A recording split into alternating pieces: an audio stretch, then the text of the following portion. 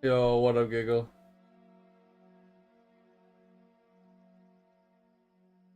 I mean, if you don't hear anything, then that's on your side. I mean, yeah, so the game has low volume. It's very, very low, and I wasn't talking. I start my stream and I usually go and grab something to drink and stuff like that, but the background volume is very low, so if I am being quiet or I'm not talking, there's something in the background, but it's not loud enough to really overpower me or anything. But I'm gonna go grab a drink and everything. I'll be back in just a few minutes, and then the ads are gonna play in a second here, and then we'll be back from there. Topper, what's going on, Giggle? How you been, man? I said I'm gonna go grab a drink, and then we'll jump into it. I'm good. That's good. That's good. I'm glad you're doing good, Giggle. Glad. I'm glad. I'm glad.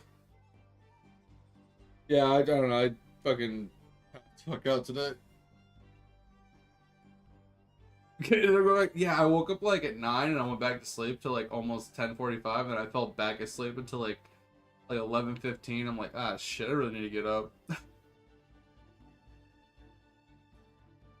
All right, just a second.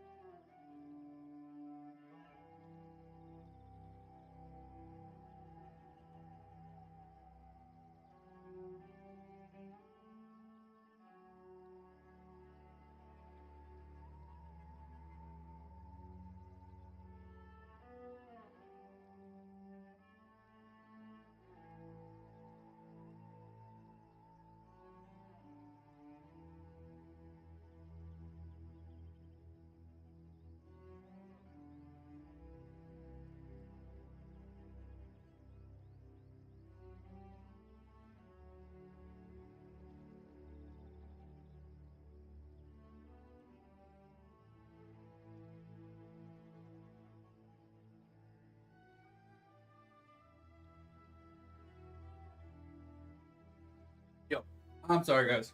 Went upstairs to get a drink and I got sidetracked talking to the wife. She was going to bed. She wanted to talk. My bad. Okay. I haven't eaten yet either, so we're gonna have to grab food a little bit here. God, you guys have been chatting away. Holy crap.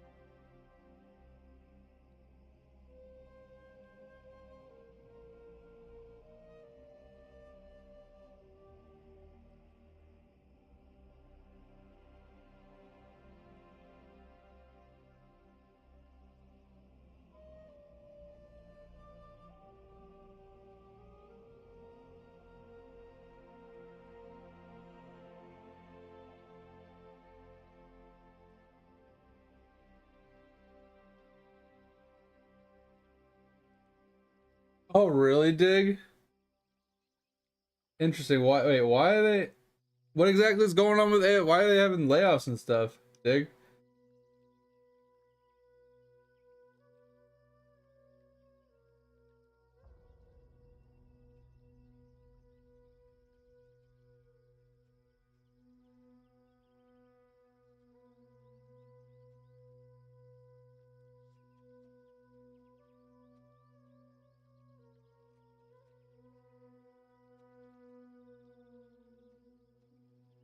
Be a degenerate. That's funny.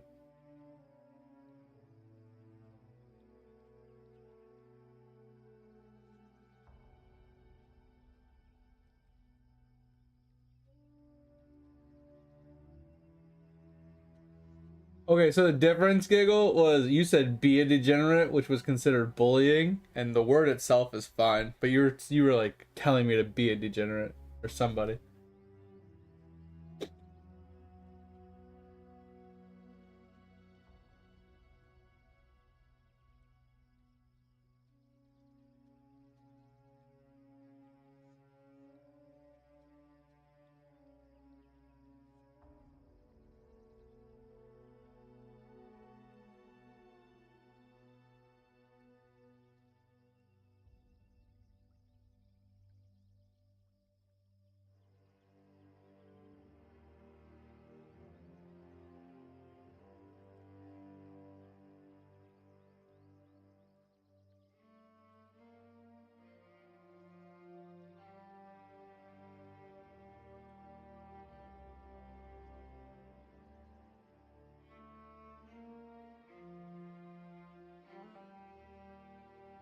It's -19 right now, Topher. And yeah, it says it feels like -40 outside with the wind, because the wind is like ridiculous.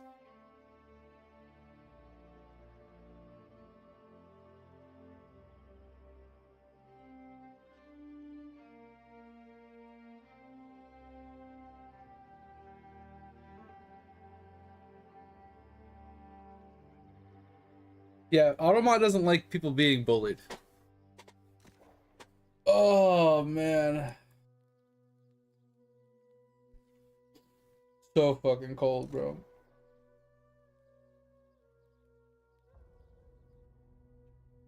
Wait, why'd they leave so early?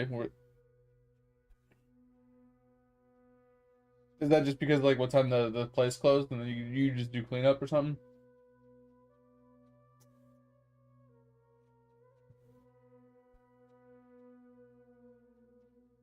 Hey, the only person allowed to be bullied is me.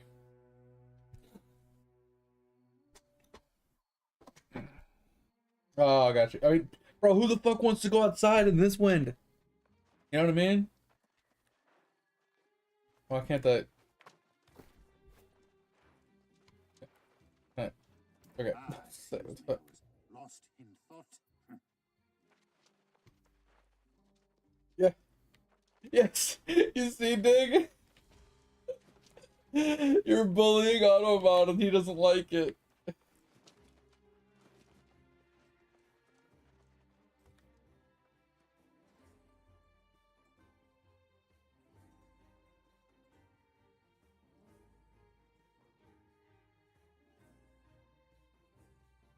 Oh man. All right.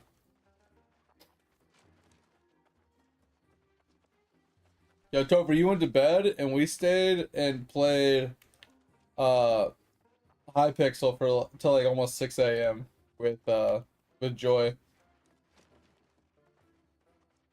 And bro, it was so funny, Topher. So basically I was showing him a little bit of ropes, but I was only gonna give him like a small piece, you know? Like I was just gonna show him one section so he can learn one section at a time. And I got him down into the Dwarven mines.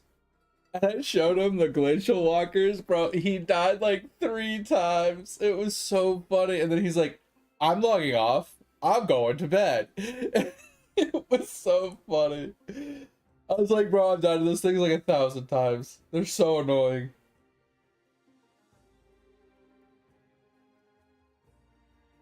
Oh, I wouldn't doubt it, Dick. It looks so good. Like, it literally looks like Minecraft with better graphics. It looks so good. The combat looks way better. It looks smoother. Yeah, that's what I said too, Topher. Like, once you get like one or two pieces, they'll stop one-hitting you, which means you could take a hit and still kill it, and then you can wait for your HP and, you know, rinse and repeat. Once you get all 4 pieces, you should be able to just run around killing them all. But the very first time we ran into Topher, I didn't get a chance to tell him about the respawn timer. How like they don't have individual spawn timers. The whole room respawns every so many seconds. So he killed one, and then he killed a second one, and then he was looking. He's like, okay, I'm gonna run back out, and I'm gonna go kill a third one, right? And as he ran out, they spawned right next to him and one tapped him right as he ran by it. uh, and yeah, Topher Dig, I'm kind of waiting to play it until it's out for a little while, and possibly, like you said, like getting it on Steam specifically, so I have it on a library that, you know, someone I trust.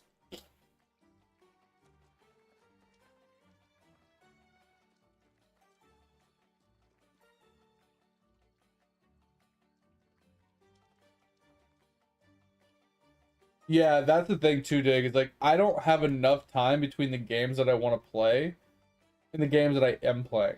Like I want to play Lord of the Rings, but between playing New World, my my Eidolon, my idle skilling, and a couple other things that I play on the side, I just don't have any time to play any new games or any games that I need to sink time into. I just haven't had any time.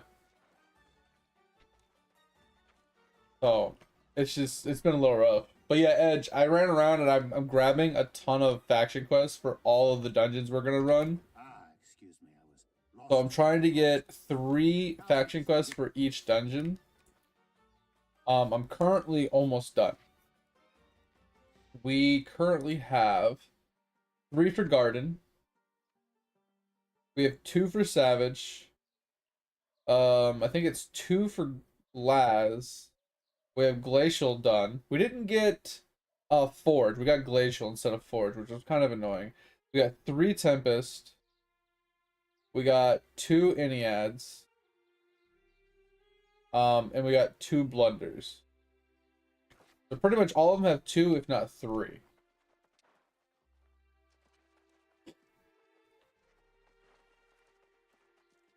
And that's pretty much all of the expeditions. So we have Gardens is done. Laz, we need 1 more. Tempest is done. We need 1 more for Barnacles, 1 more for Ennead. And then, like I said, we didn't get Forge because we got Glacial. They're in the same zone. And then we have 2 for Savage. So,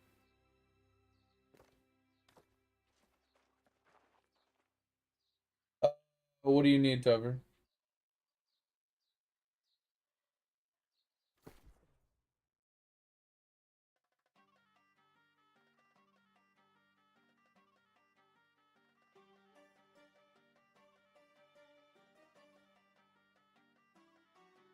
Honestly, I never claim this shit. If I'm being honest, I always forget to claim my tome things.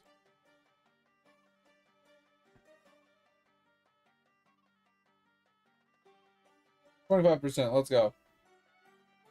Let's go. I'm huge, baby.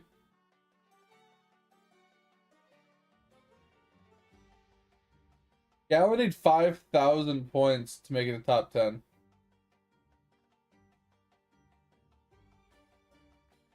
I mean, one of these days I'll actually look at this and I'll try to level it up.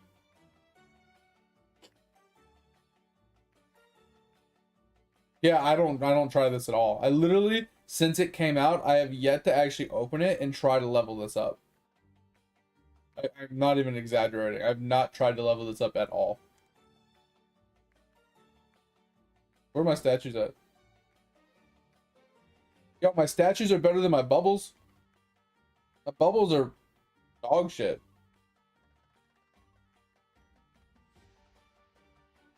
Well, I take that back. My statues, I haven't leveled my statues yet. I'm still waiting to level my statues. My statues are literally going to go from this to like maxed out. They're going to be like this in like one day.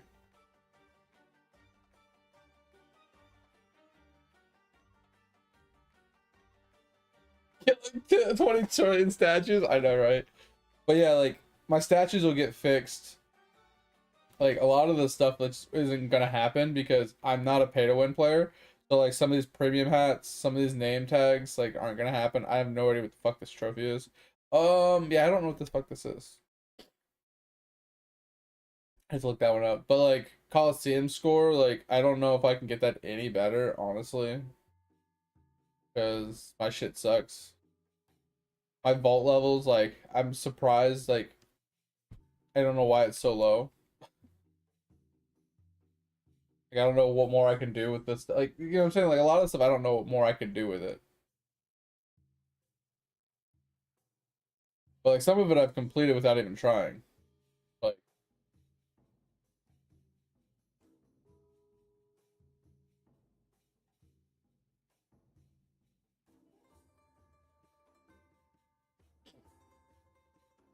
or at least, like, kind of got it to, like, the high tier, right? I haven't even tried. I literally haven't even looked at this shit. Just don't care enough. Anyway, back to what we're doing. I fucking hate your pop-ups, lava. You can suck my dick, dog.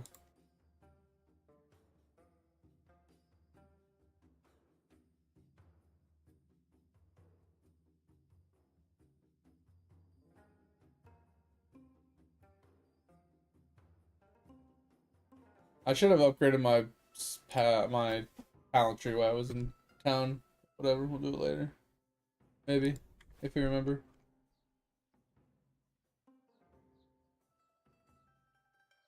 And you know what's even stupider about that dig? Is half the time it doesn't even count. Excuse me, I was lost. Because you have to click on the pop-up end game for it to pull up his stream for it to count. And even when you do that, half the time it still doesn't even work.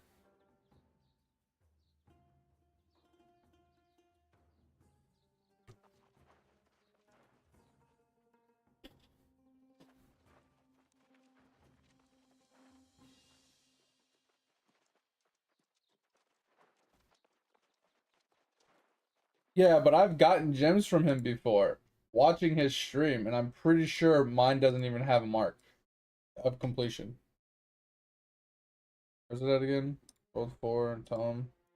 Which one is it again?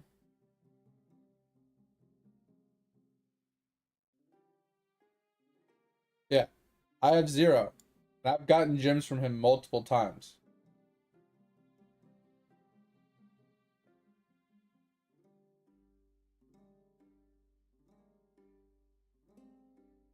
Like I was sitting there watching his stream and he dropped gems about 5 different times during a stream.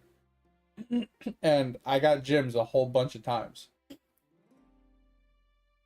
Like I would be on like World 1, I'd get the drops, and then I'd go to like World 10, and then I'd get drops, and then I'd go to work World 20, and I'd get more drops. And I did that like 5 times during one of his streams. And I didn't get a single point for watching his stream.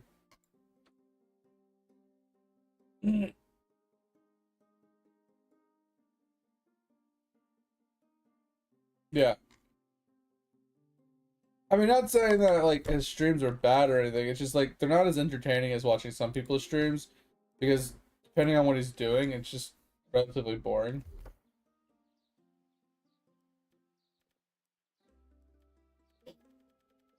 Like when he's changing his art and he's like doing some dev work, it's somewhat interesting, but not super interesting.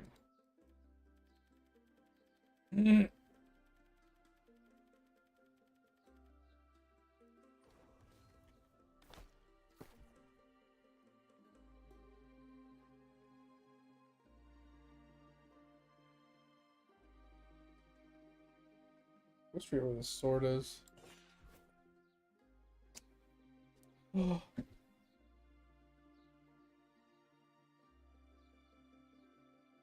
Oh yeah, I'm just saying he has no schedule, but I'm saying when he is live, I don't even want to go and watch his stream though. Excuse me, I was lost. Like even if I'm gonna get points for it, I don't even want to go watch it because I'm bored half the time.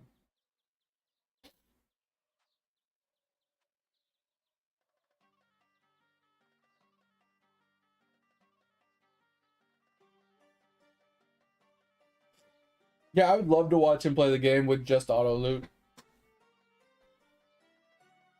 And not the pet that gives him auto loot, but like actual auto loot. Nothing else. And have to free pull companions.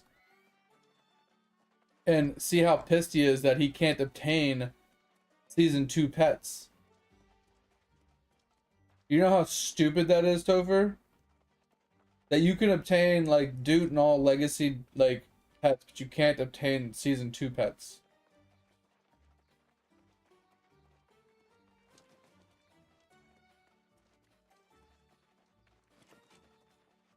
I mean, I somewhat agree with you, Dig, but at the same time, I agree with you because he has so much pay to win in the game now. But before, when he had that, there wasn't that much pay to win in the game, and it was more or less like the box price of the game. Instead of having like a $5 box price of the game, it's more like, hey, try my game out if you like it. Give me $5, you know, to support the game. And I agreed with that way back in the day. I still somewhat agree with it, but now I think it's better to just buy the pack that gives you the pet for auto loot instead. I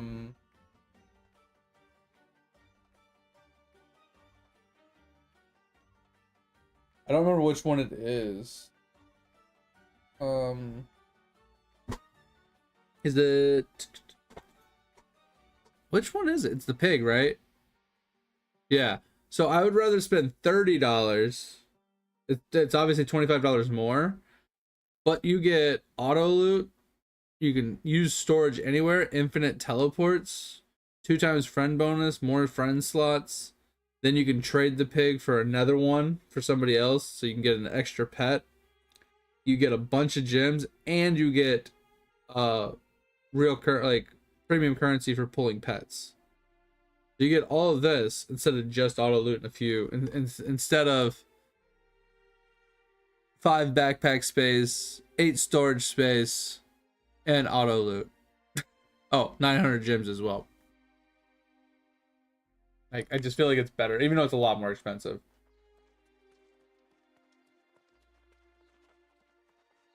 Yeah, or at least give them an X button so you can fucking close them. I don't want to have to wait 30 seconds for it to auto close. Lost in thought. Alright, doesn't look like we're getting an any ad. So we're just gonna go start grinding our engineering. We're so close to 200. We like I said, we skipped engineering yesterday to do dungeons. Oh. And now that we introduced Joy to Minecraft, I'm worried we lost him from New World, and now he's gonna play Minecraft. But anyway, yeah, Topher, we got him down into the Dwarven Mines. You know, we showed him around. We showed him how to get down there. We got him like the mithril pickaxe, the starter one. We got him to the king so we can get his questicles started for Heart of the Mountain. And I kind of showed him around the mines a little bit, showed him where all the zones were, and then watched him die a few times to the one dude.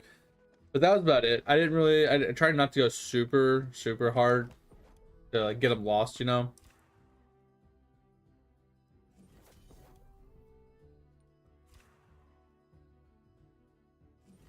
I think he's gonna do normal for now.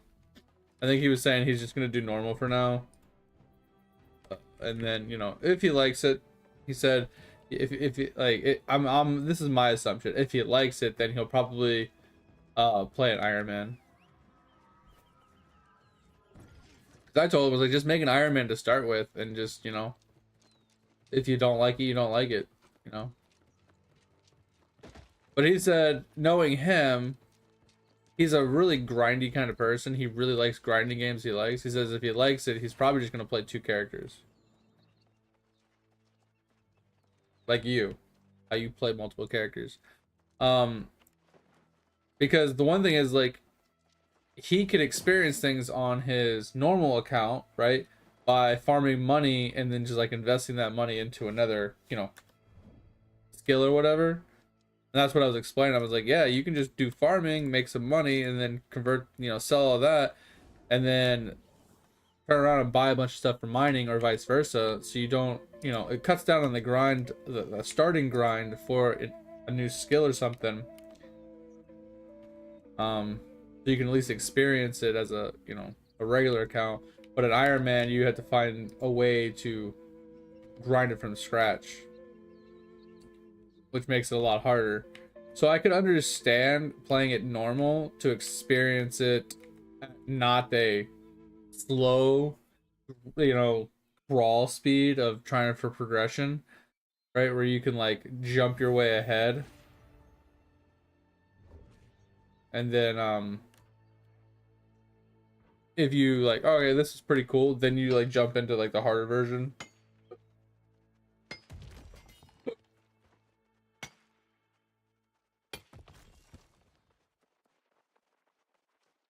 There's no minion for Fig, really? Interesting. Well, I just know I was looking at it yesterday when I was talking to him, and we have 500 and something minions out of 700 and something minions. And we have 3 open minion slots. So there is some minions we can put down for either some collections that we haven't completed yet or something, right?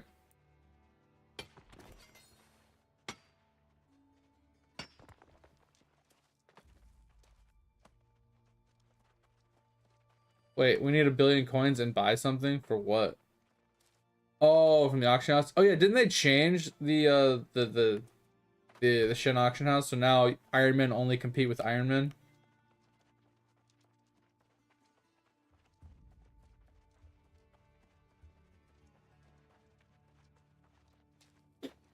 Wait, why do we need 1 billion coins if we're gonna buy a flower for like 150?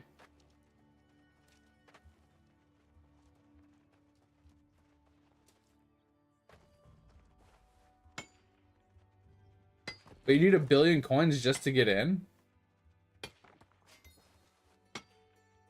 Like, is it like a one-time you just have to reach 1 billion so it grants, you know, authorization to it? Or do you have to have currently a billion coins to actually be able to go in? Oh, wow. That's crazy. So it's like high rollers. You know, you can't go in with less than a bill to be able to spend. That's crazy. I mean, that's not a big deal. Like I said, if honestly, if you just go and do farming, you can make a ton of money. Like, I need to farm with my crappie accessory, right? So I can just go and fucking farm wheat or whatever it is, you know, get my crappies. And then as I'm going from crappie to squash, or like, I can make so much money just doing that. It's not 1 billion, obviously, but it's a decent chunk of money. because of how many I need to make the accessory, I'll be there for a while. That's kind of why one of the reasons why I stopped playing Tover is because I was trying to get the crappie accessory for like a week and I kept falling asleep.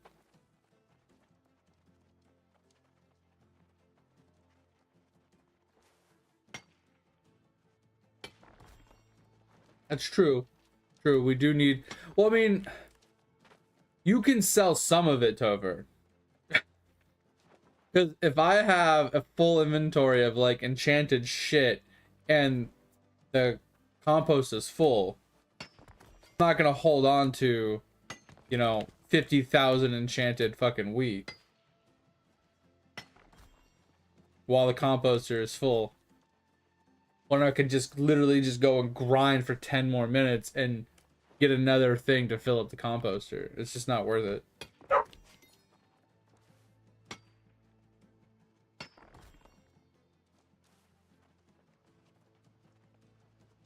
Well, it can only hold so much biomass. It can only hold like 50,000 biomass.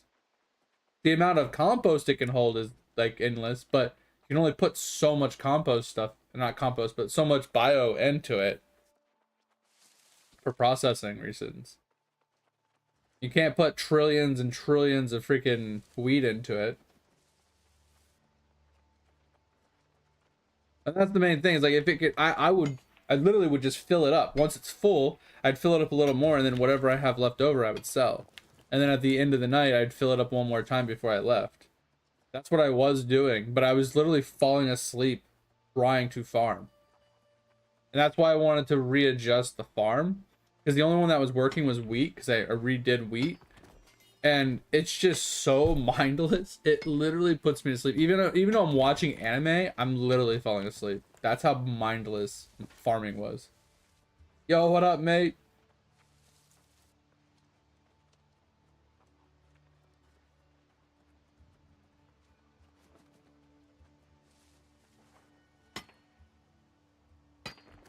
Yeah, that was the foster. He sleeps in his cage right outside my office. And sometimes, like, when the cat's walking by or whatever, he'll bark. He's kind of annoying sometimes.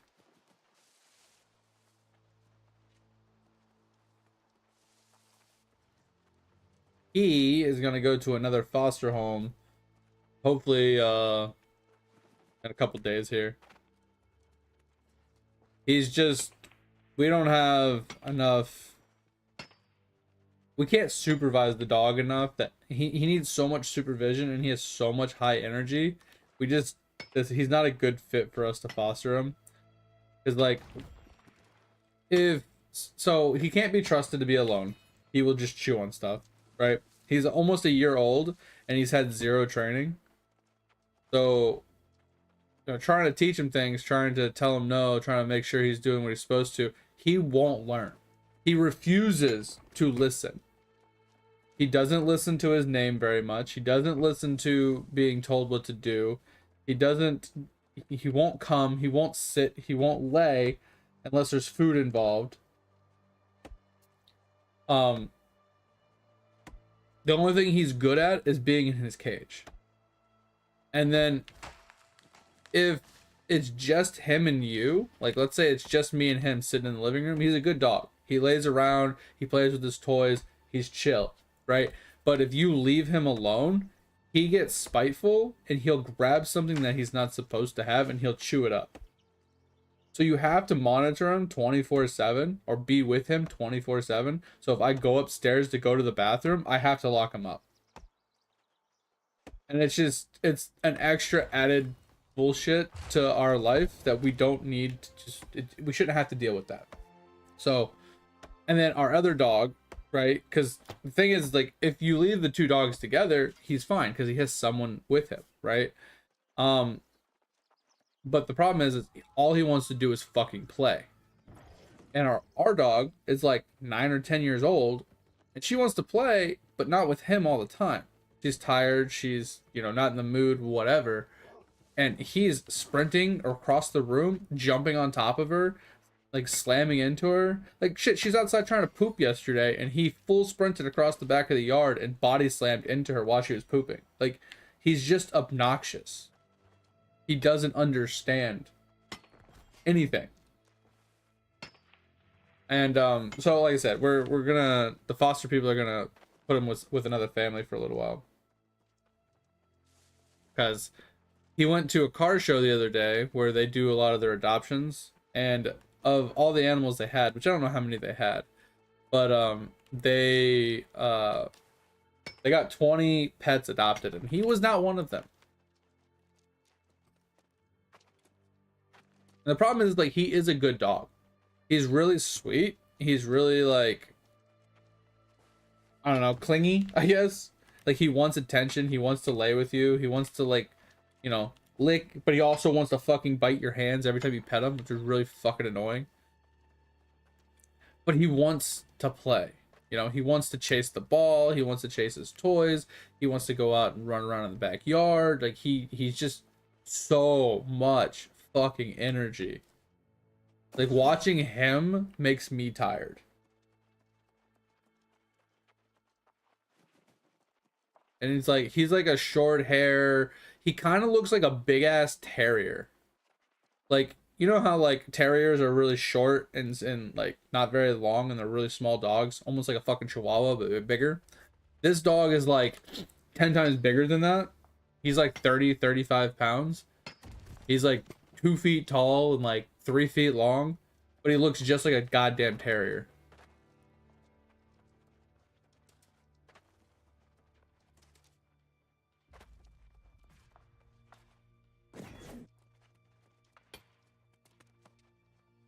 Well, that's the thing, Dig. So our dog Tia, she's 9 years old, and she's never had this problem. She's a 60-pound rot, shepherd rot mix, and she used to be so much full of energy, and she still kind of is, but she knows when to be energetic and when not to. She's always known that. Ever since she was like 3 months old, she's known that. She knows there's a time to play and a time not to play. She got that very early on. And then we got another foster that we ended up keeping, which was Buddy. And we got him at like 6 months old when we were, and you know, he wanted to play with Tia and Tia wanted to play with him, but the way he wanted to play, Tia was okay with, right? She was like 5 when we got Buddy or something like that. So she was younger, she had more energy, you know, she wasn't as old. And you know, they played all the time. Like, they had a blast, they played with each other all the time. But Buddy also knew that there was a time to play and a time not to play. So he would like walk up to Tia and he'd like nose her a little bit, and if she wasn't interested, you know, he would stop. This dog will just grab her by the face and start dragging her around the floor. He'll grab her by the throat, he'll jump on top of her, he'll start pulling her around the ground. Like, he just doesn't get anything. He's a fucking millennial, bro. Like, me, I, do what I want to do what, you know, what I want is all that matters. Like, it's so fucking annoying.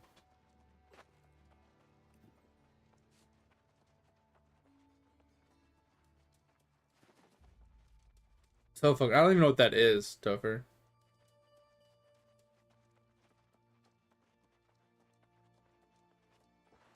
Oh, that's what I'm worried about too, Topher, is our dog has a pretty long fuse with most animals.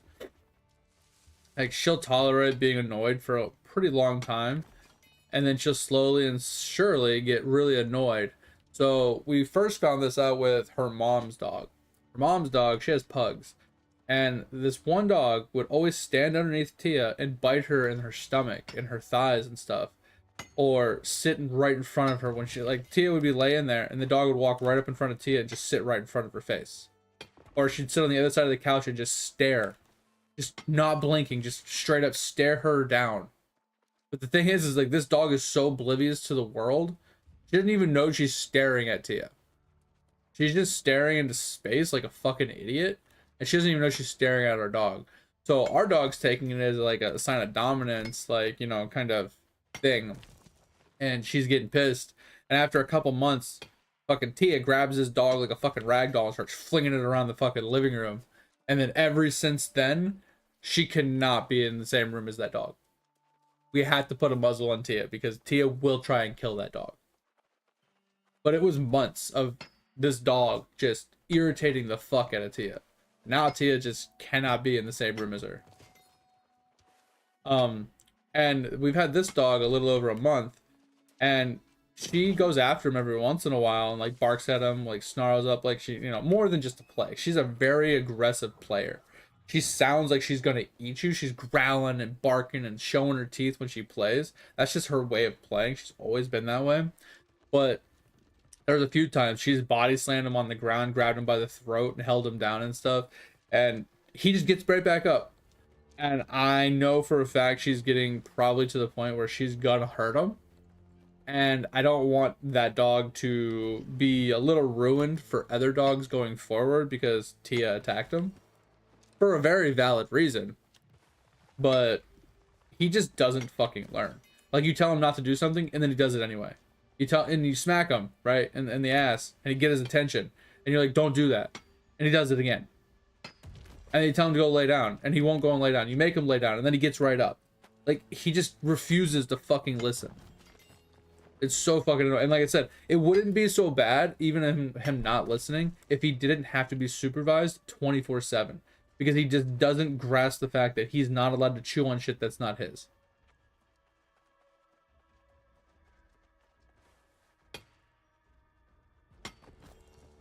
Oh yeah, like I said, Tia is one of the nicest fucking dogs. Unless she's on a leash, because she's very leash aggressive. She is very protective when she's on a leash. She's really nice to like everybody. She's always licking and cuddling, and she does jump a little bit, which is annoying, but and like even with other animals, she's usually just like, okay, leave me alone. Just leave me alone. Like I don't want to deal with you. You go do your thing, I'll go do my thing. And if I want to play with you, I'll let you know. Like, she's really chill with like pretty much any animal. But she has no chill for certain people. AKA her mom's pug. And it's funny, her mom has 2 pugs. And Tia has no problems with the black pug.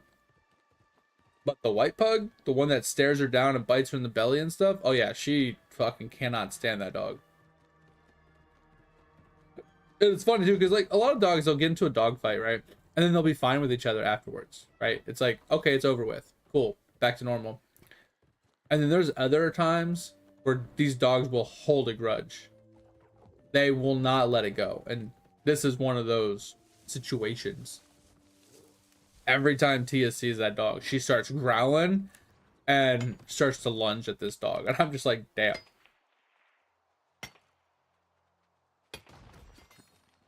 Some dogs just, they rub you the wrong way, man. It is what it is. But like I said, I hope he gets a good home because he is a really sweet dog. Like, he'll come right up to you. He'll put his head on you and he'll like lick you a little bit and want to be pets, He'll want to lay by your feet and just hang out. He's a really nice dog. And I think if you have a lot of time, like it's just you and the dog, it's like a single home, you and the dog will do great. If you're an active person where you can take the dog out on walks, take him out to like the park, play frisbee, throw the ball, whatever, if you could be active with the dog will be great.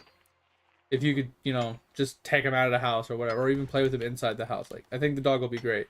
Or if you have a dog with the same energy level as this dog and it's a lot younger, I think that the 2 dogs will get along great and it'll be fine. But also, I think you have to have enough like free time to put into teaching this dog right from wrong. Because like I said, we got him at about a year old. And whatever he was doing for the first year of his life was not working. Right?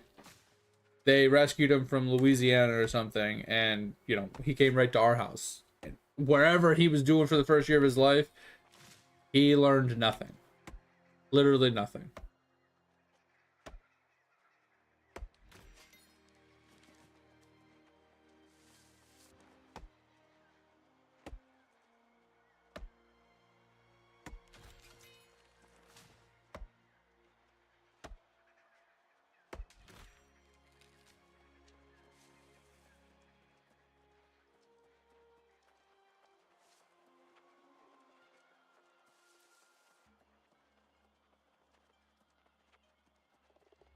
Dropped it in the hole in the backyard. That's fucking funny. It's like, leave me the fuck alone. You know, just go put you somewhere you can't get out. That's so funny. That's great. I love that. Yeah, that's what I was gonna say. Like, it's a hole the dog dug himself. Like, I knew I was gonna need this hole. It's just, I knew I was gonna need that. You never know when you need a really deep hole to bury a body. What would have been even funnier, Topher, is the dog started to fill the hole in. That would have been even more funny. Like, he puts him in there the first time, and if the dog, like, still is, like, annoying or, like, eventually gets out, he just drops him back in and covers him up. That would have been fucking priceless. It's going good, mate. I slept in a little bit today unintentionally, but a little tired. Not a big deal. You know, me and the I haven't eaten dinner yet either though, but I actually cooked my chicken this afternoon while I was awake because we were like cooking lunch and stuff. So I cooked my lunch, my dinner early, and we made this homemade mac and cheese for lunch that we have a shit ton left over. So that's what I'm gonna be eating. I'm gonna be eating the chicken that I made and that for dinner. Wait, bigger? Would you like a cup of water? And You then look thirsty as leather fuck will right now. be here. All right, good enough. But yeah, I gotta go microwave some stuff. Thanks for hydrate.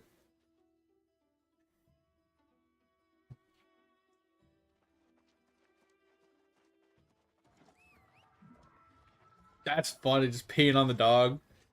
Man, dogs are funny. Dogs are so funny. Yeah, so she was, you know, she scrolls through TikTok and or YouTube shorts and stuff all the time, and she stumbled across because she watches a lot of like home like food prep ones and like food like, weekly dinners and cheap, fast, easy dinners and like you know stuff like that. She watches a lot of that stuff, and she came across one that was like this viral mac and cheese, bro. There's almost no mac in that cheese. Like it's one of those. Would you like some macaroni with that cheese? Not even exaggerating. It's like 2.5 pounds of cheese. So it's like 2.5 blocks of cheese. And then it's like a little bit of like heavy cream and like condensed milk or whatever with a tiny amount of seasoning. That's the one thing that I wasn't a huge fan of. I wish it had more seasoning because it was literally like I was just eating a block of cheese when we were eating it. Like, I literally felt like I had a block of, like, Kobe Jack cheese, and I was just taking a bite out of it. That's literally what it tasted like. And it's not that I hate the taste of cheese. I actually like the taste of cheese. But when I'm eating a mac and cheese, I want some zip. I want some zing. I want a little bit of flavor, you know? Like, not like salt or pepper or whatever. I just want something other than just the taste of cheese. I want, like, a little bit on top, right? I don't want, like, it to just taste like onions or whatever. Like, I don't need anything crazy. I want there to be like a hint of flavor with the cheese. So I think next time we're gonna try to double the amount of seasonings. But long story short, it made a 9 by 13 cooking pan worth of food. It was like a pound of pasta and like it was like I said, like 2.5 blocks of cheese. It was so much cheese. It was so much pasta. We ate maybe a fifth of it between the two of us. And we were cheesed out for lunch. So I'm gonna go make a small bowl of that. I'm gonna go microwave me a chicken breast that I made. And then that'll be my dinner for tonight, whenever I get around to making food.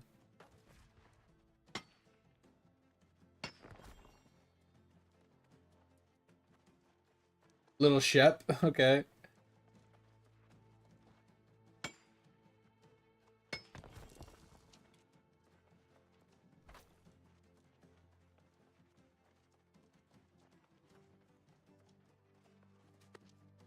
Oh yeah, Dover. So when we were painting our house one time, freaking Tia climbed up the ladder like 5 or 6 rungs, and then she couldn't get back down.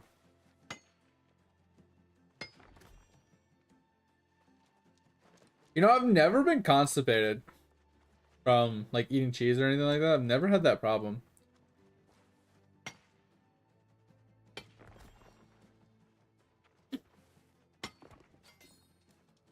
But yeah, I had a dog, Topher, when I was younger.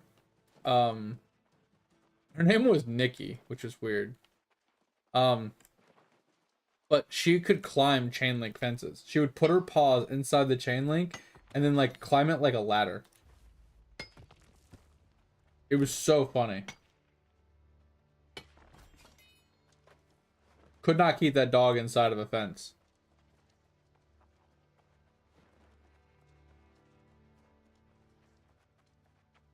And she was a like an Australian Shepherd. So she just had no off switch when it came to running. So there was one morning before school, she climbed out of the fence and she started running the neighborhood, and I was chasing her. I chased that dog for like 2 hours.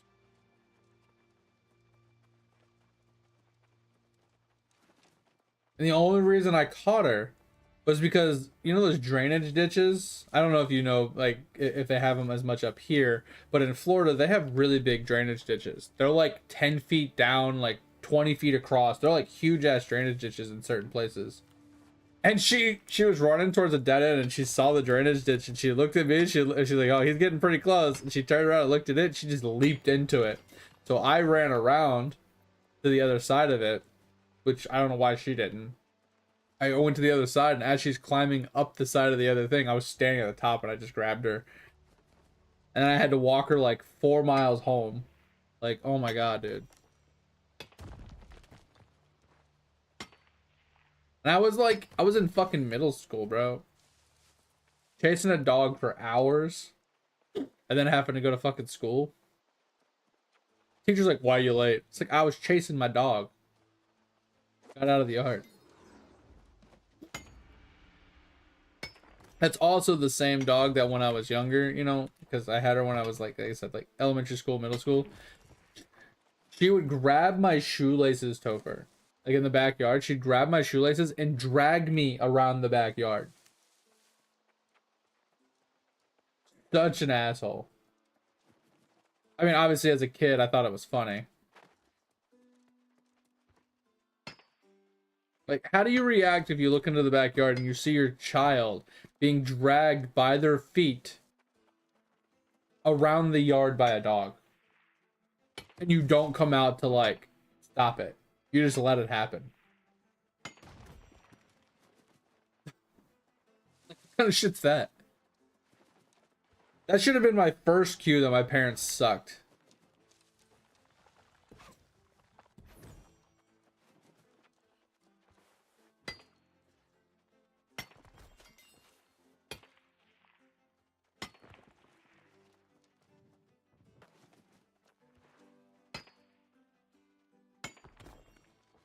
Alright, so we're at 194 engineering right now.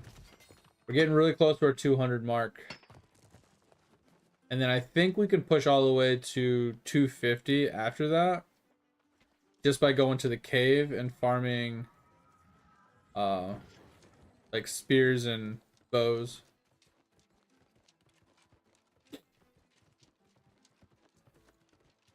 Boots and pants and boots and pants and boots and pants. Yeah, I'm actually like I've been watching a little bit of the World of Warcraft stuff for the new update. I don't know, man. It just the updates that they've made to WoW's like UI and interface and like login page and stuff just like seem very unnecessary. Like from what I used to see back in the day to what it is now. I don't know when they changed it, but I'm just like, huh. Interesting changes. Don't know why I would be spending time fixing that kind of stuff. But like they fully released the housing system, which is whatever. It is what it is. I don't know really what all you can accomplish with the housing system. But I don't know. I haven't seen anything particular that seems interesting. Like I don't know. I think it's weird. It's one of those games that it has everything that I like, but I just am not interested in it anymore. Like, I look at it, I'm just like, yeah, that looks boring. I don't know why. I don't know what it is, because it has okay professions, it has pretty good group content, it has good dungeons, it has good raids, it has pretty solid like group PvP, like the gear progression's pretty standard and pretty consistent. Like everything in the game is pretty spot on. Like I just wish the crafting was a little bit more in depth, I guess. But there's nothing really wrong with the game. It just bores me, and I don't know why. I don't know why it bores me so much for being like almost a all in one package kind of game.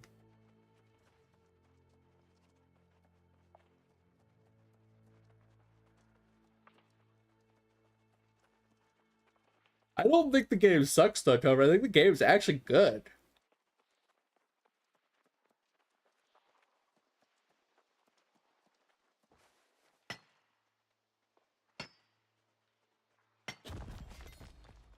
Yeah, I don't like honestly I've never been a lore person or a story person. Never really read a quest in my fucking life in that game.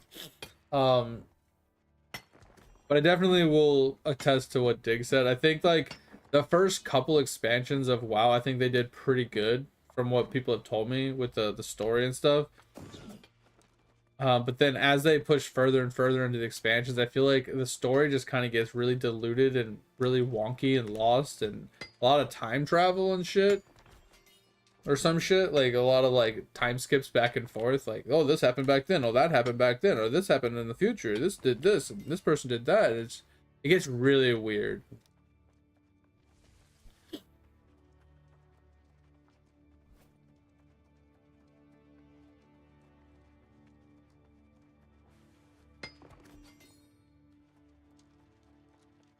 What do you mean subscriptions? Got you. Yeah, I mean, I wouldn't consider a game successful or good or bad just because of how many people play it, right? Because a game could be absolute dog shit and just have a lot of players. Because there's something specific about the game that they like, whether it's, you know, featured after a favorite movie or featured after a favorite anime, or fucking got some one specific criteria in the game that like was really cool or fun that people play a lot of. Like, you know what I mean? Like I can't say a game is good or bad just because, oh, it's got 10 million players. It's like, okay, but is it actually good? Because there's a lot of games, like Counter-Strike, for example. It has a ton of players. Valorant has a ton of players. Overwatch has a ton of players, and I fucking despise those games. It's not that I hate Counter-Strike, but it's kind of just meh. It's a good FPS game. Same thing with like Call of Duties. They're good FPS games in general, just as an FPS game. But between the community and like the replayability of them, they're just kind of boring.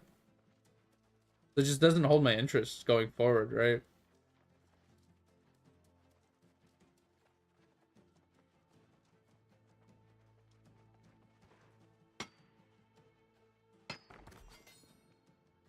Yeah, some of their like live action cutscenes or whatever, Dig, have been absolutely phenomenal.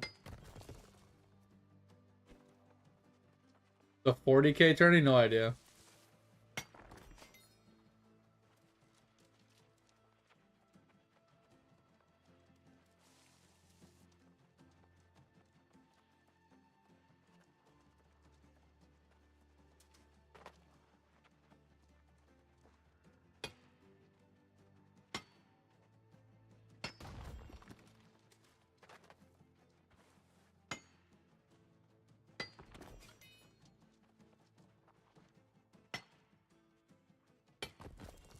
I mean, but was he being like what was the reasoning behind them kicking him out of the tourney instead of the other people?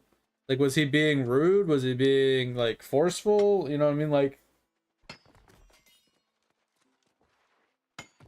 oh yeah, that's what I was saying, Dig. Is like I personally can't say if a game is good or bad just because how many people are playing it. But yes, generalistically speaking, the more people that play your game, the more generally you can say you have a good game. I agree with that. Yeah, yeah.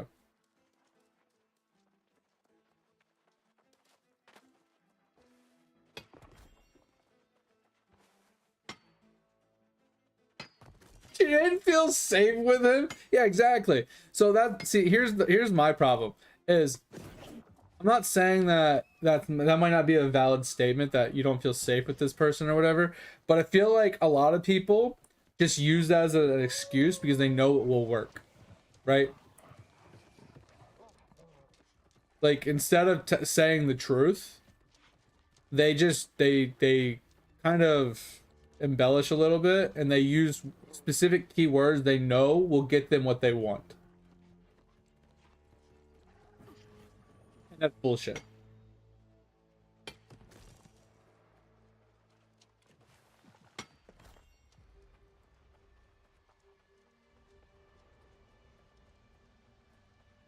Well, so my question is the 40K tournament, it's a bunch of streamers, right?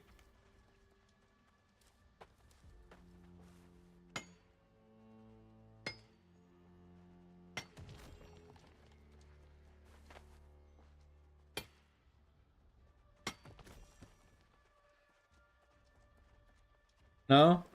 Because I'm trying to think, because like usually like a lot of those tournaments that they host are like content creators and stuff to try and get a lot of like traction. Not all of them, or at least some of them are smaller content creators. But yeah, I don't know. That's kind of interesting and also bullshit. I wonder if there's a way that he can like, I don't know, kind of combat that. Like if that was to happen to me, I wonder like what I would do, you know?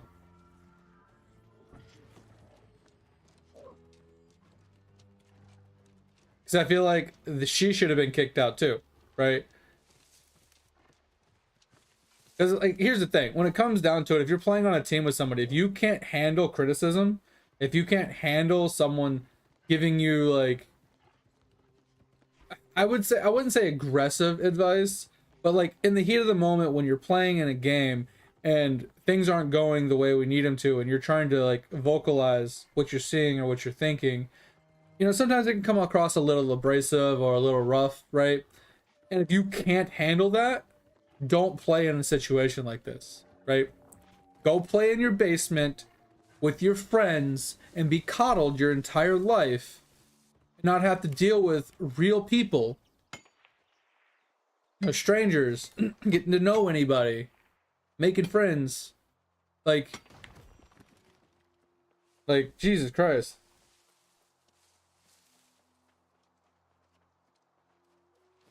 I mean, there are some tourneys I like to watch, Dig, and it's mainly because I watch the professionals play because they are on a team and they're professional about it. They're not a bunch of bitches. You know, they're not complaining and crying and, you know, threatening people and trying to like get people kicked out of tournaments because they're not agreeing with what they're saying. And like, don't get me wrong, Tover, the problem in that situation from what I can grasp is like the two people were on two different wavelengths, right? She's there just to play whatever she wants to play, have fun, doesn't care how far it goes and if they do well or not. She just wants to play. Like she probably just wants to see her name on a screen or something. I don't fucking know. And he's there to try and actually win. He's there to actually try and make some money and to play seriously. And she just doesn't give a shit. So he got really unlucky with the team he got put on because they just don't give a shit. And he did. And she's obviously sucked at the game and understanding what she was supposed to be doing. And he didn't. He knew what he was supposed to do. So being on a team where people don't want to listen, where people don't want to take it seriously, where people don't want to actually try to win, can be very frustrating. So he kind of got cucked. But I feel like if you're in a tournament and you don't want to listen to your teammates, if you don't want to take advice, if you don't want to try and change up the plan if it's not working, then why are you even there?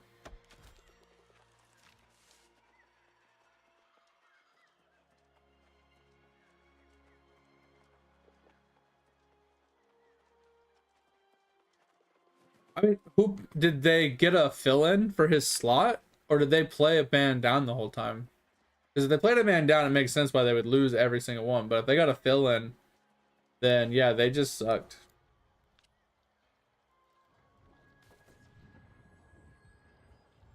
Okay. I'm wondering who the fill-in was, because I'm wondering if like possibly the fill-in was like one of their friends, and that's one other reason why she wanted to kick the guy, so their friend could fill in instead of him.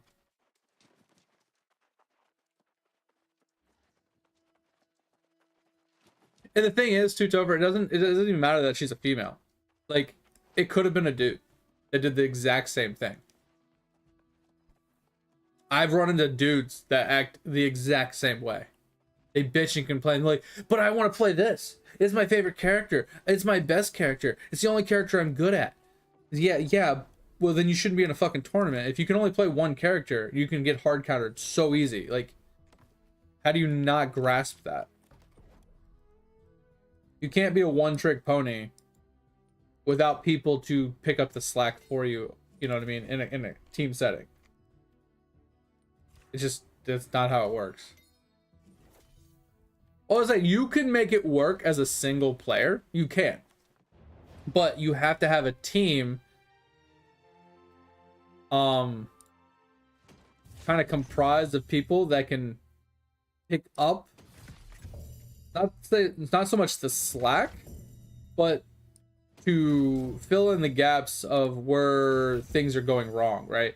So if, for example, you're playing Black Widow and they run 3 supports to prevent Black Widow from actually getting any kills, your team around you changes their comp to counter the triple support, right?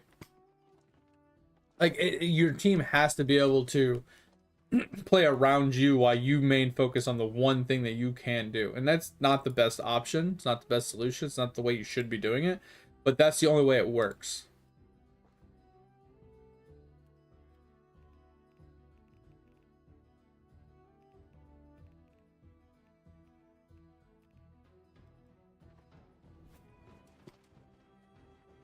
Oh man, all right.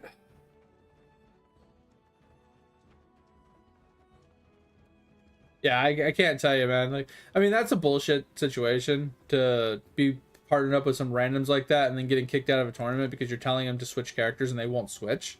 And then they throw the bullshit flag of, oh, I don't feel safe playing with this guy because he's trying to tell me what to do, right? Like, that's bullshit. Just woke up. All good, Thor? All good? Did you get done what you needed to get done, or do you still have to go and do that? Joy still hasn't logged in yet, or at least hasn't said anything since he's... yet.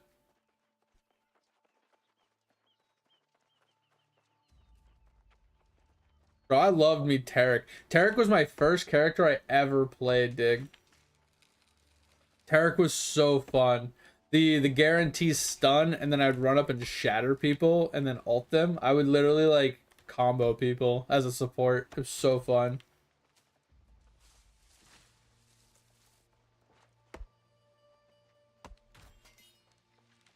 I played it before seasons were a thing, dig. That's how long ago I played Tarek originally.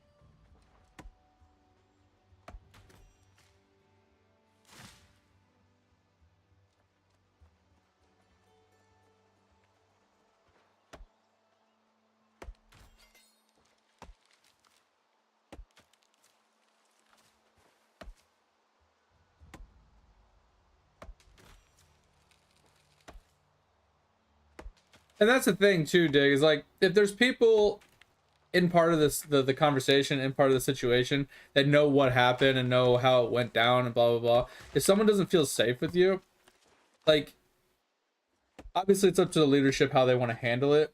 But 9 times out of 10, if let's say there's 100 people, and if 99 people feel comfortable with you, and you provide value, and the one person that doesn't feel safe with you, like, they're just gonna be like, hey, like, if there's not much we can do, he didn't do anything wrong, right? If you're not feel comfortable with them, like, you know, there's not much we can do. If you can't figure it out, if you can't, like, you know, learn to deal with it, you know, you can always leave. but we're not gonna kick him out of the group because we don't have a reason. Like, he didn't cross any lines. He was just explaining, you know, why people, you know, what went wrong, why were people, you know, what people were doing wrong, so we could better ourselves in the future. And if you can't take criticism, that's the thing, is kids nowadays cannot take criticism. They don't want to be told when they're wrong. They don't want to be told, you know, how they could have been better. They take it as an attack on them personally. You're like, oh, why'd you do this? Oh my God, mommy, he's being mean to me. It's like, I asked you why you did something.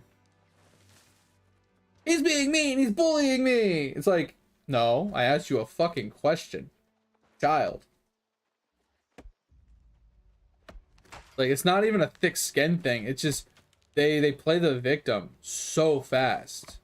Anytime that, like, someone calls them out for doing something wrong, or points out that they did something incorrectly, or tries to tell them how they could have did better, they just play the victim. It's like, oh, well, that was because of you. You did that. You made me do that. It was your fault. I didn't do anything wrong. I'm the best. Like, you're just bullying me. You're just singling me out. You're just being racist. You're being sexist. You're being ageist. Like, that's literally what this age of children do. They've grown up in an era where all they have to do is put the blame on the other person and they win. As long as they use key words and key phrases, they win the argument every time. All they have to do is claim that you're bullying, or you're singling them out, or you're being racist or sexist or ageist or something, right? One of those ists. As long as you're being one of the ists, then you're in the wrong and they're in the right. It doesn't matter what the situation is, because they're always going to side with the younger kid that's claiming to being, you know, harassed. Even though 90% of the time those children are lying out their ass and they're just playing a victim. I can't tell you how many times I've witnessed, like, a child doing something incorrect, and then when the parent shows up, like, hey, what's going on? Why are you upset? Blah, blah, blah. They were being mean to me. And the kid's like, you kicked me in the shin and then started crying. Like, he wouldn't do that. And, like, you can clearly watch the whole thing. The kid walked up, kicks the kid right in the fucking shin multiple times. The kid looks at him and be like, why the fuck did you just kick me? And then the kid just plays the victim, right? Shit like that happens all the time. And it's because they can get away with it. All they have to do is pretend or use key phrasings. He is bullying me. He threatened me. He said he was going to hurt me. And it's like, oh, well, you're obviously a bad person. It's like, what? I didn't fucking do anything wrong. And that's the problem I have, is, like, without proof, like, trust but verify, right? If you cannot verify what is being said, you can't punish either party. You can stop the situation, you know, you can separate the two and, you know, let them both know that whatever transpired, you know, is, you know, shouldn't happen, whatever. But you can't, like, only punish the one person without proof. Bro, I've actually seen a kid go as far as to hit himself in the face to somewhat have proof to blame it on the other kid. Like, what?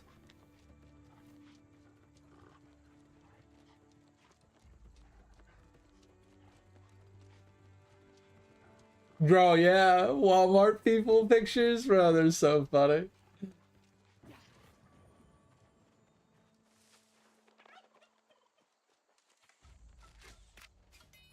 And that's rare though, Topher. Most parents won't discipline their kid for doing something like that.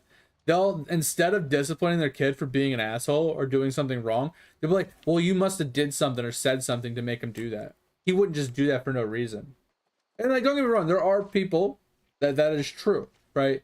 If the worker said or did something to warrant it, it can happen. But 9 times out of 10, that's not the case. These kids are just terrible kids.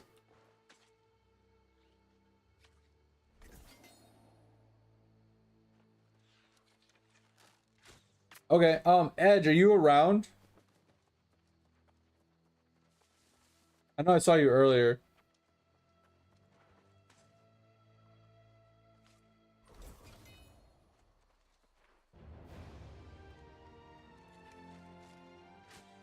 1 minute to find what? Oh, let you find it. I thought you said left to find it. I'm like, left to find what? Oh, but Edge, if you're there, do you want to run a couple lower dungeons for Thor really quick? I have one for Starstone. I guess I turned in a quest finally that pushed me into a Starstone quest, which I think will push me into the Depths quest that Thor is on.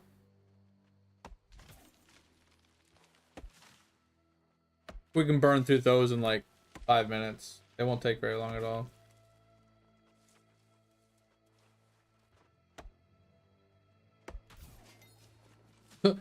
Turn the volume way the fuck down. Alright, just a second.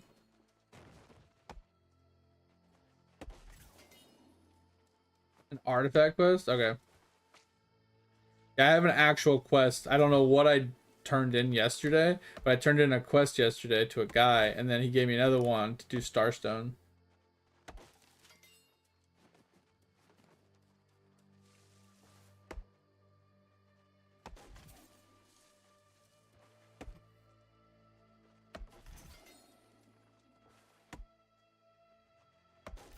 Dude, it is so fucking cold in this house.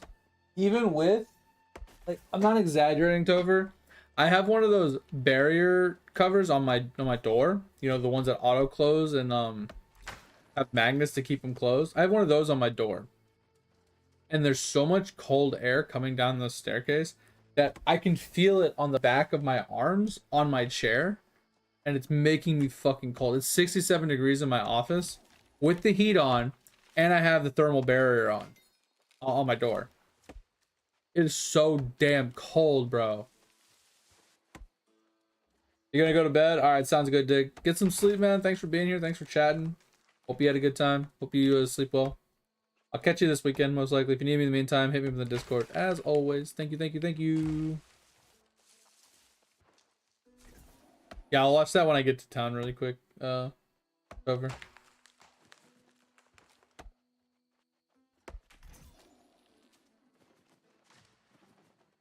Oh, man. I need to go play my Windwalker some more. I need to go farm some more dust. I've been taking advantage of my 8 discounted upgrades every day. I unlocked my new Atom. And then I almost maxed out my level for my atoms as well on top of that.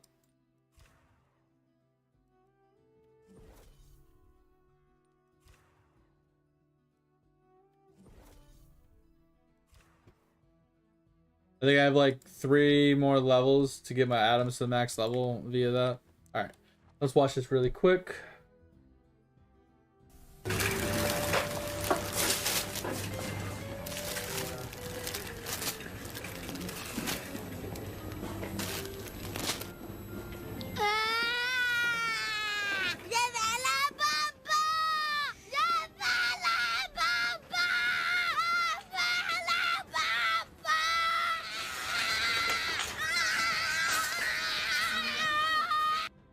Hold on a sec.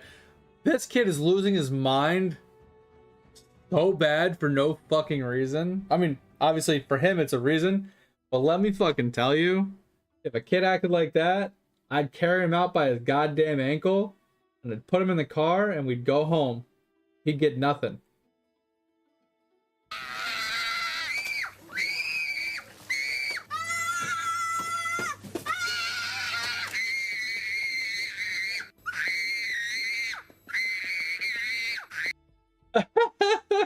That's actually a funny commercial, Topher.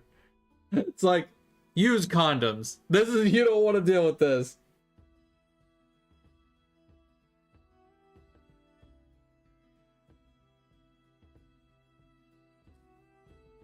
Yeah, I'm in the same boat, mate.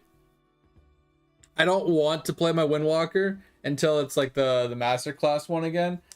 Because it's just so obnoxious, the amount of stuff you can farm without it. It just takes so fucking long. Ugh. But I can't do any upgrades on anything. Everything's too expensive on all of my characters. I mean, maybe I can go to DB and get some upgrades. But I missed out on like my 8 daily upgrades from yesterday because I just don't have that much dust on my Windwalker to get any Windwalker upgrades. So maybe I can do my DB upgrades or something. I don't know.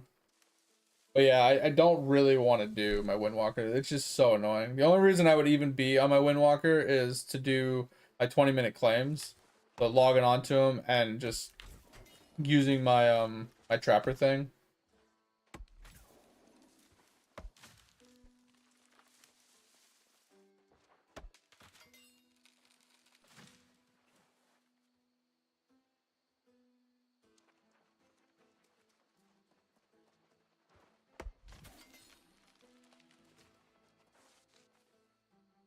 In order to start a dungeon, Thor, we need 3 people. You can't start a dungeon without 3 people.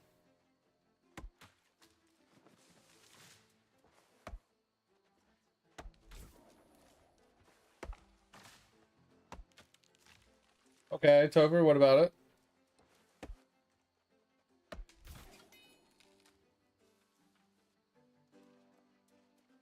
I mean, I still buy my daily reduction, or my daily upgrades because of the 80% reduction. There's no reason not to.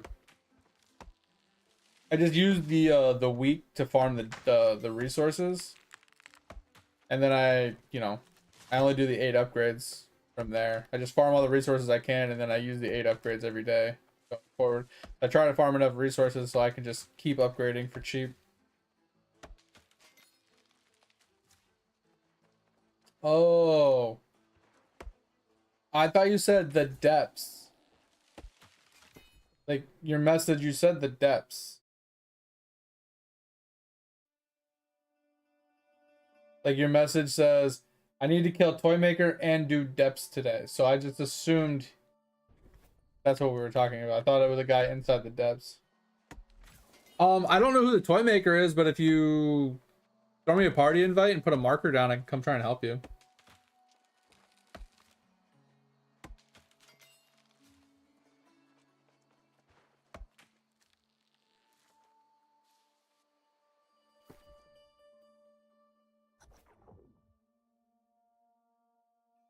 Permanent boost to drops? Not really. Honestly, I don't even know what to level up in my Kilroy anymore. Because that one's a good one. The gallery seems like it could be a good one if you actually get it to fucking permanently upgrade. But the top right one, what the fuck does that even do? I've leveled that one up a bunch because I don't know what the fuck it does.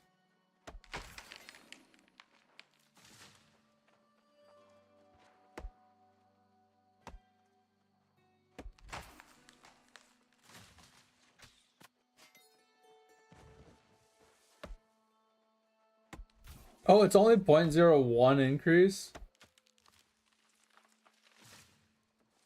Oh, okay. Yeah, because it said permanent upgrade. I'm like, okay, sweet. So I leveled that up a handful of times. So yeah, the gallery one is like basically no upgrade at all. It's like such a minuscule amount of an upgrade. It's like not even worth it. I just feel like the bones and the masterclass resources, like I don't need that much of it right now. Like I have almost all of it pretty much done for like all the classes, except for the AC. I'm still like lacking on like pushing my AC further. But for the upcoming masterclasses, it's probably worth it because like we haven't even got to those ones yet, and if I have a ton of like increasements to getting, that's what I'm thinking. Is like if I preemptively get a bunch of that, then those ones will be faster and easier.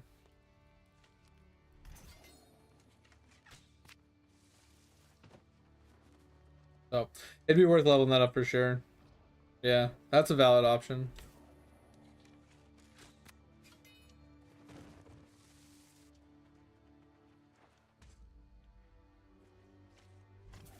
Yeah, I wonder if those ones won't have like resources together like these ones do.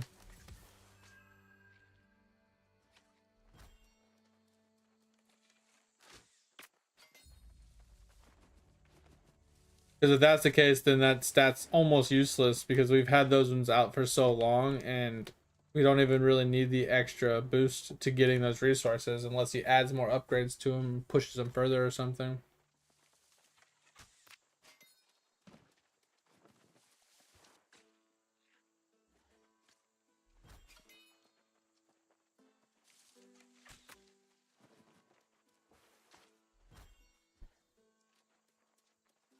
Yeah, Booba sucks. Like, I don't know what his fucking idea was with Booba. Because DB was easy. And Windwalker was easy as well. It's more time consuming, but it's also easy. But it's like he comboed the two together and nerfed it by 50% and just absolutely fucked the Booba. He was like, DB, okay, put on fishing gear and kick everything's ass and you're good to go. And then with the Windwalker, he's like, oh, well, we'll drop weapons and we'll drop rings and stuff like that to make you strong as shit. All right, cool. They dropped pretty regularly. They dropped pretty good. Dropped a lot of stones to upgrade it and stuff like that. It's like, all right, this is pretty awesome. And then like, all right, what do we do with the AC? All right, well, let's drop them weapons and rings with no upgrades and make everything really hard to obtain. Oh, and let's also time gate everything. Let's put like a time limit on how he can progress. Like, oh, you got to kill X amount of mobs in X amount of time. Oh, you can't do that? All right, well, DPS check fail. But yeah, Windwalker, there's no DPS check. It's literally how long can you AFK until you finally kill what you're trying to kill. And then the DB is just like non-existent. You just fucking skip. As long as you can kill what you're trying to kill to gather resources, you can just keep pushing. Just, it was ridiculous. Like the AC is just, the progression of the AC just doesn't make sense in comparison to the other two. Well, yeah, on a phone, the Windwalker is more of a DPS check. It's not as hard of a DPS check as the AC because you can DPS for like an hour or two, but you do have a somewhat of a DPS check because you can't just leave it overnight for 24 hours just fighting a boss like PC players can.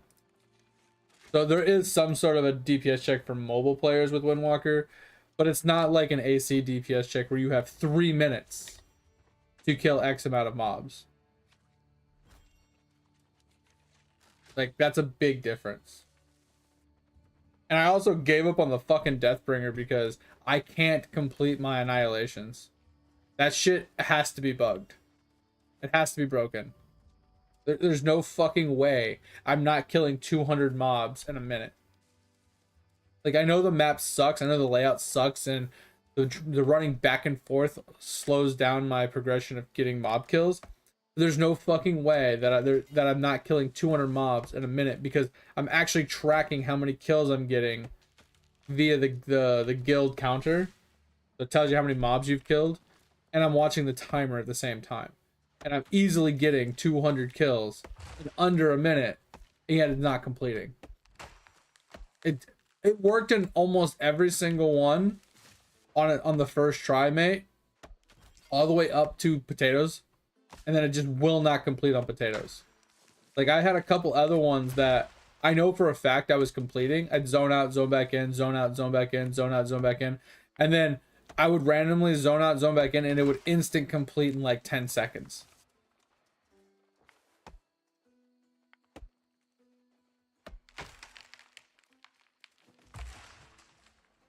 I don't want to download it on my phone or log into it on my phone.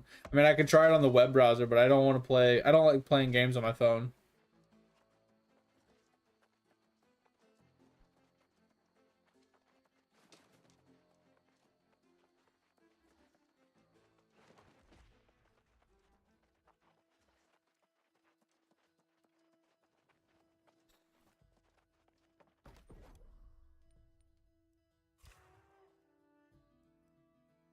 All right. So we got those. Oh yeah, sorry, I completely forgot. Where are we going? Down there.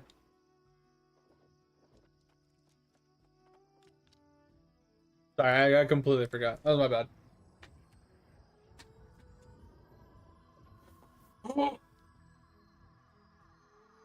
Oh.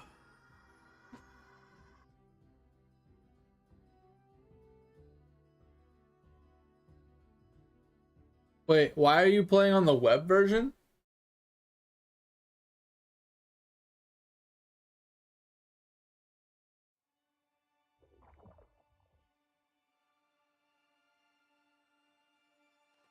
Yeah, you probably need a tank for it.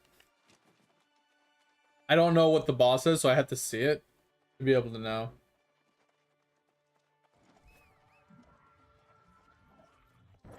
A lot of these artifact quests require a party. Would it want you to kill like a specific person?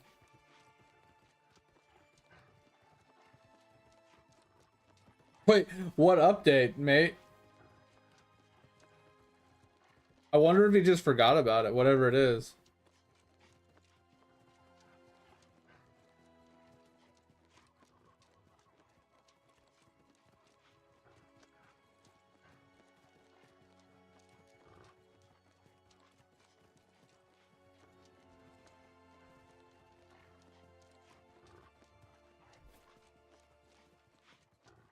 I'm assuming it's on that platform you're standing next to.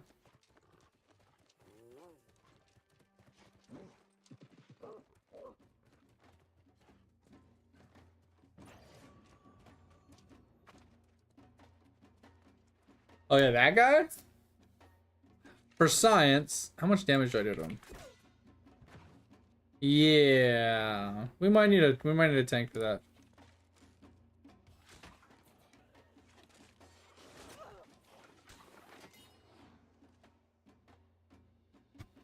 Hmm.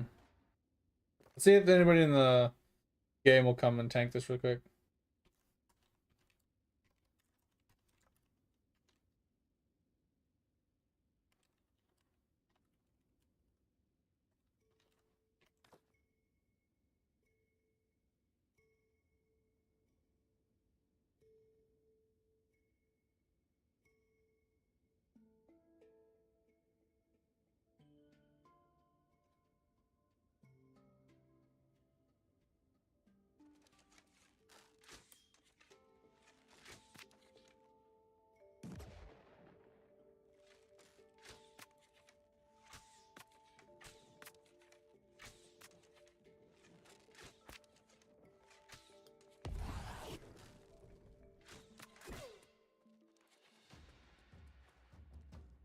Uh.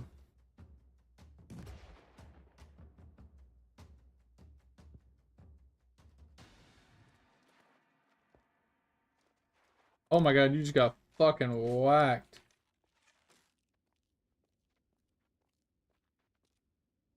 Bro, this shield is a drop.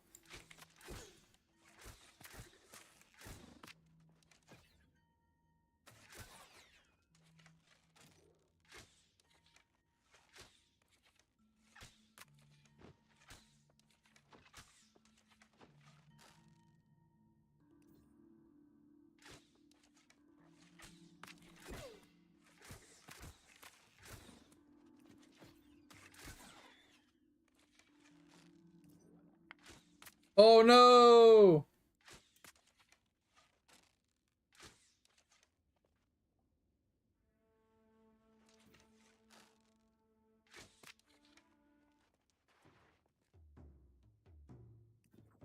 Yeah, we need a tank.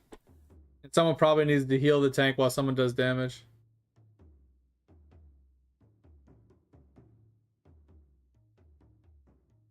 It's literally the damage zone. Like, he puts up that shield and you can't do any damage to him.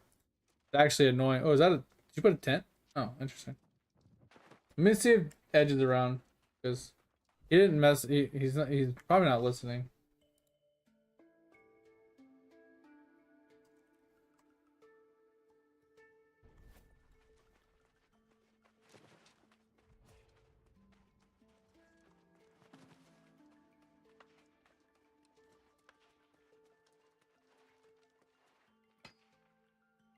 Oh, man.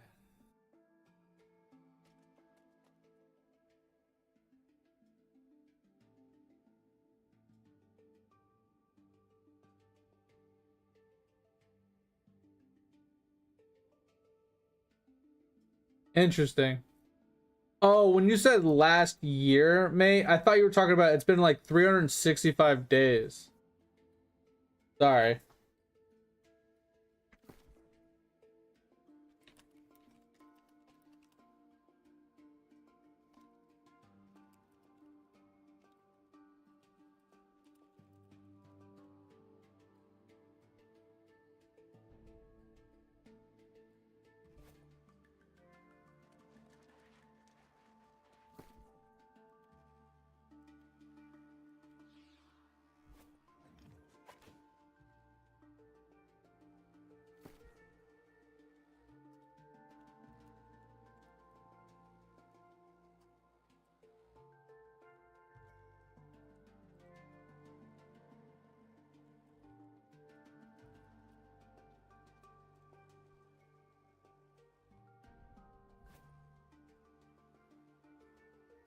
Okay, yeah.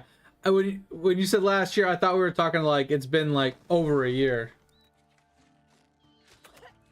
Not just like last month. Okay, I misunderstood that. That was my bad.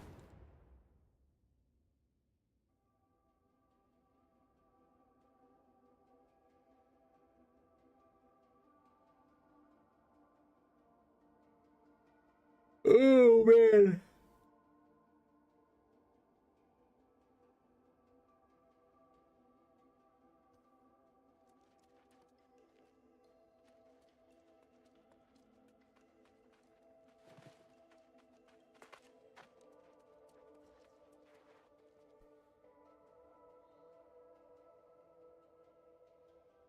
Oh, interesting. What's the armor piece?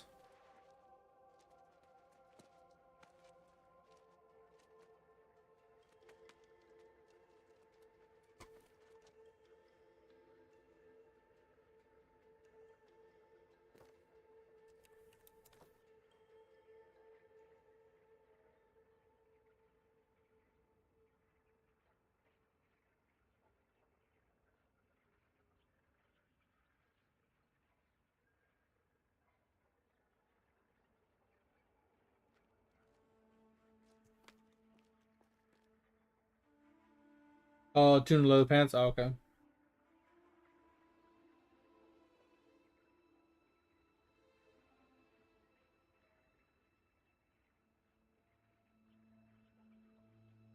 Interesting.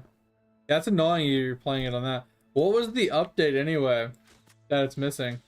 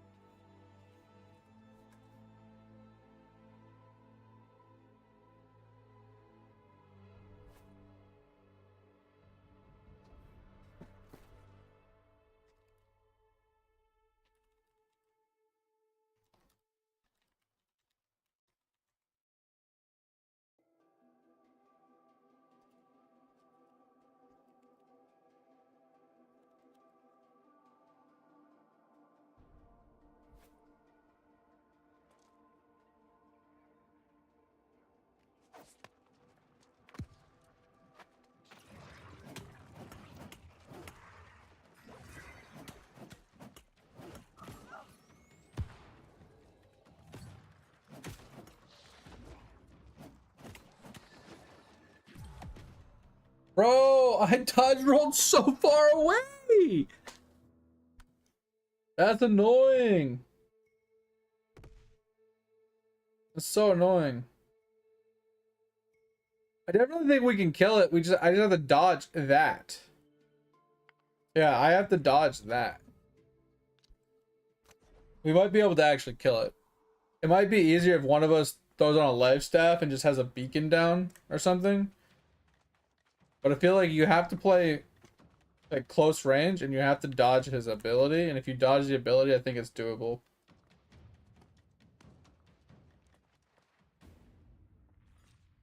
Because the small guys, they're really easy to kill. They're not a big deal. It's the big guy. He does a big slam that does damage, and then the rest of his abilities are relatively easy to dodge. But I think if we had just a beacon down or sacred while we're fighting on it, it'd be more than enough healing to counter everything except for the explosion, because the explosion one-tapped me.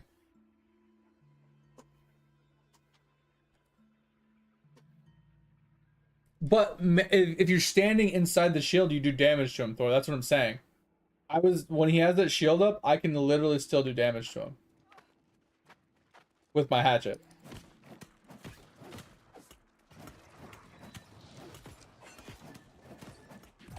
And shift once again, not going off. It's driving me insane, dude. It happened all day yesterday with the spear, and it's still happening today. I'm hitting shift, and my guy is just continuously attacking and not fucking dodging. Pissing me off.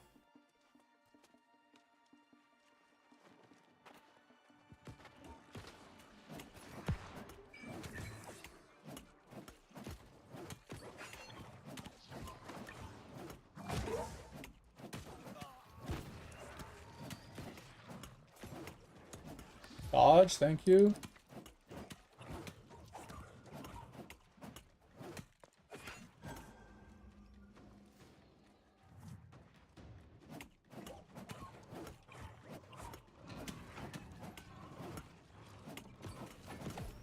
Oh my.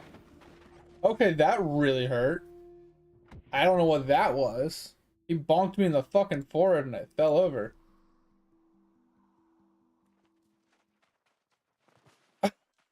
He straight bonked me in the forehead, bro.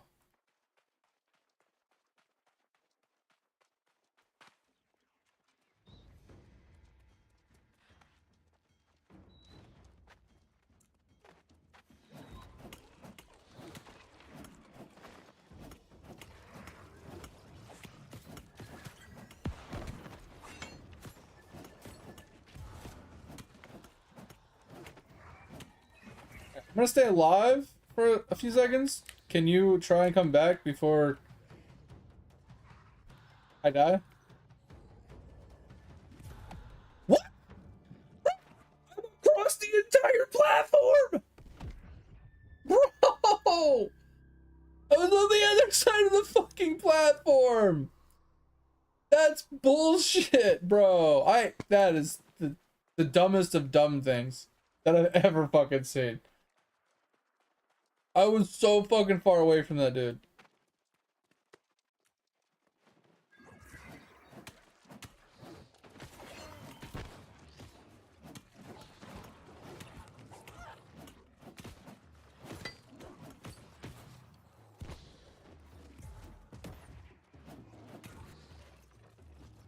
Oh, I fell off!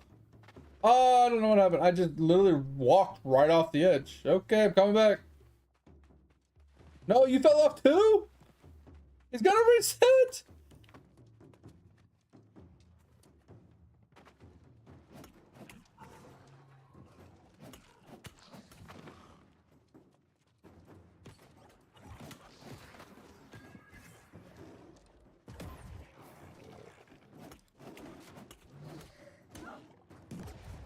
Oh, I just got blasted off? Cool. I don't know why I can't move? Okay, game's being wonky. Game's being really wonky.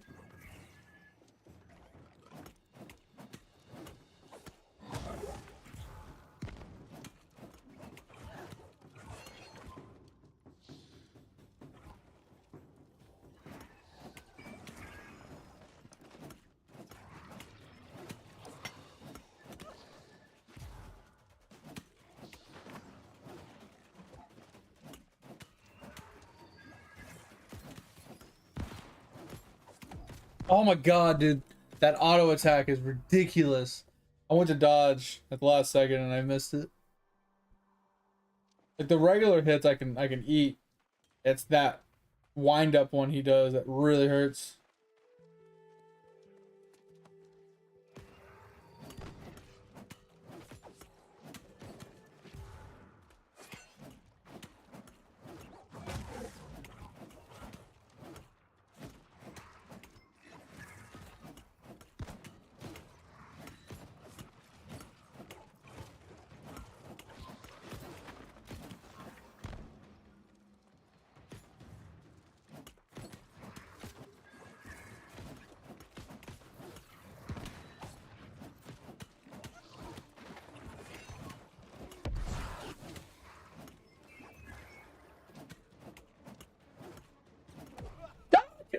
piece of shit. God, I hate this game's combat. It is so unfucking responsive. Load. What, did I kill the game? So now we're gonna fail because my game just won't fucking load. Cool. Good game. Fucking phenomenal. Oh, the Santa helper, gotcha. I think my game crashed.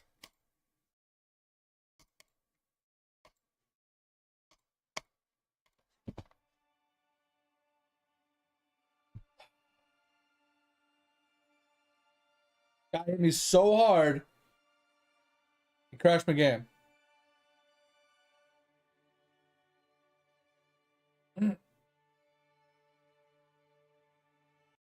Fucking stupid, dude.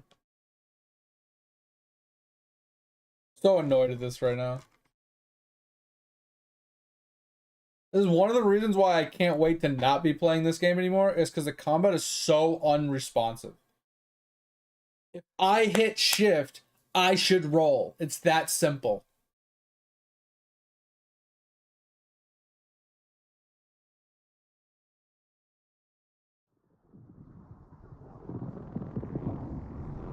Yeah, we might have to attempt this another time. Not another time, but like, yeah. That's what I'm saying. He's gonna reset because I can't get back.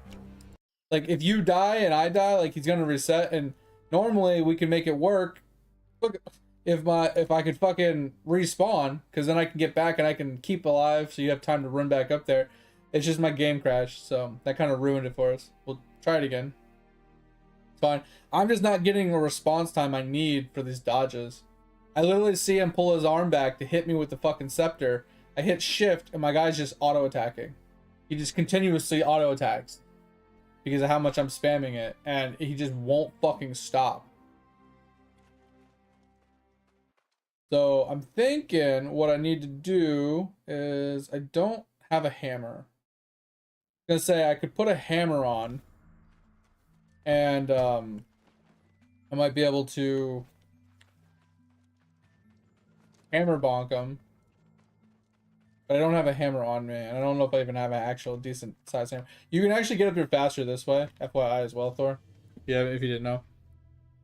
But yeah, that's fine. I mean, I was doing decent damage to him.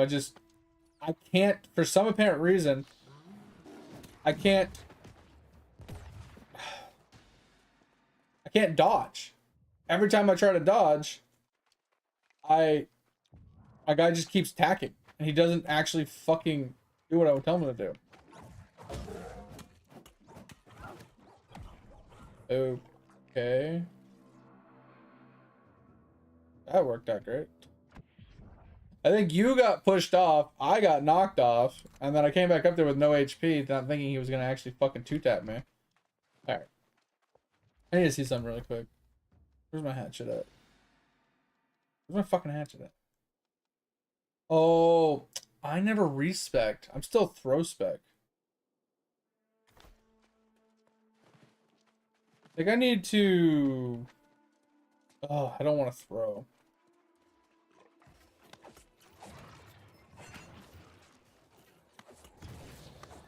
Dodge! Jesus Christ!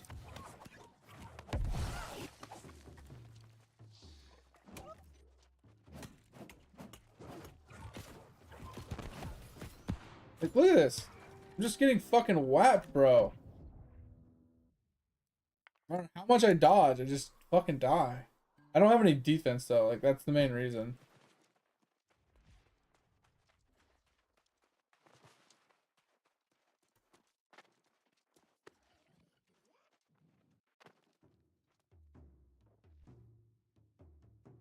Ugh.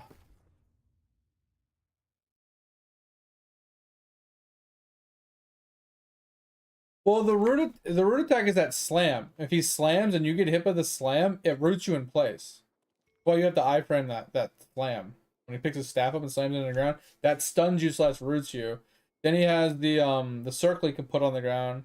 He has the orbs he spits out, and then he has the fucking overhead fucking spear smack thing, and then he just does his regular auto attacks. There's a lot of different abilities. Main thing I'm having problems with is I just don't have enough like defenses or damage reductions.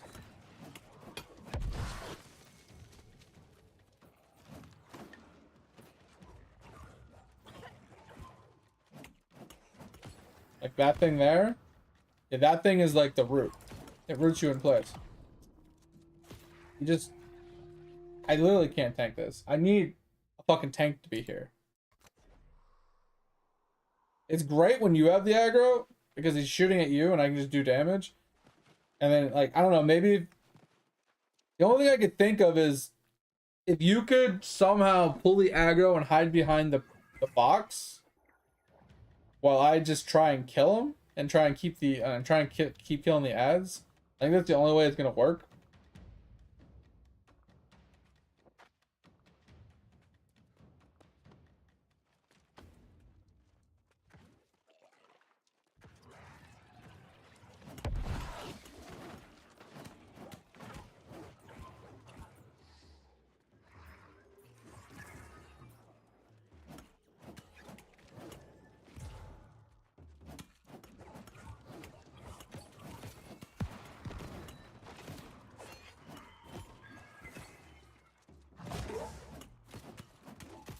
Oh, I'm so lucky I dodged that.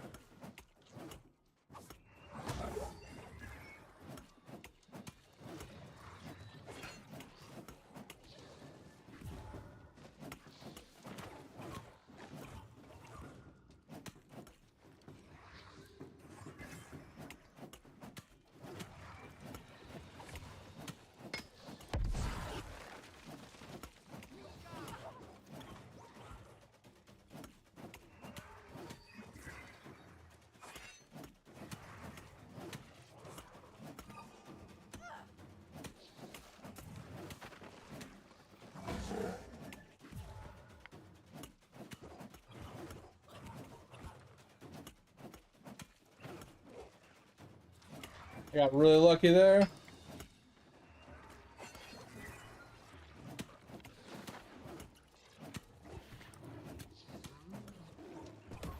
Bro, come on.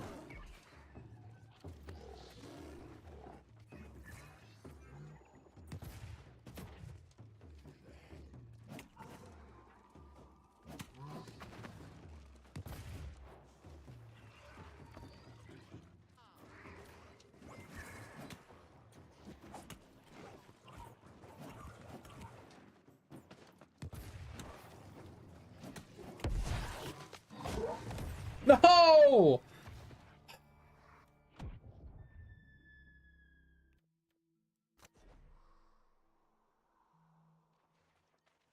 I'm doing so good!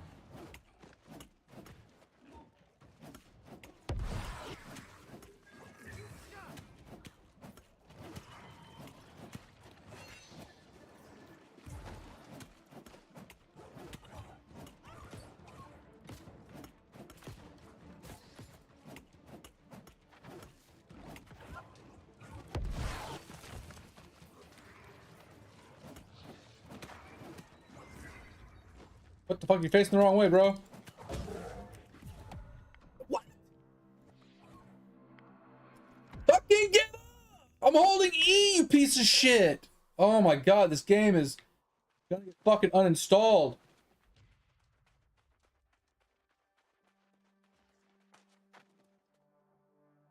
Fucking so unresponsive.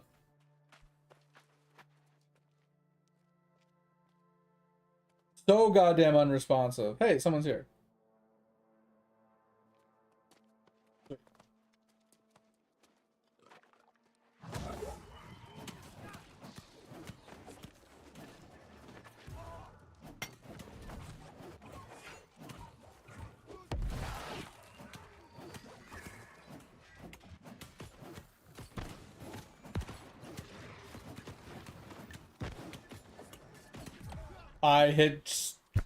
I hit my button again. I'm hitting E like fucking game. Please respond to the buttons I'm fucking hitting.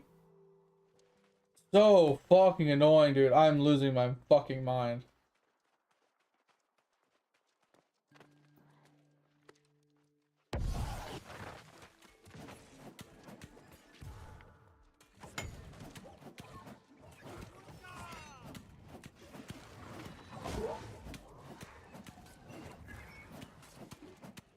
This guy's moving so fucking much. He has so much stam regen, it's ridiculous. What the hell? I'm fucking spinning it! I'm fucking hitting E! Jesus Christ! I'm getting so mad right now. None of these buttons are fucking registering. The only button that's working is my fucking left click.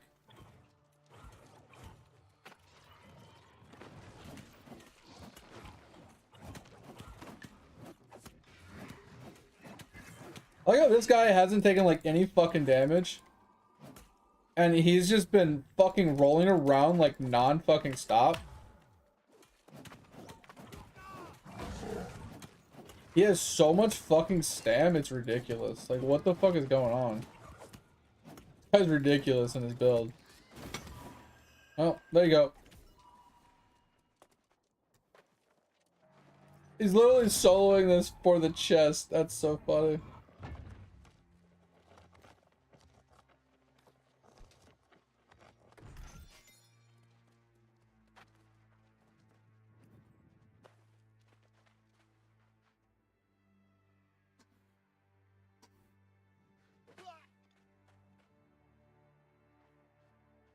Yeah, I don't know who. Somebody told me 20 was cap. Mine's way above 20. Mine also doesn't reset on master changes.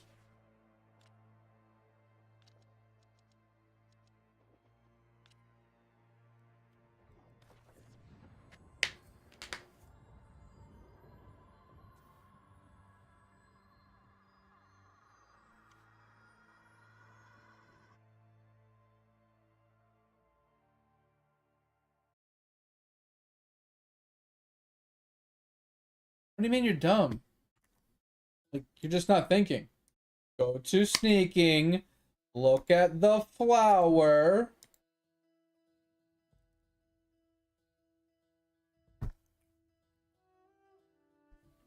And you look at the floor. It has a flower. It has a multiplier.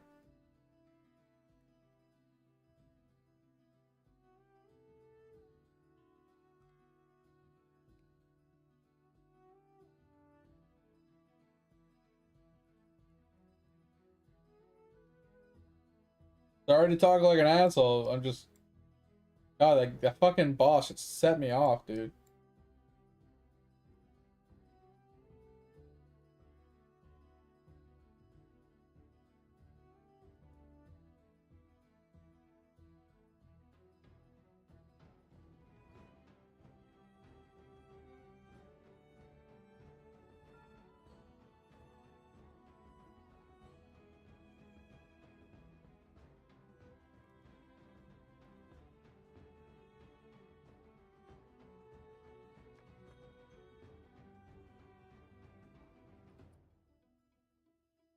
I'm currently stuck on this floor. I can't go to the next floor because I don't have enough stealth. Kind of annoying, but it is what it is. Oh, alright, Thor. That's done at least.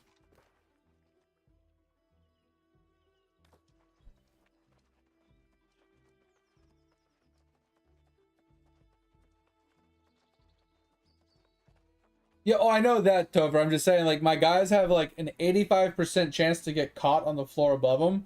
So even if I like get my flower like really high tier, I feel like I'm still not gonna have that great of a progression. But you're not wrong. If I should just put them up there and let them pass out just to build up my my flower stacks. That way, I can probably actually do it. So, probably worth just putting them up there just to move on. I've just been sitting on this floor because I don't have good stealth for the next floor. But I pretty much got everything I need from this floor. I think I'm on like 2 or 3. I don't remember. I don't really know how to check.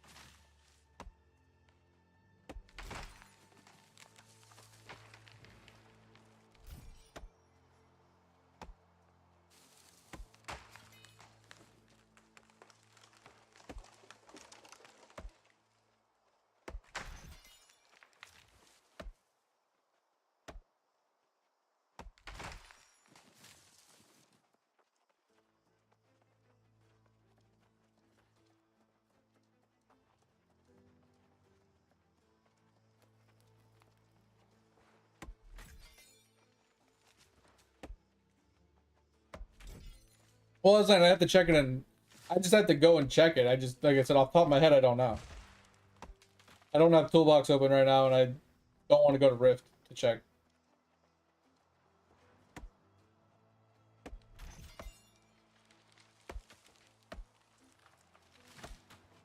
I'll do it when we go back to base.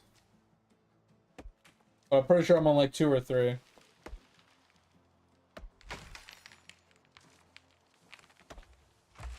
That boss put me in a bad mood. He's not even a hard boss. It's just like when the game doesn't respond to you hitting fucking buttons, it's so frustrating. Like I died, I'm laying on the ground, it says press E to release. I'm sitting there pressing E and holding it, and it's just laying there. Just fucking just sitting there doing nothing. Or like I'm spamming the fucking shift key, hitting it, and it's just like not rolling. It's like that shit pisses me off. That's one of the problems, like that's one of the biggest gripes I've ever had with this game is the clunky unresponsiveness of the actual combat just feels so bad. You're like, what do you mean? It feels great. It's so good. You just gotta get used to it. It's like, no, I shouldn't have to get used to it. It should just fucking respond when I tell it to. It's that simple. Go play a good game.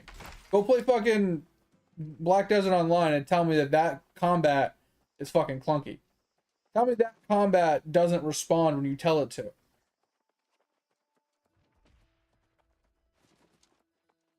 Like, compare the two, it's like night and fucking day. This is like a fucking Walmart brand of combat in comparison to it. It's so bad.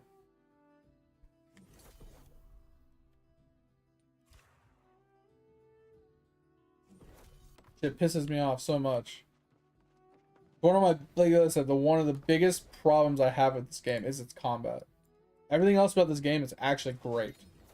Combat just feels so fucking bad.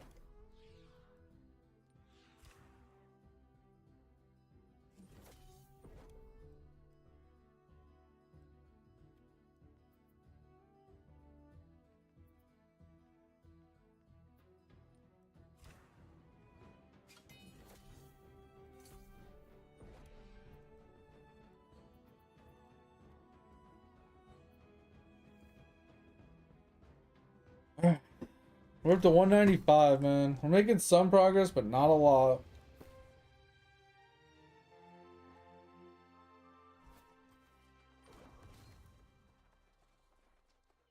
Just need to hit 200. Like, I'm not even kidding. Once I hit 200, I'm pretty sure the rest of this is gonna be fucking easy peasy, bro. So easy.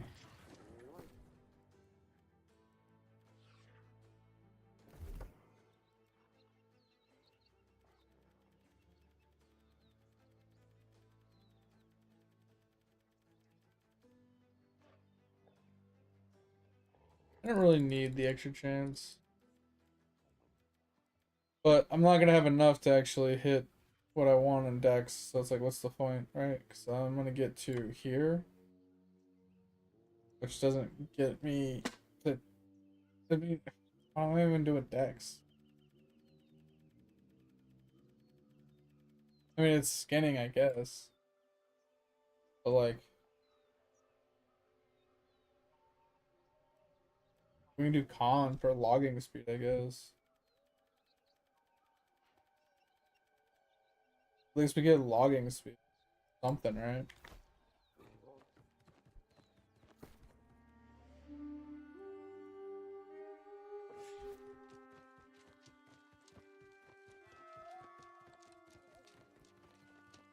Oh man, I'm really hungry though. I should eat something, but maybe it's just a fasting day. Maybe we just don't eat today.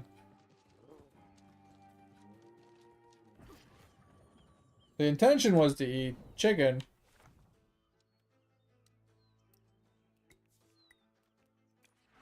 And mac and cheese, but doesn't look like that's gonna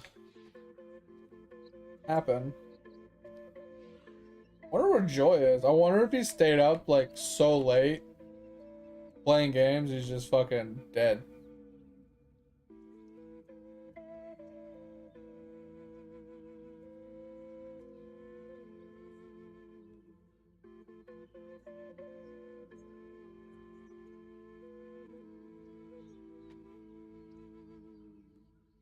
Oh man.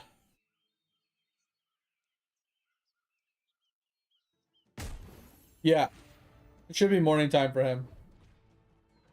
That's what I'm saying. So maybe he's sleeping in because he like stayed up really late playing games. That's what I was saying though. Yeah, that's what I was saying. Like he stayed up late playing Minecraft or something, and maybe he he's just sleeping in because he was stayed up really late. Yeah.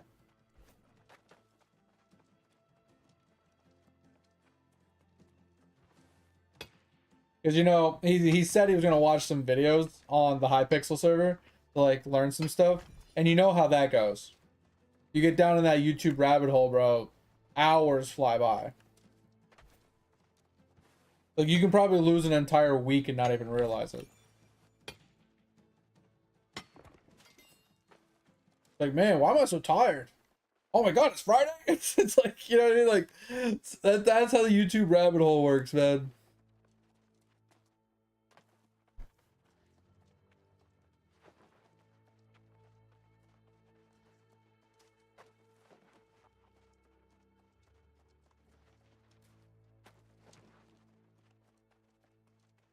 It just be like that sometimes, you know?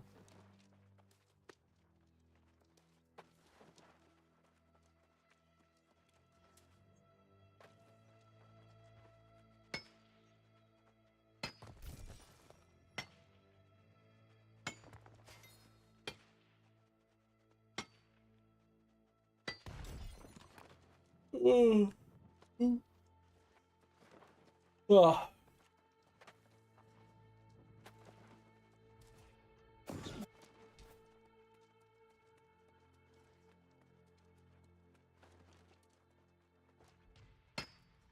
I'm so fucking cold, man.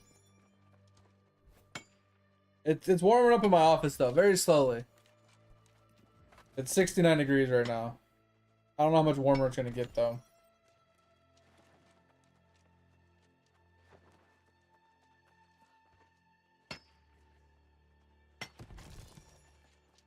Yeah, so I want to work on my furnishing level, but I usually do that after my engineering level because they both require like the same ingredients to level. And if I get mithril pickaxes and mithril hatchets first, I can get a lot more yield per hour. because if I get a good pickaxe that has like yield and efficiency on it, I have enough like gathering speed at that point where I can one tap a lot of trees or two tap trees. So basically it saves me like one swing per tree with the better pickaxes. So that's why I usually go with the pickaxes first and stuff. Yeah. If you're not, like you said, if you're playing normal, you just buy yourself a decent pickaxe for like 50k or something, or 20k or 10k or whatever the fuck you want to pay for it. Some of them are like 100,000. It's fucking ridiculous. But yeah, you buy yourself a decent mithril pickaxe and you just fucking go right to furnishing. But that's why I do engineering first, because I am Iron Man. So I go for that for the tools, so I get more resources per hour. And once I have the resources per hour, then I just sit down and I do what I gotta do. What are you doing to level your furnishing? Or are you just mining, like, are you doing mining and wood chopping like I am and just making like furniture? Or are you making instruments? I think instruments might be better progression, but they are more tedious because it requires you to do fishing.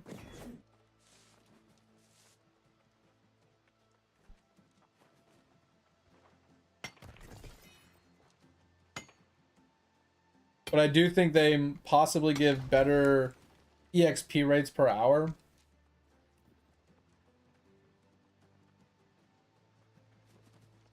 Ah, okay, yeah. Yeah, fiber's really easy, especially if you go over to that buffalo area I was showing you. There's hemp everywhere. So yeah, doing that's not such a bad idea. I feel like if I was to do something, I would probably do something that required leather as a primary, because leather is probably the easiest thing to farm in bulk.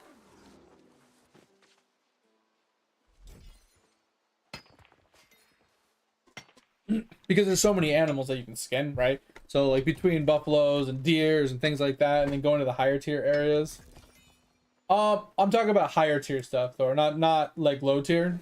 I'm talking about higher tier stuff. So if we're talking like tier 2, like if we're talking about like regular wood, like even mature wood or like young wood, yes, those are the easiest in the game to farm.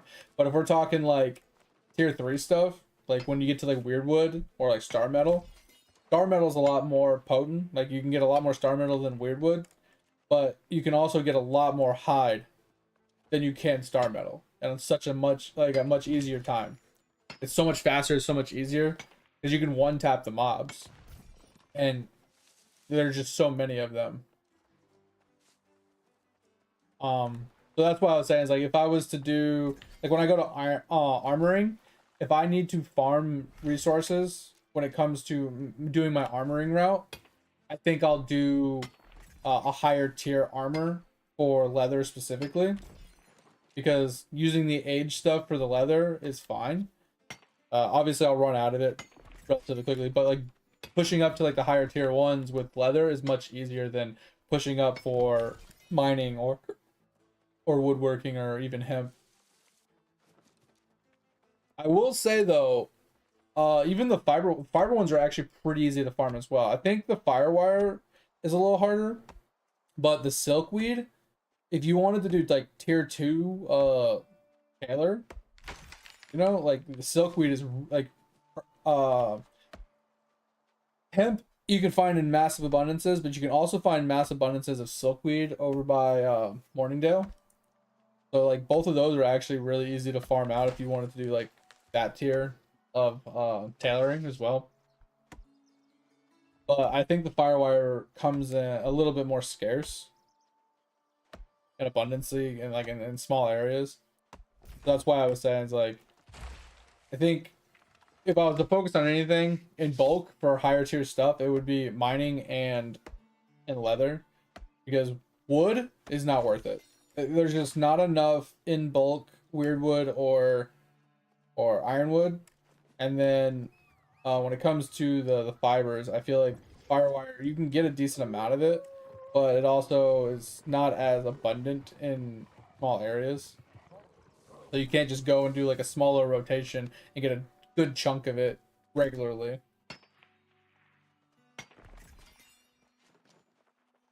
And the spawn timer of mobs is much faster than the spawn timer of nodes, which is why I say the leather is just more efficient to do than even doing mining.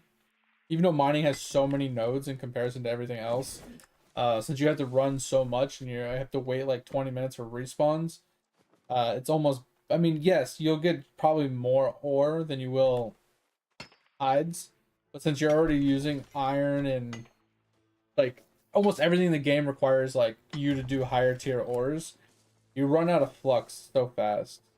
But you don't use a ton of leather all that much in most of your crafts. Not a lot of crafts use leather. I mean, a lot do, but for leveling purposes, not, you don't really need to use a whole lot of aging stuff for it.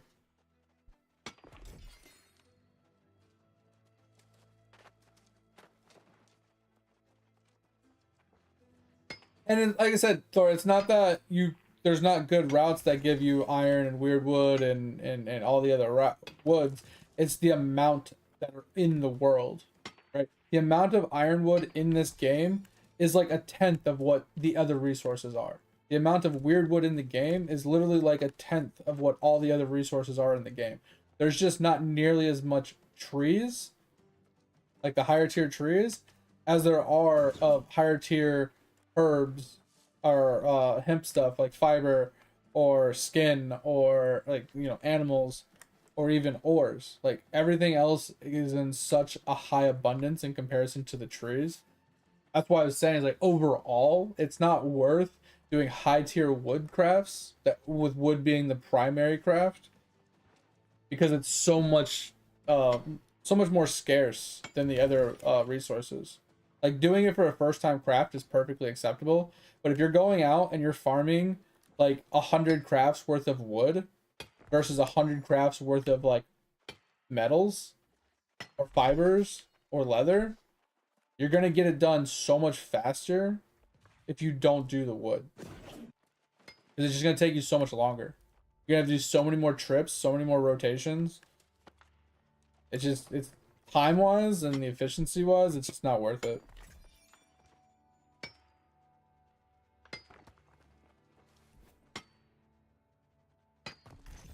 Because there are some places that have a lot of the wood, right? Like there's one, I think it's Eden Grove in the south. I think it's Eden Grove. They have a ton of ironwood down there, but that's usually where the bots were. Now that there's nobody playing, there's no bots. Obviously, like it's more abundant, but it's all throughout the trees. It's hard to find all of them. Like kind of like obscures your vision a lot. If you know the route, it works really well. But like that's one place that has a lot of ironwood. And then when it comes to weirdwood, there's a couple caves that has a bunch. But with the spawn timer, you run through the cave, then you have to teleport to another cave, and then you run through that cave, and then you got to teleport somewhere else. Like just to farm weirdwood, you have to teleport like to you have to like rotate between 3 or 4 locations so they can all respawn, and that's just a lot of work. When anything else, yeah, but that's what I was saying. Is like, so Eden Grove, it has a ton of ironwood through here, right? Either here or here, I can't remember. It's like one of these southern ones, right? They have some caves that have some, right? Like up in here, and then Reekwater has obviously one as well. They have this cave with some weird wood and some ironwood outside. It's just like if you just literally look at the interactive map, it explains it all for you, right? Like just compare Orichalcum, how many nodes there are. Like up here, like obviously these ones are a little hard, but like up here, there's a whole shit ton over here. Like there's a whole bunch up here, there's a bunch here. Like there's Orichalcum everywhere. Compare that to Ironwood. Like this, like there's not very many. There's like a cluster here, a small cluster here, a small cluster here. So this isn't too bad, but you have to fight all these werewolves to get those. This is actually a pretty good abundance. I've never been here, but that's actually insane. I've never seen that one. That's the new zone. But like looking up here, you have to fight all these alligators, and there's like 7 or 8 nodes here. They're all small trees. 2 trees here, 1 tree there. Like, come over here. These are all around like high level Angry Earth people, but you can farm these. You know, this one you have to go, literally you have to go like zigzagging around the mountains because you can't go over them. So the pathing is bad. Pathing is bad over here. Like, this is the one I was talking about. This one's the best place to farm it. You hit the daisy chain a little bit, which is great. I mean, it works out fine if you can find them all. But like, there's barely any. Like, there's like no ironwood, man. There's literally barely any ironwood unless you go to these really high tier like locations. Like, this is the craziest one I've seen. That's actually wild. And then you compare that to the wire fiber, like night and day difference. Like, it's everywhere. You have a whole slew of it over here. You have a bunch down here once again with the other or other stuff. You have a nice little daisy chain loop over here, right? You have a field right here. Like, it's not a lot, but it's better than the ironwood, right? And then if we compare all that to the tier above it,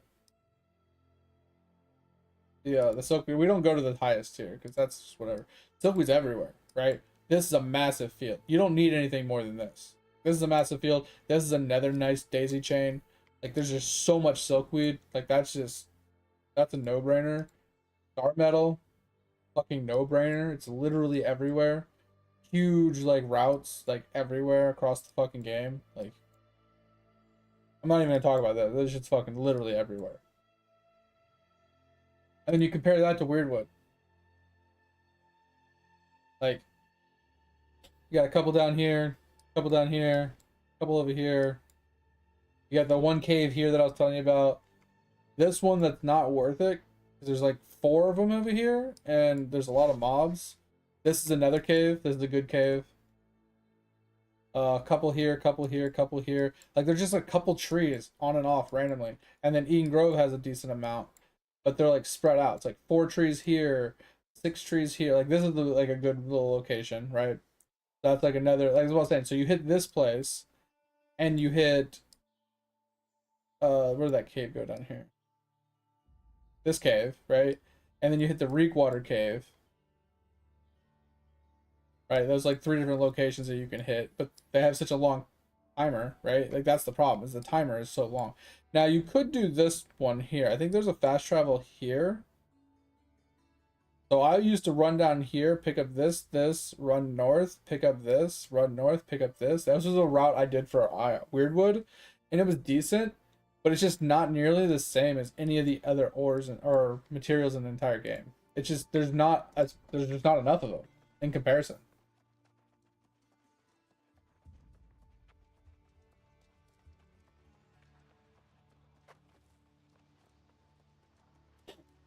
Yeah. So whenever you're running it, you typically want to, like you said, combo it with the other higher tier woods, right?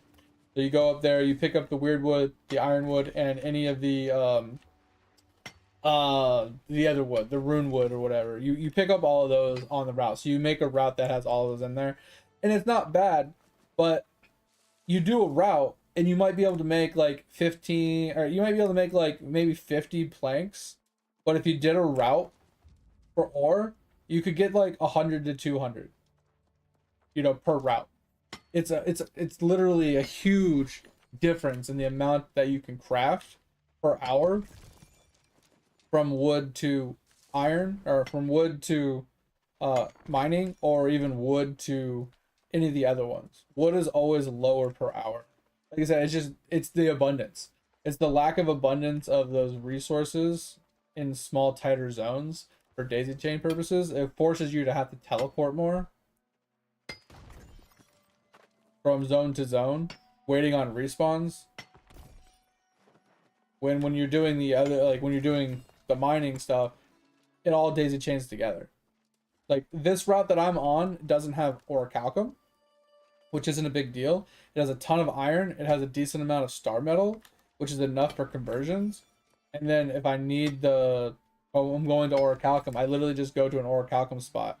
I farm the orichalcum and go and convert all the stuff that I just did. So I go to 2 places, but I get everything I need.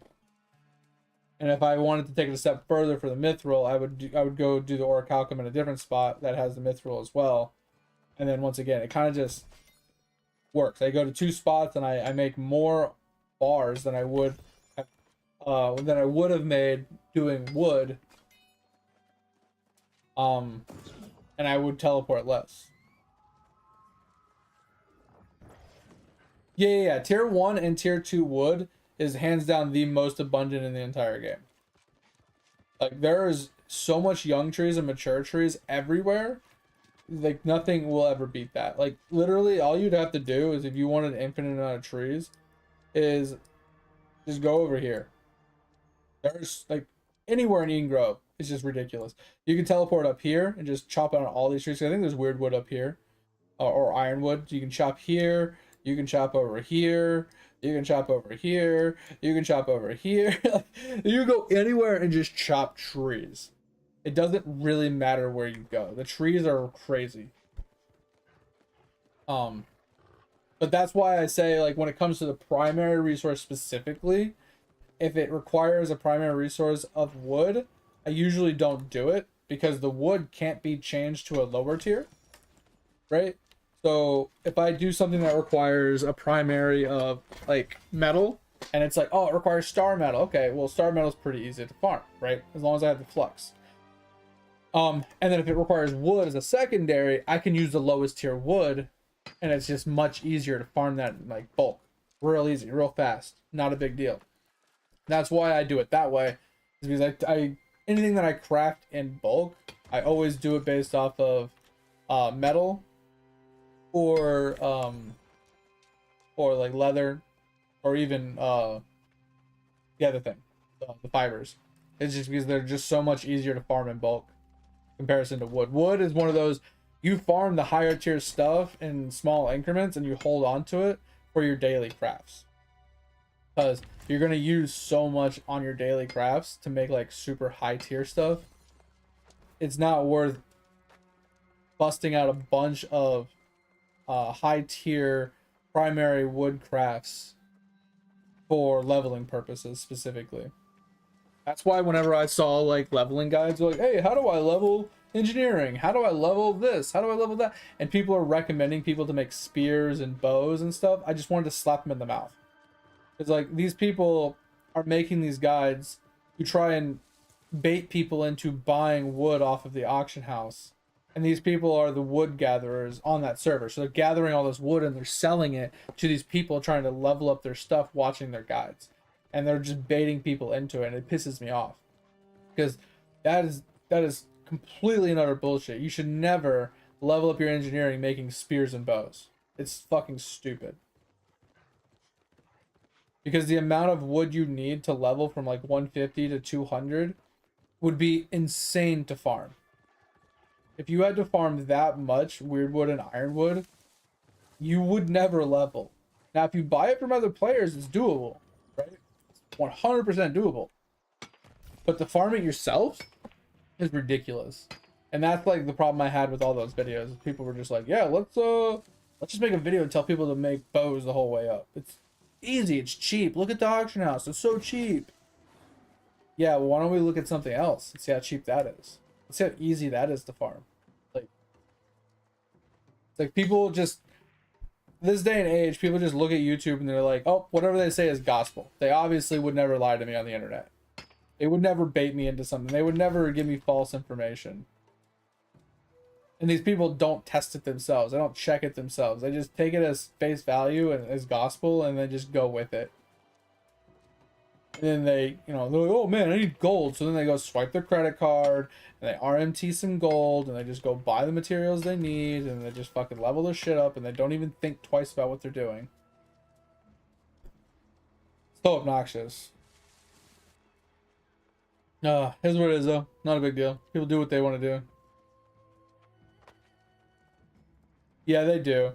They have a lot of gatekeeping, but they, like, a lot of it isn't intentional gatekeeping though. It's like, the problem with the wood, and I'm pretty sure this is the reason why it's so scuffed, is because I'm pretty sure they didn't put a lot of weirdwood and ironwood trees in the game because they were relying on people to farm weirdwood from the wolves. But the wolves are so easy to farm in such an abundance that they removed that aspect to a point. They gutted it to 1 wood per kill instead of like 20 or 30, and it ruined the wood economy at that point. They didn't add weird wood trees into the game after that, after removing it from those wolves there.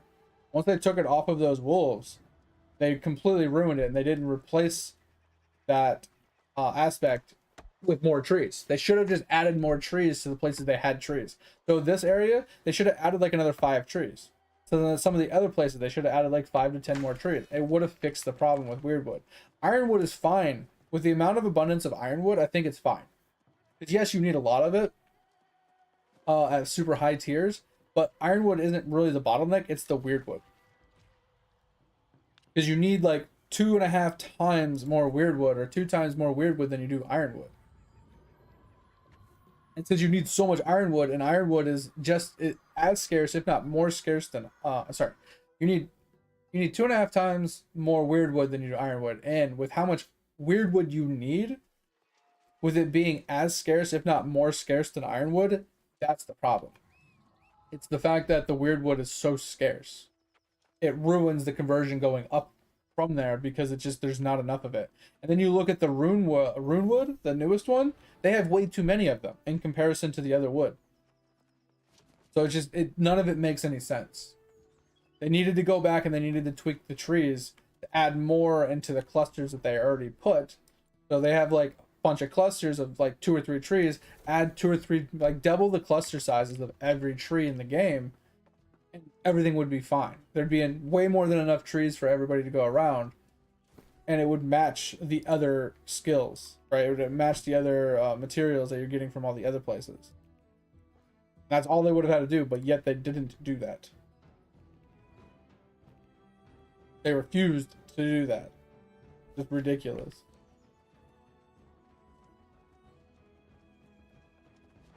And then the amount of XP you get for crafting stuff is so low in comparison to the time it takes you to gather the resources. And then you have to level it so far. It just takes so long to level up any of your professions, which is fine. It is somewhat of a gatekeep, but like, it's such a grind, and that's fine. I like the grind. I enjoy leveling up my professions, but it's what ruins it for a lot of people. Is it takes too much time, too much effort, too much grinding. Because like I said, with engineering and furnishing, there's not enough first-time crafts to actually burn through the actual leveling process of the profession. Some of the other professions, they have so many items to craft, you can burn through it really fast. You can actually level it up really quickly without having to spend weeks farming materials, spamming specific crafts to level up. Because that's the problem with engineering. There's only a few items to craft, and then once you get to a certain level, like above level like 125, it becomes a problem, because you have to spam certain spam crafts, the crafts you've already done, just to get levels, to then make it to the next tier, to make a couple first-time crafts, to then once again go back to spam crafting. Most of the other ones, like every time you hit a new tier, you unlock like 15-20 items. Those first-time crafts do most of the heavy lifting for you, and then you go back to crafting a handful of items, push to the next tier, and you rinse and repeat. With fucking engineering, you get 6 items to craft, 7 items to craft. You get like a half, if not a quarter, of what the other ones get, and it just ruins the whole process. Makes it way too obnoxious.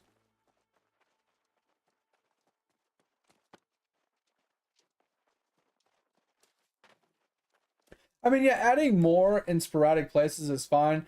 I don't think that is as much of a necessity of putting them sporadically, because the problem with the weirdwood as it is there's a handful of it on the map. If it was more consolidated, it'd be way more than enough. But when you're running and you've been running for 5 minutes and you finally run into a cluster of 2 trees, and then you run for another 2 minutes to find another cluster of like 3 trees, and then you run for another like 3-4 minutes to find another cluster of 2 or 3 trees, that's not fun. In that 15 minutes, you've found like 10-15 trees. In that 15 minutes, I could have farmed 3,000 iron and probably 2,000 star metal.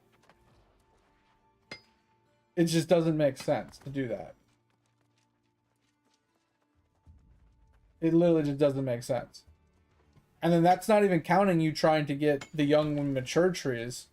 That's just you running from place to place trying to get the weird wood itself, let alone ironwood or any of the other woods you need.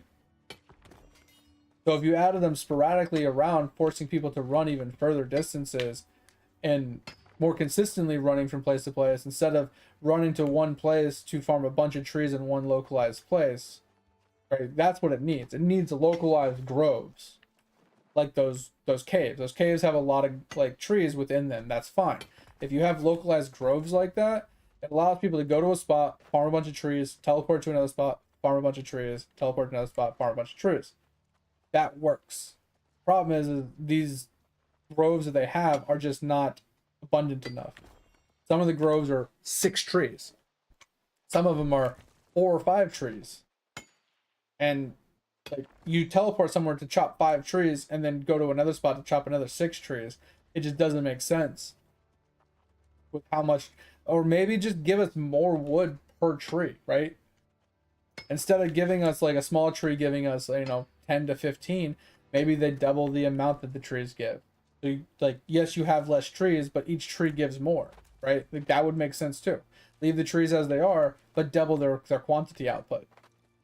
So when you chop down a really big tree, instead of getting like 30 to 40, you get like 80 or 90. That would be huge. Because then you don't need as many trees. You can go to these smaller places, hit 4 or 5 trees, and feel like you actually got a lot of wood. Like that would be an easy fix as well. Now, granted, one of the problems with having fewer trees or having bigger groves is people camp them. Right? With more population comes more camping.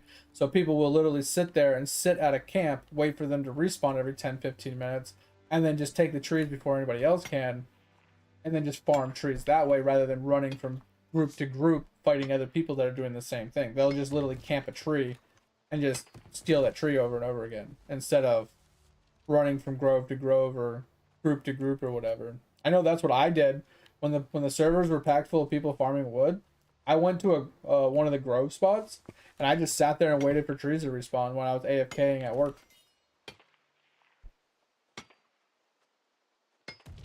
And that's why, like, your plan of, like, if you were to add more trees spread out across the world in smaller, like, groups, but, like, more of them, it would force people to roam around the map more, or it would give more people to, like, AFK locations.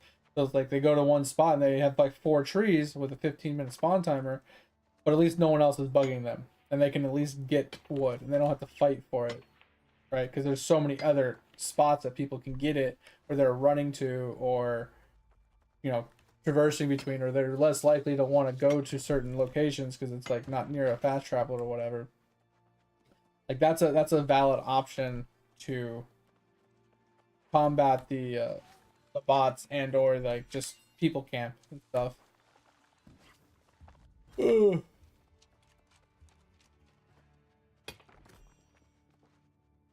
Exactly, that's what I'm saying. It really depends on what they want. I just feel like it's not a good play style to put all the trees into one spot. So everybody is all, okay, we want weirdwood. Everybody goes to the exact same weirdwood spot and everybody's standing there fighting for weirdwood. That is not a good play style. That is not an enjoyable way. Now, something that they could do, not that they would do for this game, but like something that would have worked would have been individual things, right? So this tree is here for me, but once I chop it, it's no longer there for me, and it's still there for you. That's harder. I know games can do that. I don't know how they configure that, where it's like each tree is like accessible for each person on their own timers and their own like, you know what I mean? Like that shit. I don't know how that works, but I do know games can do that, where everything is individual based. But they could have taken it a step further and added farming to the game. And you could plant your own trees, right? Give us like a house or like a farm. Like the houses we have, why can't we plant trees like in a housing plot?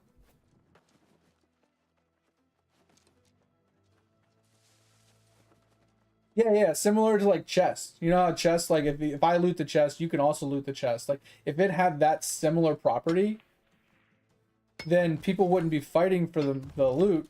Like, they wouldn't be fighting for the resources. So you could put less of it in the area. You can literally consolidate it to like a specific mine. Like there's iron in one mine. It's an iron mine. So if you want iron, you go to the iron mine and you mine it. No matter how many people are there farming it, you're still getting it because it's all local, like to you, right? Just like all the chests. Like that would be an easy fix. But if you want people to explore the game, roam around, you know, do stuff like that, then keep it spread out. But maybe don't make them so abundant, right? Maybe make them a little less abundant so people have to traverse other areas and experience more of the scenery in the game. Like, you know, it just, like you said, it depends on what the goal of the gameplay style they want to achieve is. Do they want people to just long term just grind in one spot? Or do they want people to traversing the map and experiencing things and interacting with people and in the environment? Like, there's all that. Do they want people to fight for resources? Because that was the goal for this game. That's why they didn't do that with the resources.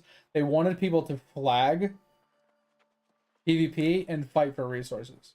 That was the intention behind the game. But since you like the reasoning behind flagging was just a little bit more yield, I think. I don't even know if they kept the yield into the game or not. But it was mostly for the luck. You have a higher luck when gathering resources for better materials. That was the only reason. Like there wasn't enough reasoning to flag for it when you have to chance getting ganked or, you know, ganged up on or just losing out on the resources altogether. It just didn't make sense. Yeah, it just doesn't make sense though. Like even the extra amount of yield, unless you're a god tier PvPer or you're being protected, the extra yield and luck you get isn't worth the chance of dying and losing out on the rest of your route.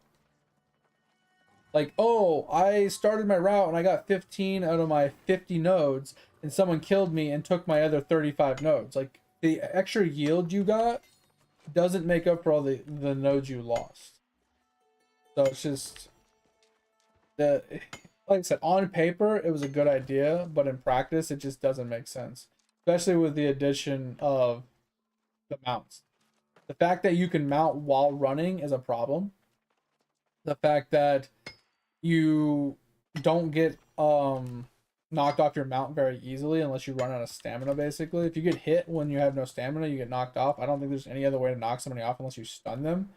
But the fact that, like, everybody can run the same speed on mounts, and there's no way, like, if they start running from you, and you can't, like, keep them in combat, they mount while running from you, and you can never catch them.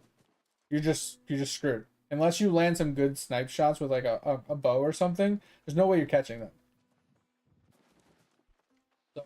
So the mounts kind of really cucked that, because you can be sitting here mining as long as you're like paying attention and scanning the area. If you see a red name, you just fucking mount up and run off. You don't have to worry about getting caught. Because at least when you're running on your feet like this, people can catch you because they have abilities that they can catch you with, right? They have movement skills and their builds are set up for chasing people down and stuff. So it's possible to actually chase people and catch up to them on foot, but on mounts you can't, because you can't attack, you can't slow them down, you can't put them in combat, you can't apply bleeds or anything. Like, you can't do anything to them while you're on a fucking mount. So mounts kind of ruined the idea behind flagging for resource gathering. Or at least the premise behind why they wanted you to do it. They wanted you to fight for risk versus reward. Now there's no real risk. Like, there still is if you get caught and you're not paying attention. But it's a lot less risky because you can just mount and run. So, I don't know. There's a lot that they had good ideas behind, but the way they implemented everything just fell completely flat.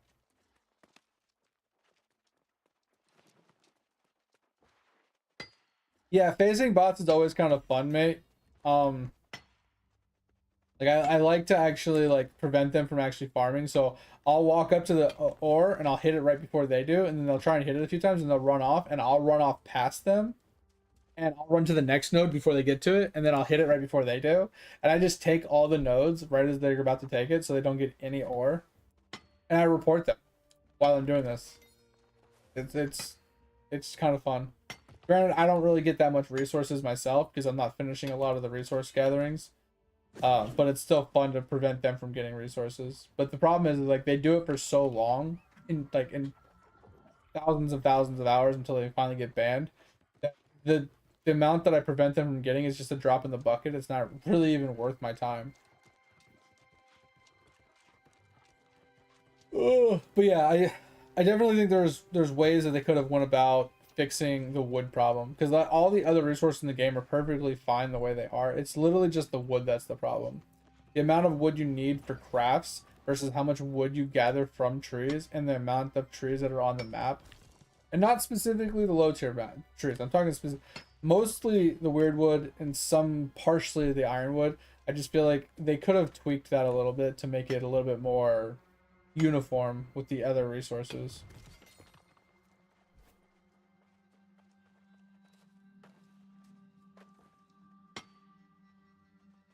Yeah, so I would say management to a point, but I think the problem is the people that were at the top weren't really gamers, right? They were business people, right? And then the people that were underneath them giving them ideas were idea people that probably had some idea about like games, but they weren't like avid gamers. They probably were just like, they played some games and they, you know what I mean? But they probably just looked at what other games were successfully doing, or they looked at what the community was saying, and they didn't really like think it through. They're just like, oh, they want mounts? Let's give them mounts. It'll make them happy. Mounts are cool, right? Everybody has mounts in all of their games, right? So they're just like, oh, let's give them mounts. And then they didn't really think through the process of what mounts were going to do to the game. Like you said, if it's an avid gamer, if you're playing this game, 100 hours a week, you know what mounts are going to do to this game. But if you're not an avid gamer and playing the game that you are actually trying to change, that's the thing. I think yes, they might play games, but they probably play other games. They don't play this game regularly, right? They might do some testing here and there, but they don't truly play it live with other people and doing the stuff regularly in a live environment with randos. So I think that was the problem, is the devs and the people that were making the stuff were given orders to do things by people that weren't playing the game, right? It's just kind of like the way we complain about Lava when it comes to Eidolon, is Lava makes a lot of changes, he makes a lot of things, he adds a lot of stuff, and he does a lot to the game. And some of it's really good, and he does somewhat listen to problems and fix them to a point. But at the end of the day, we feel a disconnect when he puts things into the game and he changes things, because it feels like he doesn't play his own game. So the things that he's changing and adding and nerfing and buffing don't make sense to a lot of the players, right? It's the same thing with New World, is the stuff that they were changing, the stuff that they were adding, the things that they thought were important weren't really as important as they thought they were. They weren't really as necessary, or nobody, like a lot of people didn't agree with what they were changing or doing because it didn't make sense to the game. Like I said, there was a disconnect between the people coming up with the ideas and the actual players. And like you said, and I kind of touched on it, was like, they listen to the community to a point, but people don't know what they really want. Oh, we want mounts. We want mounts. Well, how many people truly wanted a mount in this game? The 10% people that are fucking lazy as shit and they just like riding around on stuff. They want it cosmetic, not so much an actual usable item. Or is it literally like 60+% of the population truly wanted a mount for traversal of the map, even though there was very little traversal in the map to begin with? Like, that's the thing. It's like, okay, well, if people truly did want it, well, what exactly do you want from it? Like, they needed to ask more questions. They needed to get more nitty-gritty with it, figure out the best way to implement it to not ruin the core of the game as itself. And that's where they really they broke it. Adding things to the game without truly understanding what people wanted. Because like you said, you add something and people are like, that's not what we wanted. That's not what we asked for. It's like, that's exactly what you asked for. Like, it's so funny. People were asking for mounts for so long. They gave us mounts, and then people hated the mounts. Like, but you asked for mounts. We gave you mounts, right? That's the problem, right? It's, the idea is great, but the execution is poor, because the people at the top that are coming up with the plan, people up at the top that aren't really the gamers, aren't really the people should be making these decisions, give the orders to the people that are putting it in place, and They're just doing what they're told.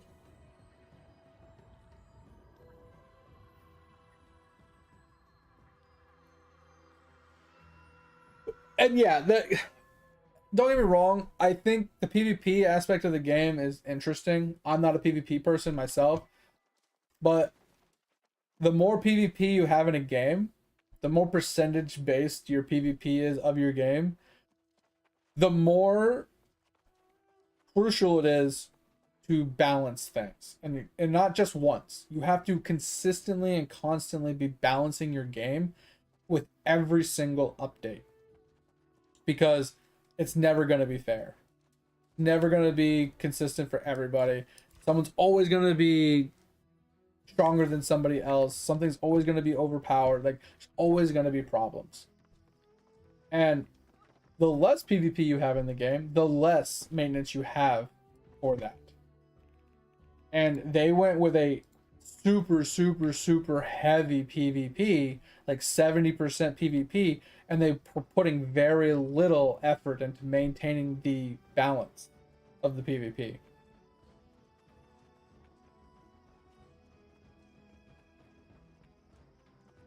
And that's what I'm saying. Like, at bare minimum, you need a once a month patch to change the meta, right?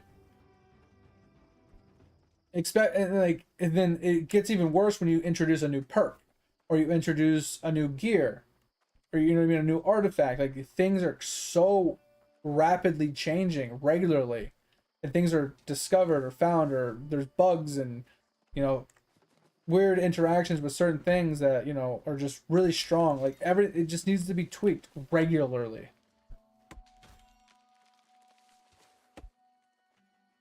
Exactly. They went with something that needed a lot of babying and maintenance and updates and constant, like, supervision, and then they were really bad about doing it. Right. And on top of that, they were really bad about doing weekly updates. They did sporadic updates. So they had like a weekly maintenance window of like Tuesday or whatever it was at like 1 o'clock in the fucking morning. Really bad time. Well, for me at least. Good for like overall peak hours, but bad for me. Anyway, so they had that weekly to do whatever the fuck they did, but they also did sporadic ones throughout the week. They would do one on Monday and then still do their weekly Tuesday one. And then they would do one on Thursday. And then they do their Tuesday one, and then they do another like Saturday one, and it's like, bro, no, you do one update a week unless there's something absolutely crucially broken with your game, like a duplication glitch or something. And then even that, just disable whatever they're using. If it's the auction house, disable the auction house until your weekly update. If it's the fucking the guild house somehow, disable the guild stuff temporarily. Like, instead of fucking taking the game down for hours to put a patch in place to fix a problem, just temporarily disable it. Like, that was something they had really poor time management or uptime management, like patching and updates and stuff like that. They had really bad management with that, because they were just like, oh, we have a planned update for tonight. It's like, when did you plan this? 5 minutes ago? Because it wasn't on your thing telling us it was going to happen. It's not part of your weekly updates. So why the fuck is this a planned update? You should have told us 24 hours in advance, which they don't do. And why are we doing one-off updates in the middle of the week? So they needed to stick to a once-a-week server reboot and patch update on like Tuesdays, right? Every Tuesday at this time, we take the servers down for minimum of 2 hours. We do server reboots and we do patching updates every week. That's what it should have been. It shouldn't have been these sporadic one-off random days out of the blue for no apparent reason with no heads up. Like, that was another crucial mistake they were making. Like, I don't know of a single MMO RPG that operates that way. Every single solid MMO has a once a week patch, you know, update thing. RuneScape, World of Warcraft, Final Fantasy, Guild Wars 2, you name it. They all do a 1 week, every week, same day, same time. So it's reliable and everybody knows what to expect, when to expect it. There's no variations, there's no change, no sporadic spontaneity with it or anything. It's just like, you can rely upon what day at what time. You can plan around that time. Like, if I'm a streamer and I'm sitting here trying to play your game and you're throwing up random ass fucking patches that could last 6 fucking hours, like, how am I supposed to reliably stream your stream or stream your game? You know what I mean? Like, it just doesn't make sense. It's fucking stupid. And then the stuff that you're changing doesn't fucking make sense. Like, within the first month of them putting the game out there, they were nerfing things that didn't have any fucking correlation to, like, the game having a problem. Like, oh, these boars spawn too fast, we're nerfing that, but yet you won't fix a quest. Like, why even put the quest in the game if you're not going to let us do the quest, and then when we tell you about it, you're not going to fucking fix it? You'd rather nerf how fast the boars are spawning because people are leveling up their weapons too fast. Like, it's fucking dumb. And then some of the other balance changes that they made or nerfs that they made were, like, similar in fashion, that the impact was very, very minuscule at best, but yet they wouldn't fix bigger problems. And, like, don't get me wrong, bigger problems, they take a lot more effort, right? They have to put a little bit more work into figuring out what it is, how to fix it, blah, blah, blah. So maybe you can't do it the first week. Maybe it takes them 2 or 3 weeks to figure it out. That's fine. But 3 months go by and you still haven't fixed it. A year goes by and you still haven't fixed it, but instead of fixing it, you just remove it from the game because you can't figure out how to fix it. Like, that's a bigger problem. That's a much bigger problem. So, like I said, they had a lot of problems. Between constantly changing their focus of their game, between PvE to PvP and the hybrid or whatever, between, you know, betas and stuff, and then on top of that, they were like, okay, well, we're changing it from beta to beta. Oh, we need more time to release it, and then they just released it anyway because people were complaining, and then they released it too early, and then it was released unfinished and unpolished. And then they were missing a lot of quality of life in the game, and then they were, like, lacking content, and then they were doing really poor updates that no one really cared about. Like, they gave very little, like, investment for the updates, and then they were doing spontaneous updates, multiple updates a week, with, like, no notice, no information, no nothing, and just, like, pissing people off left and right.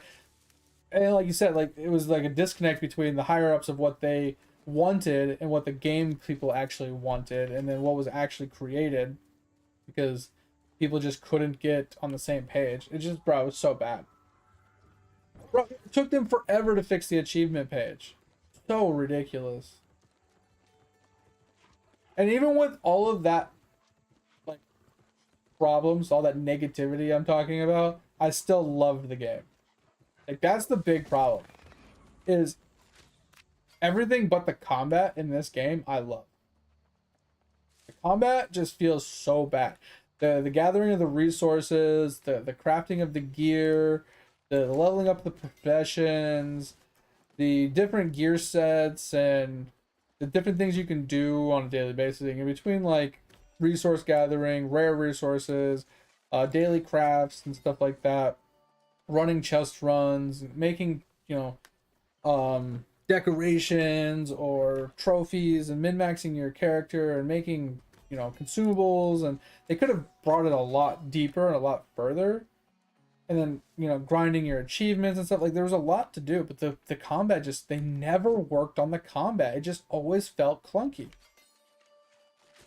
And I get it, if you add an animation cancel to your dodge roll, it kind of breaks PvP. PvP kind of becomes ridiculous.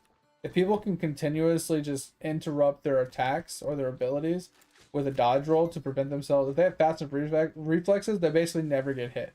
But in my opinion, that's like a skill-based, like, skill check.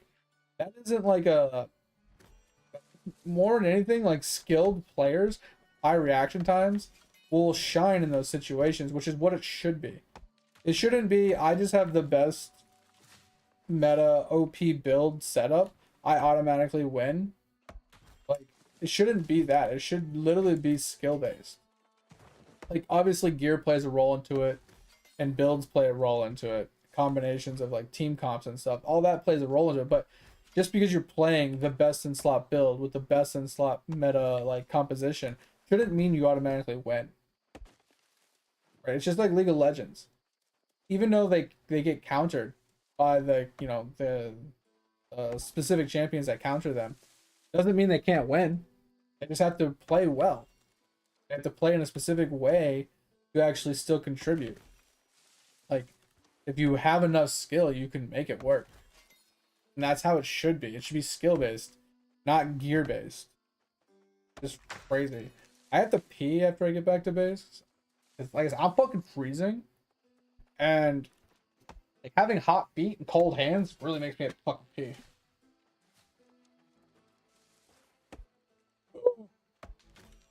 Man, all right. Well, it's already 2:30.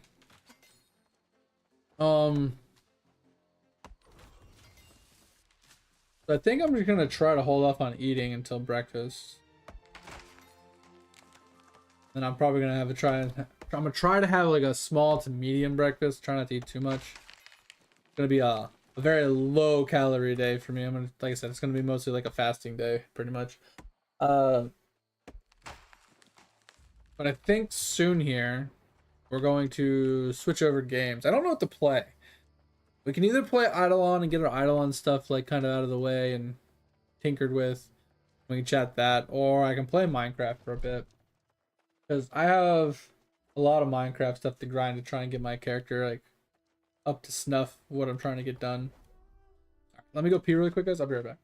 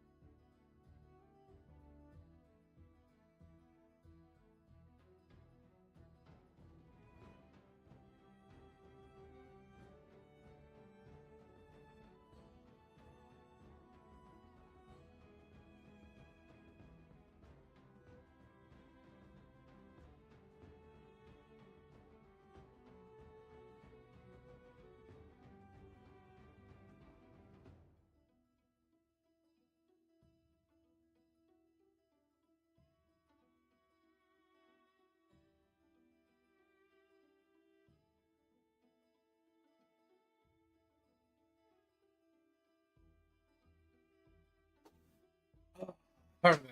You know, one thing I never understood, Thor. You don't have time for breakfast? That sucks. One thing I never really understood about this game was when they released it, why did they have multiple starting locations if they didn't have multiple like classes or races or distinguishing identities for reasonings for starting in different cities? You just got randomly placed in a starting city, right? You didn't get to choose what city you wanted to start with. You didn't get to choose what city you aligned with or anything like that. It wasn't based on anything. It was just RNG of where you started. And don't get me wrong, you can go to any of the towns and you can do any of the quests, it's fine. It just didn't make sense.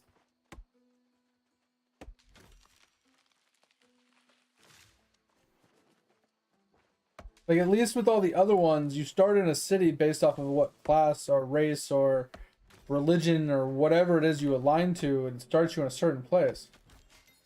Yeah, I mean, I'm assuming they did that to spread the people out across the area, so there wasn't 2,000 players in the same exact city doing the same exact quest at the same exact time, trying to kill the same exact mobs. Like, it made sense, right? But like, I don't know, man. It just there's better ways to go about that. Like, at least give us some criteria so we know where we're starting, or like we have a choice in the matter of where we start. Not just randomly assigned us at birth, you know.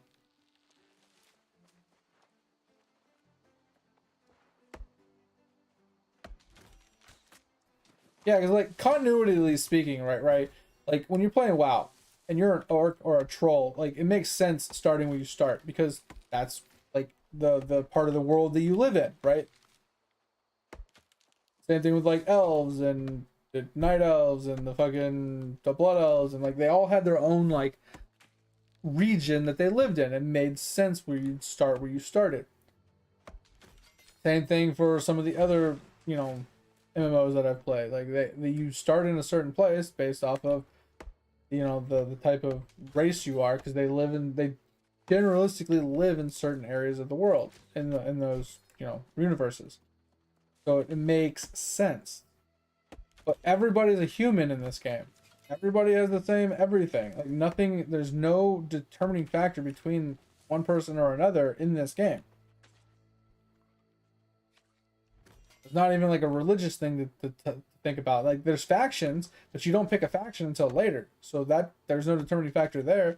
Now that would make sense if you could align to a faction when you make your character, and then you start in a city that's run by that faction. That makes sense.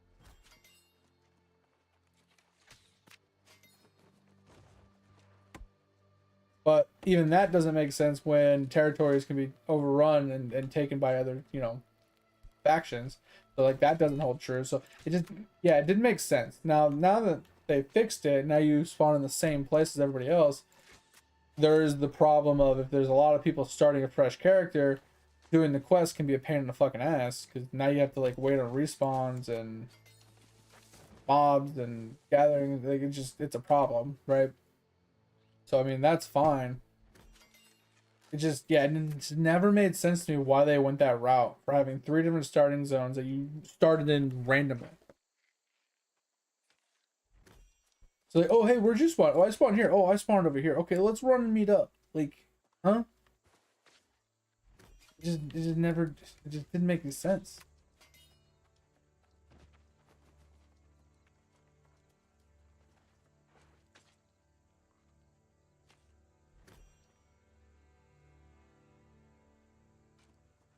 Yeah, like it should have just been where you washed up on shore. That's literally all it should have been.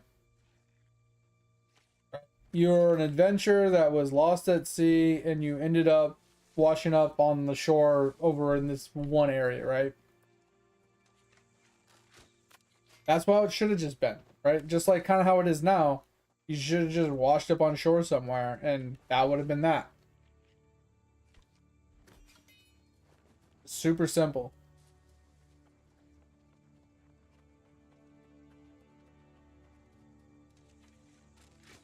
Oh, I don't know. I just really hope they sell the game to somebody else. Like, and with that though comes a caveat of I really hope whoever does buy it doesn't completely ruin the game. Because like I could totally see someone buying this game and turning it into a money grab, right? Adding in like a monthly membership or adding in like a bunch of microtransactions for pay to win options. Like I can totally see someone doing that. And that would ruin this game. Now, I'm not saying that there's not some things they can add that would have monetary value that they could make money off of. Right? Like more gear slots, right? More storage space. Like they could, you know, you could buy like pay to win storage crates for your houses to make them bigger or whatever. Maybe in order to have more houses and more cities, you can buy like a permanent house unlock or something, right? Like I feel like there are things that they could add that people would be willing to purchase because quality of life wise it would be nice. Like having more houses would mean you'd be able to have more storage in different places, right? But this guy's making all the fucking deer run and it's pissing me off. Asshole. Cause like if I could get more preset slots for my gear, that would be cool. Because then I can have like a preset for all my professions. I can have a preset for like my luck gear. I can have a preset for my combat gear. You know, I could have a preset for like PvP gear, or I could have presets for different dungeons because each dungeon has like a different build setup and stuff. It would simplify my gear So my gear would all be like put into gear sets instead of into my inventory, having to like make sure I put all the right pieces on and stuff. That would be really cool. But like currently they have that, but it's too expensive. Like one gear set is like $20 fucking or something stupid. Like an extra gear slot should be like a couple dollars at max. You should be able to buy like 10 slots for $20 because you need like 20 slots, right? No one's gonna spend $400 on gear slots in this game. Like that's just ridiculous, right? Like the cosmetic skins are perfectly fine and acceptable the way they are. Battle passes are kind of meh, however you want to look at them. I don't really care one way or the other about them, as long as the stuff that the battle pass gives for pay to play players doesn't give them an advantage over players that don't pay, like artifacts that you can only get if you pay for them, stuff like that. As long as there's not like some pay to win aspect to that, I don't really care. But I would say like if you can buy like premium storage, right, for your houses, like decor houses, that would be kind of cool, right? So you get like whatchamacallit, so you buy like a storage. So the best storage in the game is like 500 storage or something like that, right? Right now for whatever you can craft and or find. I think it's like increases your storage cap by like 500. If there was like a premium one that gave you like 550 and it was like $5 and you can buy, you know, you can buy as many as you want and so you can fill up your houses with them, I think that would be cool because it's an extra 50 weight that free to play players wouldn't be able to have. So it gives a slight advantage, but the advantage is just in how much weight you can hold in your storages. Doesn't, in the grand scheme, doesn't make much of a difference. Not the deer. So I feel like that's not like a pay to win. That's just like a convenience factor, right? Having more space means you can store more stuff. It doesn't mean you're better or stronger than anybody else. But I do think that like having more than 3 houses would be kind of cool. Being able to buy house deeds with real money. That's the 3 limit that you can buy with in-game currency, right? I think that would be cool. But I think that they would have to put a limit on how many trophies you could have. So 1 trophy can only be placed a total of 3 times, right? You can only have a total of 3 of each trophy. That's like the maximum you can, just like perks, right? You can put more than 3 trophies in, but they only count for the first 3, right? Just like perks are limited to how many you can stack. They would have to do the same thing with trophies, and I think that's fine. So that way, like each house, like you could put like 5 trophies in each house, but you don't need to make the ultimate ones at that point. Ultimate ones are, you know, just there if people want to min-max. So that way you can fill up trophies in all of your houses. You can have a bunch of houses if you wanted to go that route. You didn't have to worry about getting all the ultimate versions of all of them and stuff like that. Like it'd be kind of cool because then you could have like more storage across the entire game because the houses would be able to put storage increasements for each one of your places. And then I would love for them to incorporate a 1 storage system. You have 1 storage system, aka like a bank system, but you get increased storage per house that you have, and depending on how much storage is in each house, increases your overall storage limit. So instead of having an item limit or a weight limit per city, you have a overall no item limit period, but you only have a weight limit for your total storage between all of your houses. I think that would be ideal. Because that way, if you have discovered, let's say there's 20 cities, right? You discovered all 20 cities, you have 20 different city storages to work with, you have 20 different houses with storage, you know, crates in each one of them. Instead of each one of them being like 2,000 weight capacity, now they combine them all together. Now you have like a 50,000 weight capacity for your entire storage. I think that would be cool because then you just go to 1 storage area, you do 1 search for 1 place, and it's a one-stop shop place where everything is there. You see everything in 1 little localized, you know, UI, and you don't have to like go from one place to the other place to the other place. Yeah, I don't like the mortgage or the rent for the houses. I think that's just, it was a way for them to try to pull currency out of the game. And I don't despise the idea between, you know, for them trying to pull gold out of the game, trying to keep inflation down, right? It makes sense. If you don't have a way for gold to leave the game, then at a certain point, the inflation of how much gold is being introduced into the game on a daily basis makes gold less and less value every single day. So I feel like you have to have some form of output for the gold where it disappears, aka crafting costs, right? Crafting costs is a great way to get rid of a lot of gold, but with how minimal the crafting cost is, it doesn't pull enough out of the game. And then taxes on trades, that's a great way to do it as well, but the way that they did it was poor at best. Once again, they implemented a really good idea in a bad way. Yeah, I know there is ways you can spend gold, and I agree with that. But I'm just saying, like, they needed a way to consistently pull gold out of the game regularly for even people that didn't participate in crafting or trade, right? Because there were some people that didn't trade, right? They didn't buy or sell anything. All they did was PvP and do dungeons, right? They had no reason to trade things. They had no reason to gather things. They had no reason to sell things. They had, you know what I mean? Like, so the only way those people were spending gold were upkeeps on their house. And then I didn't like that they had a max gold limit of, you know what I mean, in general. Like, it's just weird. Like, I understand there being a gold limit based off of character limit, like RuneScape had, where you can only hold so much because you reach the character limit of the game. Like, that made sense, but putting a 500k limit on how much gold, like, that just didn't make any sense. That was just really weird. But like I said, there's a lot of other ways they could have went about pulling gold out of the game rather than adding it to the houses. I feel like if you bought a house, you bought a house. Like, buying 60,000 gold being sunk into a house is already enough, a decent chunk of money leaving the game. Having purchasable items from the faction vendor that you can only get from the faction vendor for an absorbent amount of money is another way for gold to leave the game.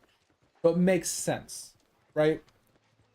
They already had a bunch of different ways that gold was leaving. They didn't need to add the rent for the houses. The upkeep for the houses didn't make any sense.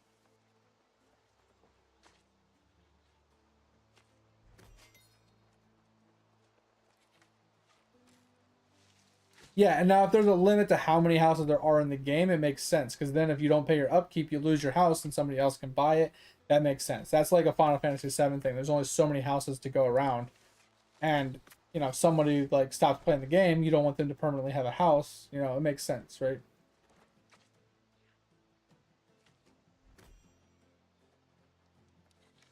Oh, world building wise, gotcha. But I'm just saying, like, overall in general, though, like, the upkeep of the house never really made sense, even if we're talking in terms of getting rid of gold. Because at the start, it was way too much gold. It was like 2,000 gold per house per 5 days. First off, it should have been 7 days.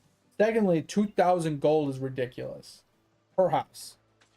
Then they dropped it to 200 gold per house, which is basically negligible. It's so little, it didn't matter. So they went from one extreme to the other. And so at that point, why just get rid of the fucking upkeep altogether? There's no need to have it. It's like you said, it's not like there's a limited amount of houses to go around. Anybody and everybody can have a house. It doesn't matter if I lose my house. The only thing I'm losing is my benefit for my buffs inside my house. Like, that's the only thing I lose if I don't pay my upkeep. It was stupid. So I just feel like there was no real reason for the upkeep of the house. There was literally no real clear indicator of like a solid reasoning for it. Like I said, the only reasoning that I could think of, at least in the beginning, was a money sink. It was a way to pull money out to keep gold at a high value, make gold worth it, make gold like valuable, right? Kind of prevent people from getting to max gold cap very easily. But that went out the window real fast. Like, it was really just obsolete so quickly. It just didn't matter. And like you said, there's thousands of other ways they could have went about doing it. I mean, Lotro doesn't have... I mean, does Lotro have an upkeep system? I haven't logged in so long. I probably lost my house, didn't I? Do I lose everything that was inside my house too? Or does it just disappear? Like, how does that work? I forgot about my housing system. I haven't logged in so long. I don't think I've ever paid for my houses. I don't even know how to pay for my houses.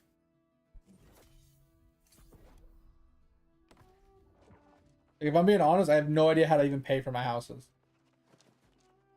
I had one and I didn't know what to, I don't know how to do anything with it. I forgot all about that. But at least in Lotro, there's a finite amount of houses per street. You know what I'm saying? So each street has X amount of houses, and then, you know, if you want a specific house, you got to pay for it. Specific location, specific reasoning. It's not like this game where you can just walk up to the same house 1,000 other people have and just buy it.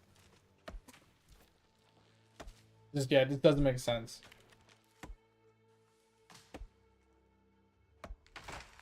Doesn't make sense.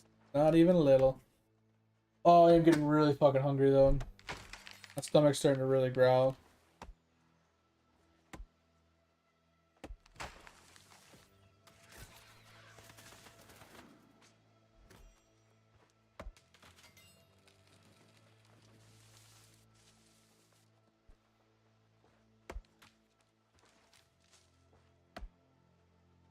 Oh man, but yeah, that's the. Like I said, I'm really curious because like, I would be worried if like someone like Tencent bought the game, because his business practices just feel like they would just not jive with this game very well. I feel like every game he buys, he puts in a lot of pay to win walls and stuff. Like pay for progression, pay to win, pay for advancement, pay for quality. Like there's a lot of paying walls in there. Yo, thanks, mate. Thanks to hydrate. I really do need to eat, mate, but I kind of don't want to. I do need to eat something, but it's more like a fasting day for me right now at this point. Because I didn't eat when I woke up, and it's already been 4 hours, and then the wife will be up in like another 3 hours. Right? Like, and it'll be breakfast time. It's almost better just to have like a fasting day.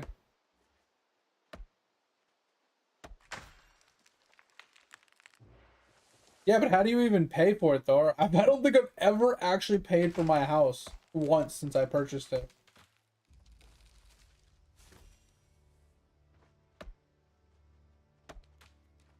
That's what I'm curious on. I don't even know how to do it. But yeah, that's what I'm saying. Is I'm just kind of worried because like the one offer that someone showed me was the one on Twitter about the guy that owns Rust or whatever, how he put in like a 25 mil offer on Twitter. Say, hey, I'll pay you guys 25 mil for it. And who's to know if that's like a legit offer or not, but like he runs Rust, right? Yeah, it's an open world PvP based survival-esque kind of game, but I feel like that doesn't translate to New World very well. Like, does he have any like experience with like an MMORPG that's like this? And like, I don't know, I feel like the player base is completely different. I feel like the gameplay is completely different. The updates and the necessity for progression, like I feel like the whole thing is just different. Like, how would the monetization go? Like, how would he like price the game? How like would there be monthly fees? Like, you know what I mean? Because Rust is just like a buy once and you're good, right? I don't know what all they do for monetary value.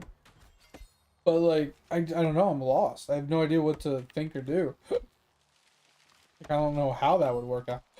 Like I said, I'm kind of just like, I'm worried one way or the other. Either A, it just disappears off the face of the earth and we never hear from or see from it again, which sucks, but we move on. We have plenty of the games to play.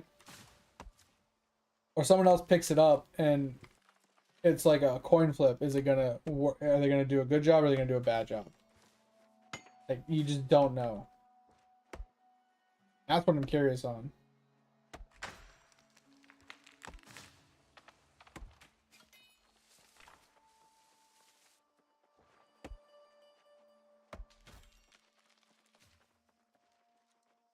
Maybe I should log in and check. Sorry. I should probably log in and check. Because I don't want to lose my house. I like my house. I like where it's at. The location. I mean, I can always buy it again. It's not a big deal. I should probably log in and check it. It's been a while since I've logged into Lotro. The guild's probably like level 1 again because it downgrades in levels. But I was waiting to like really put any effort into the guild. Because the guild doesn't really offer anything right now, but when they revamp the guilds will actually have a reason for existing.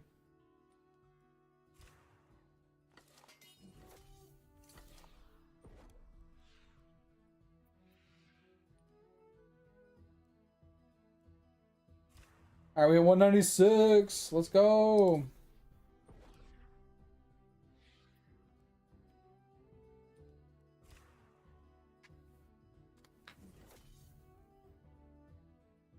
Sounds good, Thor. I appreciate you being here.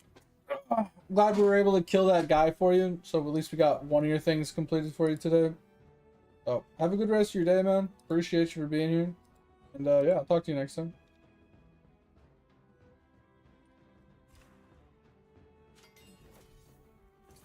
I'll be around this weekend, so maybe we'll catch you then.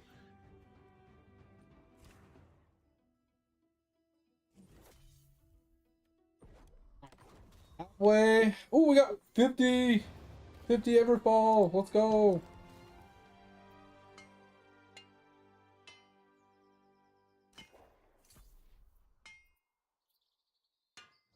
So look at this upgrade, man. It's only 0.8 increase. It's so bad. It's so bad.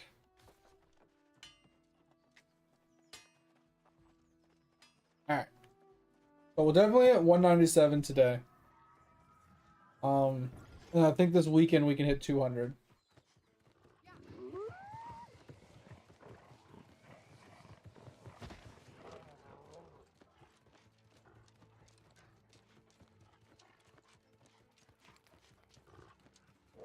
Oh.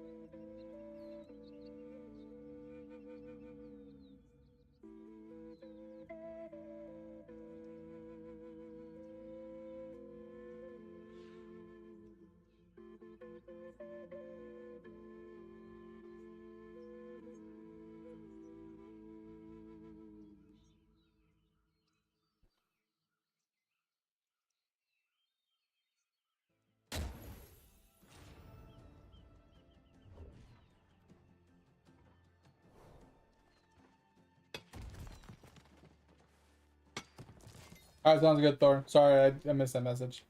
Yeah, I'll ping you. Like I said, if it happens this weekend, it happens. If it doesn't, it doesn't. But I'll ping you and let you know.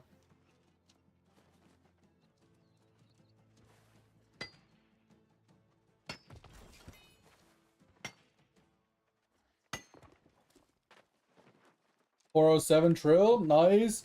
Yeah, I used my stem yesterday. Oh, you're in an ad. I'll wait.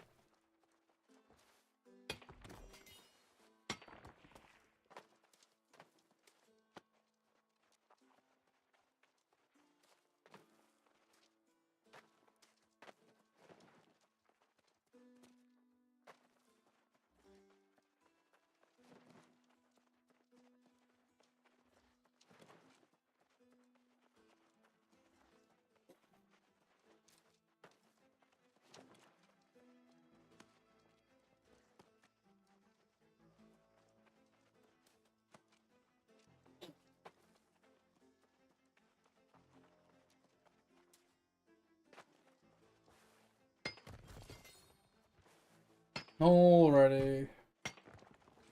Yeah, so what we'll do is we'll do like 1 or 2 iron runs. We'll finish up the wood and the leather. We'll do one more craft session. It should take us about an hour, I think. And then I think, oop, wrong button. Oh, right weapon.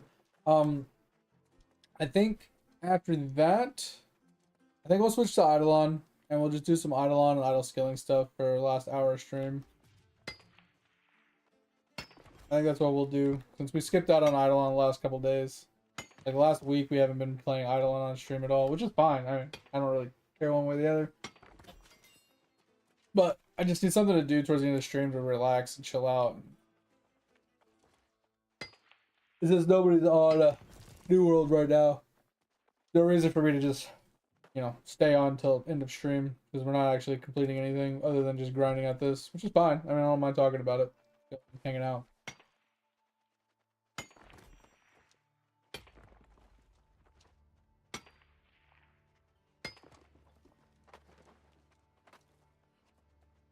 I think that'll be what we do. We'll get some Eidolon stuff done. Make some a little bit of prog on that, maybe. Probably just do our Omniprocs, honestly. And by the time we get done with our Omniprocs, we'll probably run out of time. And then we can watch some anime and stuff. And maybe get a little snack. Like I said, I don't think I'm going to have much of anything for breakfast. I'm going to try and have a low-cal day today.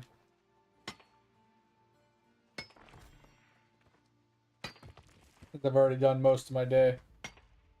Welcome back. Yeah, so I did my spelunking yesterday as well. I haven't, like I said, I haven't really been focusing on POW all that much. But I did increase my POW a little bit yesterday. It's so tedious having to like, okay, I pull up Eidolon Toolbox. I go to the optimizer. I click on the buttons in the right order, and then I have to wait for it to refresh because I have, you know, need to spend more money or whatever. And it's just like, oh, it's taking forever. And it's just like doing that like once or twice a day. It's like, it just gets annoying. So sometimes I just get pissed and I just spam click on things. No, you got a second. Are you back?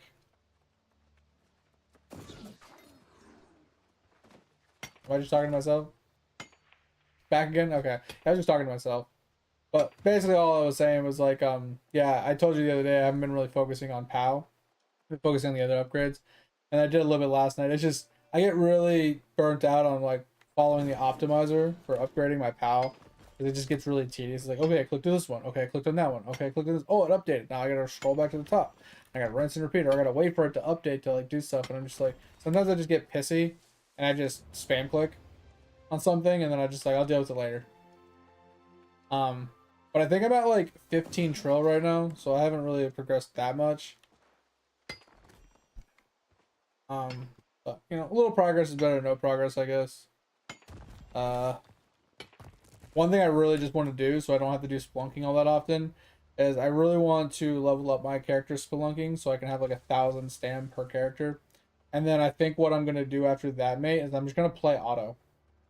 Instead of like manually doing it, which is more efficient, I think I'm just gonna play it on auto and just ignore it. Because if I have like 9 people going with 1,000 stam each, I'm just gonna let them do their fucking thing. My only question is with auto, do I have to manually cast my my vials myself? Like he won't cast the potions on auto? I'm assuming. But he auto changes like, does he auto change the hammer and then just auto descend and everything himself? Or do you have to select the hammer that he uses and then put him on auto and use the potions yourself?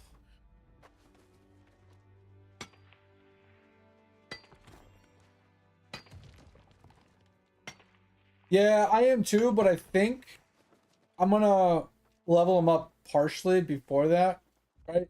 Because like, if I put him on the last map and the last spelunking thing for one day, and I go from like level 15 to level like 30, I think that was worth it. Right? Not saying he'll get that many levels, but I'm just saying, like, if I just spend 24 hours leveling their spelunking, I feel like the amount of time I wasted, quote unquote wasted, is fine and acceptable because the amount of stam I'm going to get out of that will allow me to not have to do spelunking every day. It'll be like an every other day. Until we do get a spelunking week. It does use potions? Okay. Does it use it correctly? Like, is it actually decent? Because I heard that it wasn't very good.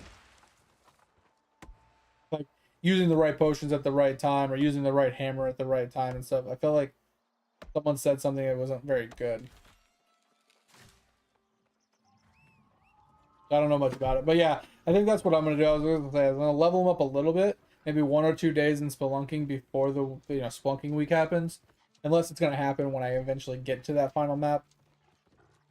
And then I'm just I'll level them up a lot more during that spelunking week. But I want to get, I don't want it to be so tedious. I don't want it to be to a point where I have to do it every day. Like if I have to do it every couple days, I'm fine with that. But I don't want to be kind of felt forced to do it every day, which is why I want to level them up a little bit. So it is bad with hammers and potions. It doesn't really matter. I mean, like I said, if I have a ton of stam, I'm not really that worried about it anyway. It's not like I'm going for efficiency. I'm going for lazy. So, it's not a big deal.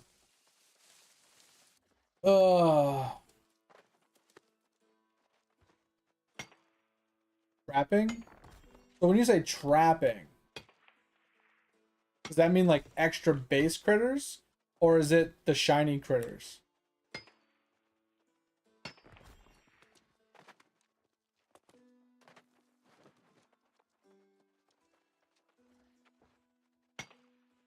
I haven't seen it yet, so.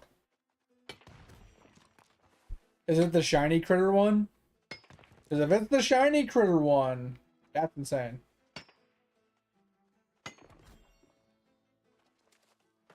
Oh, so there was a shiny one. Oh, okay. So next week or whenever that starts, it's 20-minute traps clore. Is that what we're saying?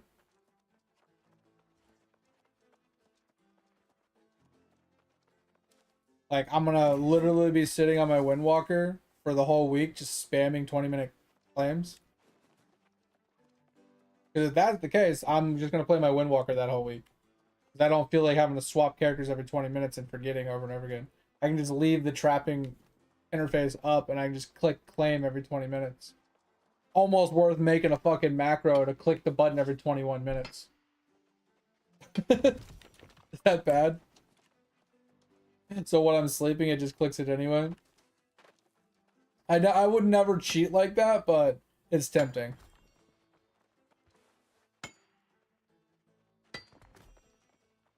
Okay, I'll check it. Remind me to check it when we switch games. Like I said, we're gonna switch games to Eidolon after I do this craft session. So we're gonna do one more route of iron, and then we'll do a couple leather routes, and then we'll do like one wood route like we've been doing, and then we'll do a couple crafts. And then we'll switch games. Just remind me if you can.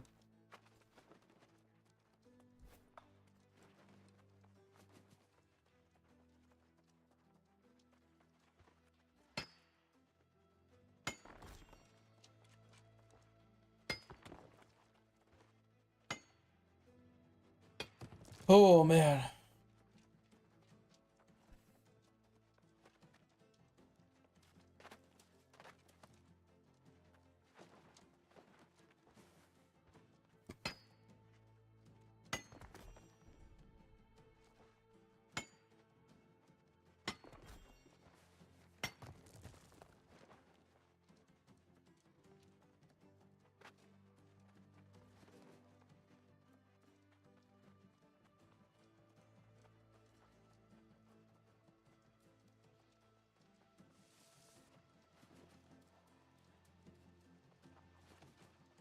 Wonder if I need to turn up like the game audio a little bit.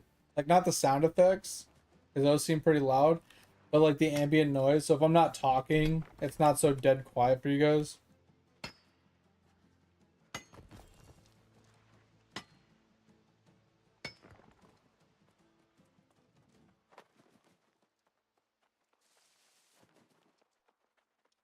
I mean, I don't disagree with you, mate, but at the same time, like I said, I don't know exactly what the update would make TD better or worse for.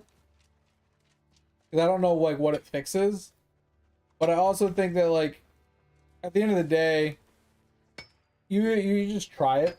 Like there's no reason not to try it. Like that's kind of how I felt about it. But it definitely would make sure that you unlock the save mechanic before you do your TD, or before it actually happens. Purely for the fact that I'm pretty sure the TD one was like extra TD points or something, right? So you definitely want to save. You want to definitely do all of your TDs during that week because you want all the extra points. Because when you save it, it saves all the points you accumulated through that run. And then when you start it back over, you have all the points from the start of the run to where you saved it at, but you have no towers. You have to replace all your towers and do whatever you want to do, get it all set up for, you know, pushing from wherever you saved it at. But if you do it during a TD week, you're going to have 5 times more TD points than you normally would have. So it's going to give you a great starting point every single time you go back in and push. So definitely worth doing. For sure, but at least unlocking the save thing would be worth doing, bare minimum. Like I said, I know I was asking earlier, and I don't really remember the answer, if it was even answered, of like what exactly the update fixes to make it worth doing or not doing or whatever. I don't really know the reasoning, but I know it was the snake thing, the snake update that gave you like the Santa snake, but I don't know exactly what it changed for TD. I don't pay attention to updates all that much.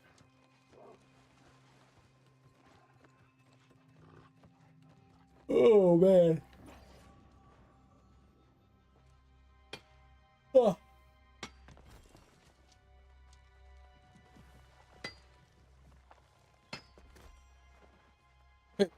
Fuck. I just messaged in chat, said looking for new aquatic friend. What the fuck? So weird. People so weird, man. But I also think that people would rather have more shinies than they would rather have more TD points. And I don't really know. I mean, I know the reasoning, but I also think TD is more beneficial for the account overall. Because extra shinies, even though if you have 5 times more shinies, right? You can only take advantage of it for so long while you're online, right? Because you can only be on for so long for those 7 days. And then on top of that, it saves you a lot of time, but it doesn't save you enough time to actually max out the vial. It doesn't really make... It makes a good dent, but in the grand scheme of the whole bucket, you're not going to get as much as you would think from that week of extra shinies.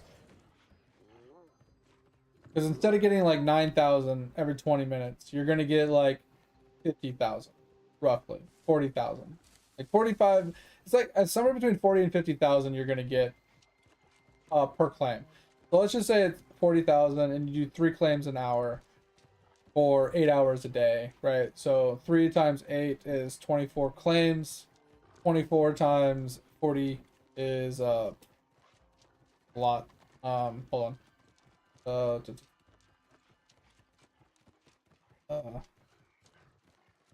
Okay, I'm losing my train of thought.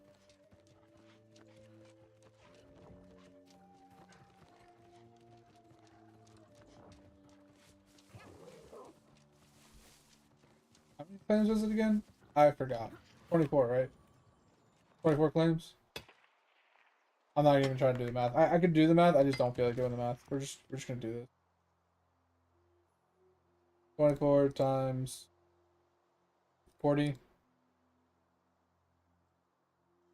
Wait, was that wrong? That's wrong. Is that wrong? That's wrong. So it's 40,000 times 3, because that's 3 per hour. What the fuck? 40,000 per claim, which is every 20 minutes. 20. Why does it keep doing that? Like, clear. Holy fuck. 40 times 3. 120. Okay, yeah, 120. And then you do that 8 hours a day. Then you times that by 8. You get about 1 million a day. So you get about 7 million shinies. That isn't nowhere near the 1.1 billion you need. So I think TD would be better because if you get higher TD points, that means you can get to higher TD levels. Higher TD levels means you get higher bonuses for the account overall because, you know, the WSA or whatever from the thingamajiggy.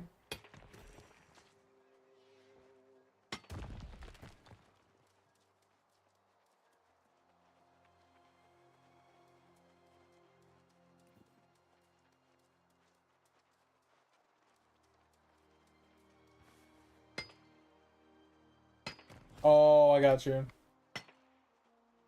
Oh, have you posted that in the Discord? And like, is Lava aware of this and he's doing anything about it?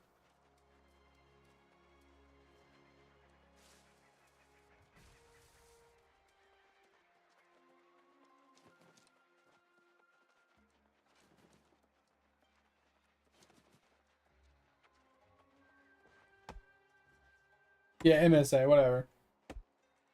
That's what I was talking about, yeah. Because you get the extra bonus points to the account depending on how many waves you've cleared and stuff. So I feel like that would be better for most people's accounts than getting 10 million shinies. Like I said, 10 million shinies can get you a couple vial levels, but in the grand scheme of getting it to level 13, it doesn't really make much of a dent.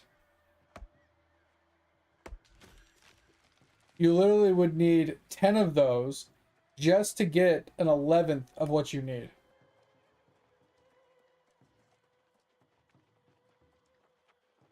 So you would need 10 weeks of that just to get an 11th. So you would need like,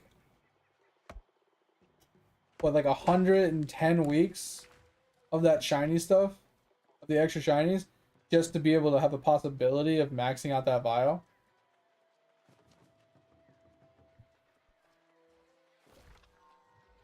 That just seems very bad. The vial is ridiculous.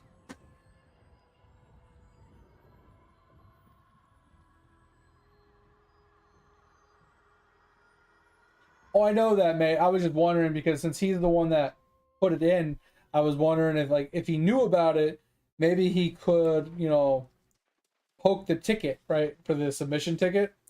Be like, hey, can I check the update of this? You know, is it still in process? You know, is it been forgotten? Because sometimes they forget about things. They put it in their it's in their email queue somewhere, and they accidentally marked it as red, and they just didn't do anything with it, right? Especially when the holidays come around and like things get moved around and tinkered with. Some things just get lost or forgotten. So it's just like it's worth sometimes just poking people and be like, hey, just trying to get an update. Right? And they're like, oh yeah, we're working on it, and then next day it's fixed because they're like, shit, we forgot, right? So that's why I was wondering. As long as he knows about it, then hopefully he's doing something about it to try and push it along, or to try and get someone at least looking at it or something. 'Cause that's all it takes sometimes is literally someone just emailing or replying to a ticket and be like, "Hey, is it still being worked on? What's the ETA?" You know, oh, like you just asking a question just to put it back to the top of their like making it marked as unread, making a reason for them to re-look at it and be like, "Oh yeah, I forgot we didn't finish that." Right? Literally all it takes sometimes.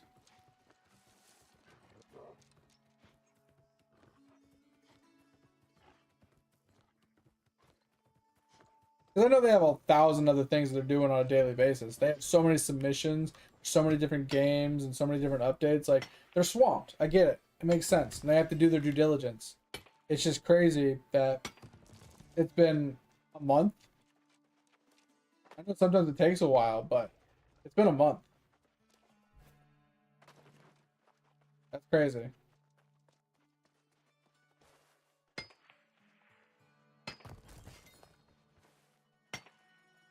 And the fact that iOS players basically didn't get the snake is kind of bullshit.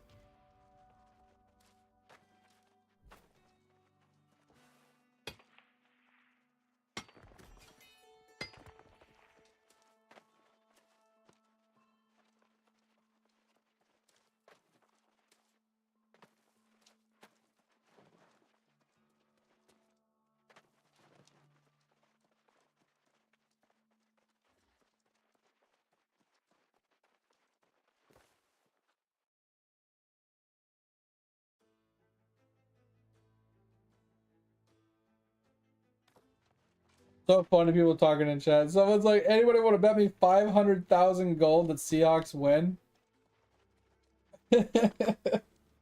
Another guy actually just posted in chat, which is interesting, that if you're playing New World on PlayStation Plus, because you play it through PlayStation Plus, like whatever, it's getting removed next month. So we're gonna lose all the PlayStation players that play it through the Plus membership. Interesting.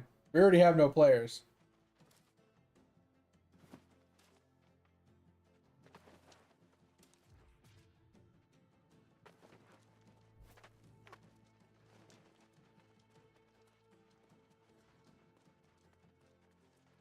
Wait, what did you tell me about?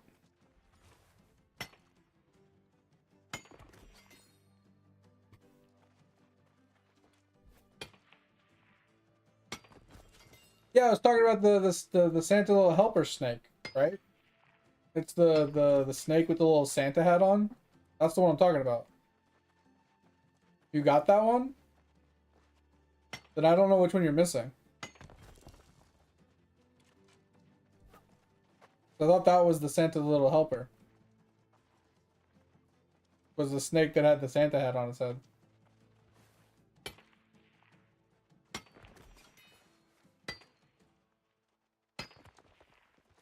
The one I got multiples of.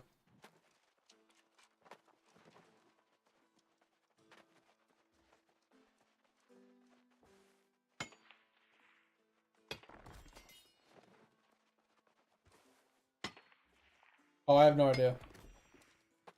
I probably didn't get it either then. No idea.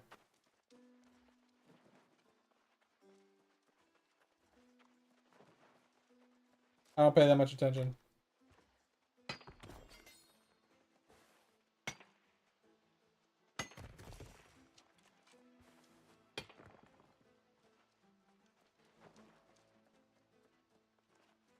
Unless Tover gave it to me, I have no idea.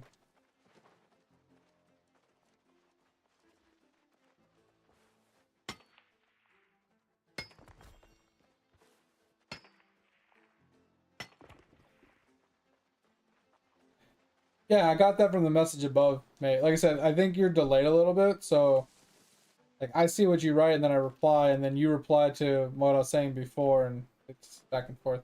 But as I was saying, it's like I don't know which one it is off the top of my head. That's the only one. That's the one I was thinking it was. So now I just have no idea which one it is. But that's not the one it was. Oh.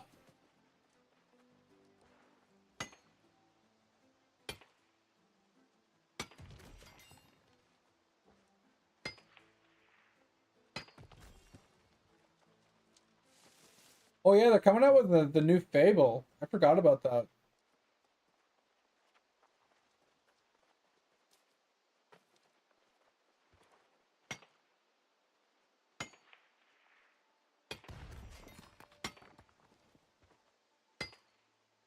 Never been a huge Fable fan, but it was always a cool, interesting idea. Yeah, I think Tover gave me like every pet that was available in packs. Like the ones that he was able to like pull himself or whatever, or get from a pack. I probably have it. I just don't know. Like I said, I don't know which one it is, like what it looks like or whatever. I'd have to see it. Like I said, the whole situation is like kind of confusing me at this point. Like we're talking about an update that introduced like the Santa's Little Helper, and I thought that that update was, like I said, since I thought Santa's Little Helper was that little snake for Christmas or whatever, or New Year's or whatever it was. So I was very confused, and then I come find out that that's not the one we're talking about. I don't know which one it is, but like I said, I have to check it when I get to the game and see. Like I said, I'm just fucking royally confused now.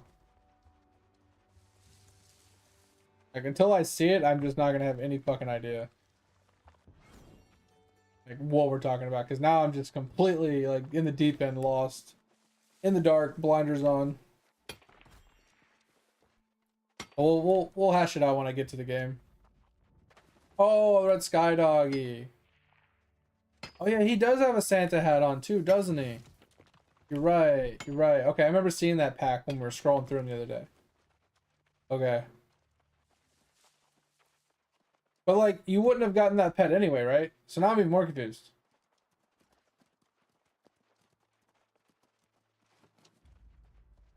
Okay, so I guess I'm really confused. I thought we were mad about the fact that you weren't able to get the pet, but if it's a pack, you wouldn't have got the pet anyway. Or am I missing something? Am I even more lost than I thought I was?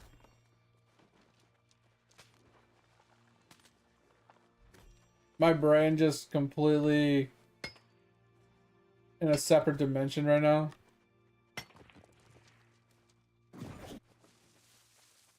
I do remember the Sky Doggy though. Yeah, I'm pretty sure Tover gave me that one.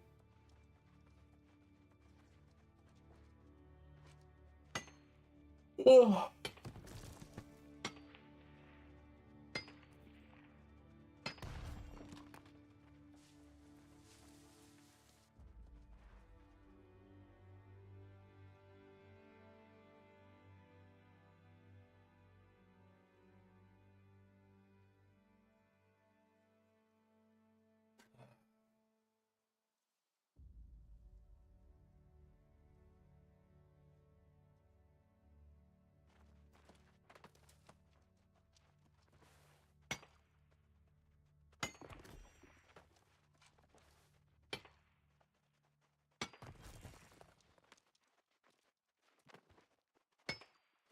Oh, okay. Yeah, I thought there was more to like the fact that you couldn't log in. Because you were saying like, oh, I don't want to do TD on the web because I don't trust it.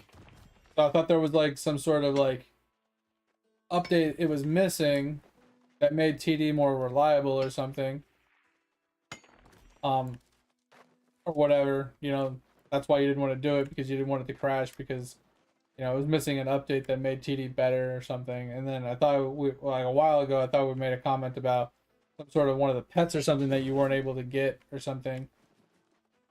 But like I said, I don't know, my brain's all over the place. Don't mind me.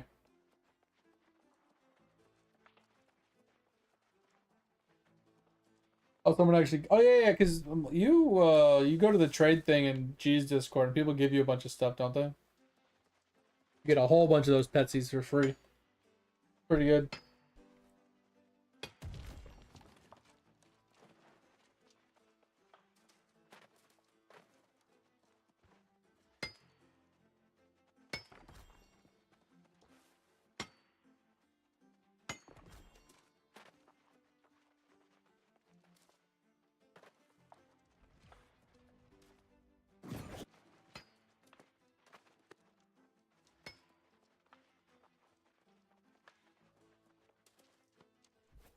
Ah, gotcha.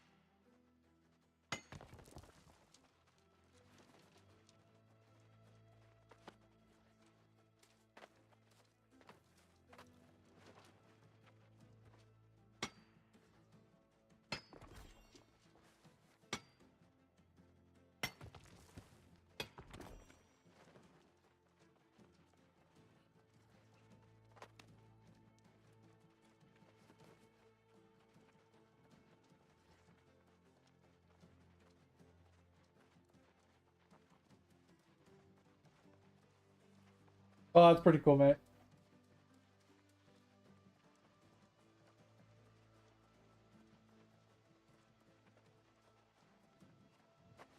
Well, that's nice of them.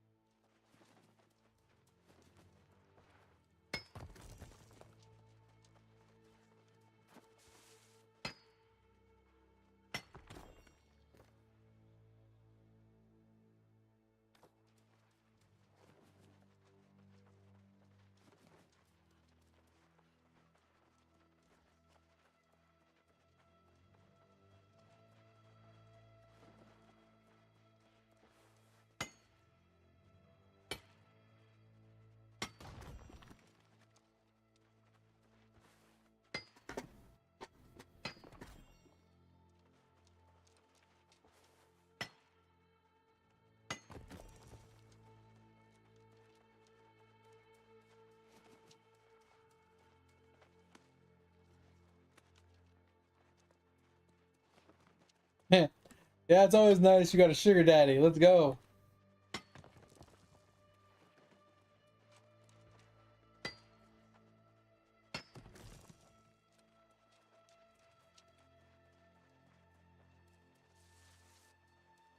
But you are a big like Eidolon community person. Like you're always in all the Eidolon streams.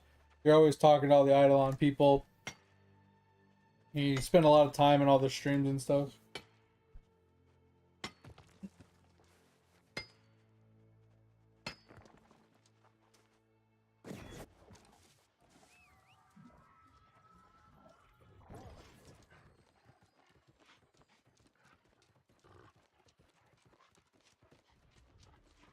Oh man.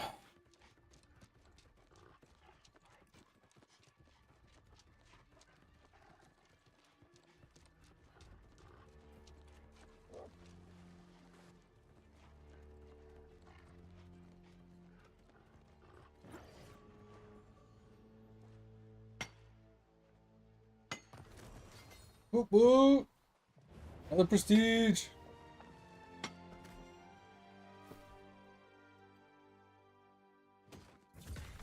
Oh, getting cucked, bro. 23 boxes and only one pattern so far. Really bad odds.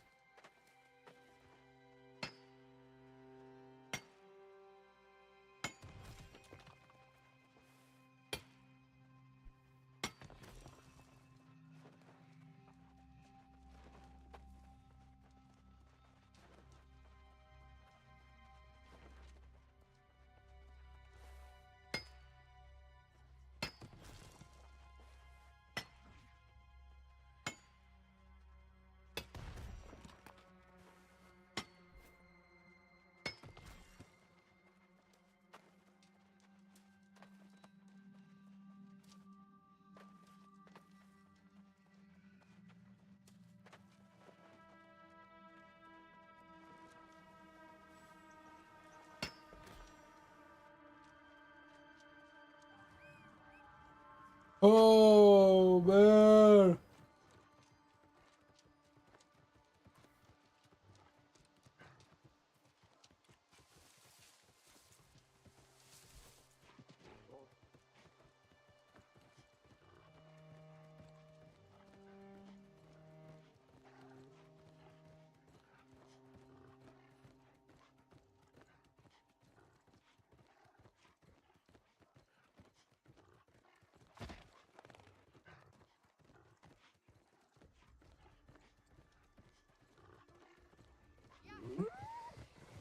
It's got a sugar daddy.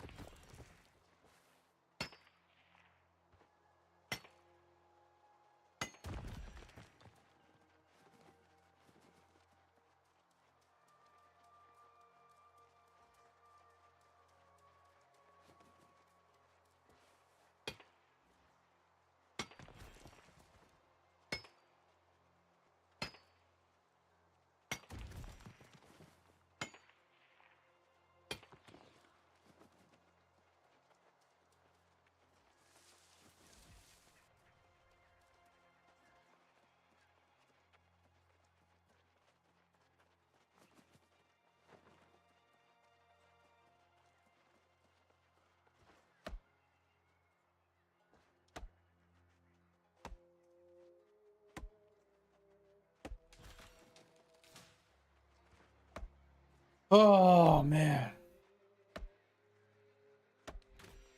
How are the lurkers doing tonight? Little lurker question here. I know none of them are going to answer because they're all lurking. Oh man, I really wish Joey would show up today. I hope he's good.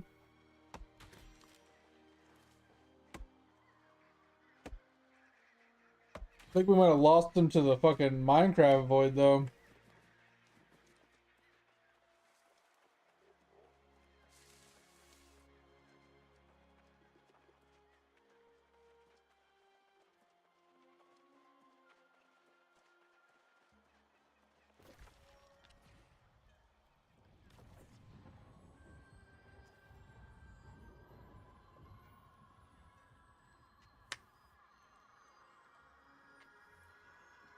All right.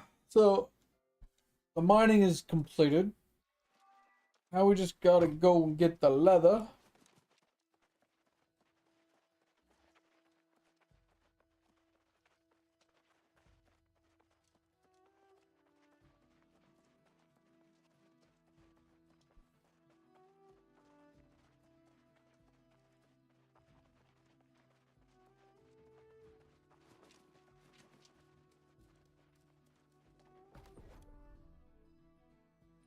All right, so there's that.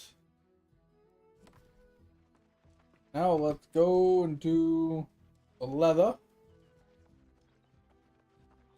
We get like 3 round trips there.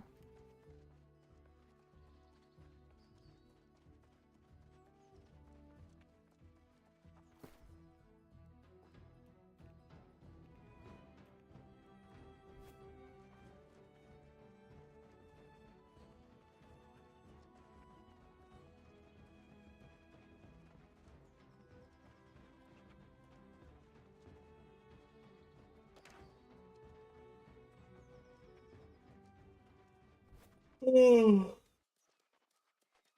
oh man, I almost wanted to just call it early, man. Getting tired, running out of steam.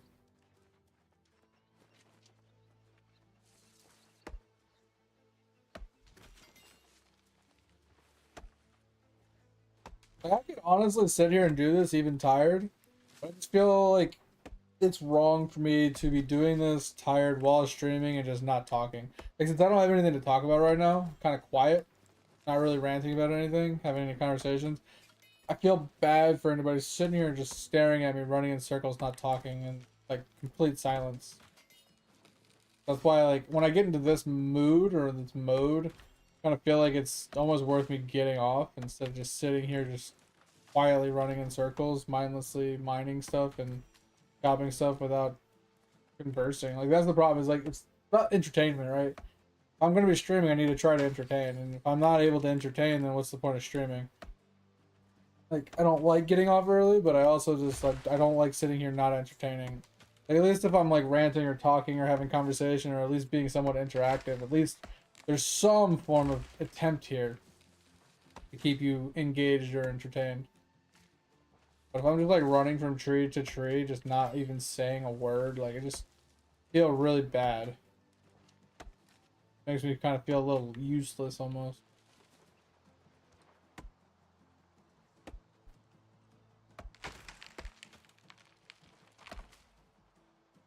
I will say the combat earlier off in Thorough really pissed me off. Bro, I can't tell you how many times that shift key just wasn't dodging. Or the fact that it wasn't letting me release my body when I was trying to release. So, like, I was trying to do it quickly so I could get back before the guy would reset.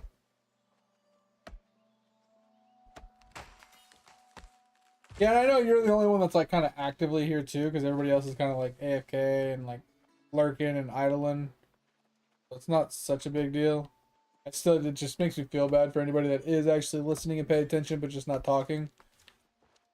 They're just like, oh, well, he's not talking. He's boring. He's just running in circles and not saying anything. Why would I want to watch this guy? Like, so when new people come into the stream and they just see a quiet, non-webcam-y ass streamer that's not saying anything, just running in circles, playing a game, like, why do they want to stay and, hang out? Like, what's the reasoning? Why would they want to, like, stick around for that,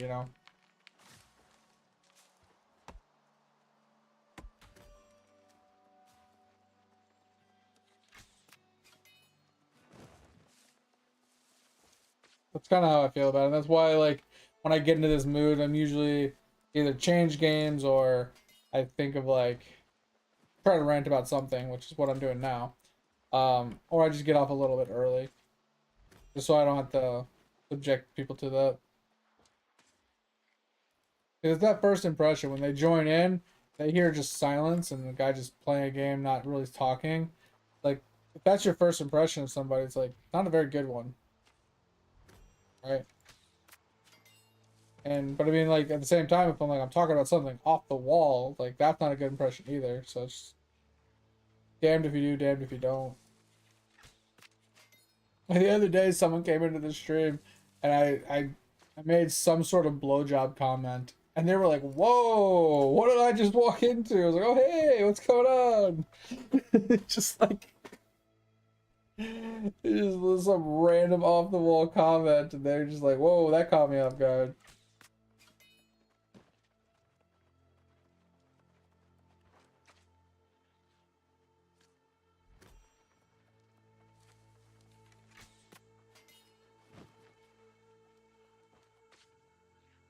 I need to cut my damn fingernails. I've been saying it for like a week. Haven't got around to doing it. Maybe I'll do that when I get off stream.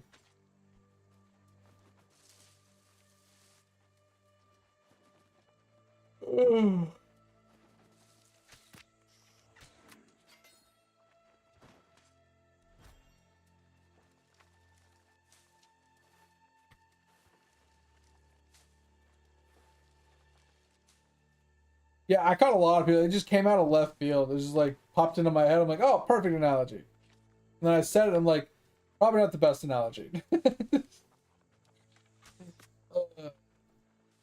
Bleach my ears after that. Yeah, it happens. I have a foul mouth. I actually had somebody in the VODs channel ask me if I had to cuss so much. I thought it was kind of funny. Like, do you have to cuss so much? I was like, well, I mean, if you don't fucking like it, you can fucking leave. It's just like, you don't have to be here. I just kept cussing at him.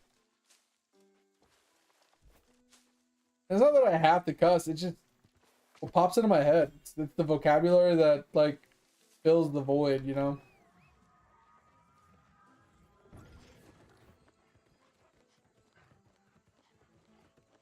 Sailor's mouth, but not a foul mouth. Oh no, you wash yours out? Ah, that's a lot of work.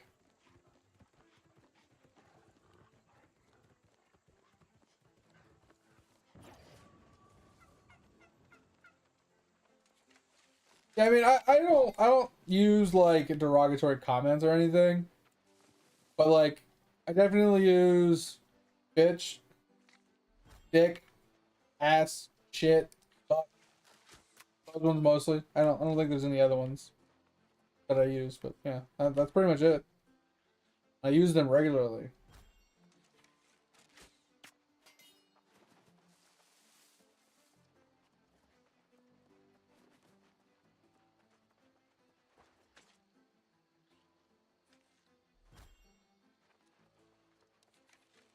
I mean, everybody has their own like safe place, you know. Like in person, people cuss a lot more than they do online. Some people cuss a lot more online than offline. You know what I mean? Just like get them into that mood, that mode, whatever. And you know, get them into that comfort zone, and they, yeah, true vocabulary comes out. Right? Like when I'm at work, I don't cuss all that much, like at all. Right? I don't when I'm on the phone with like a client or if I'm on the phone with like my boss, I don't cuss. Right? I know when and where I can't cuss. And I just think of my stream as my safe place. I talk how I want to talk with certain caveats. I try to be a little conscious of who's listening, right? I still say the words that I want to say and the way I want to say them, but there's certain things that I wouldn't, I try to word a little bit nicer, not so straightforward and blunt. I try to be a little bit more tactful with the way I word certain things, just so I don't upset thin-skinned people. Topher, he's back! Welcome back from outer space. Don't turn around now. Yeah, I know. It's all good. We just be chatting, hanging out. Oh man.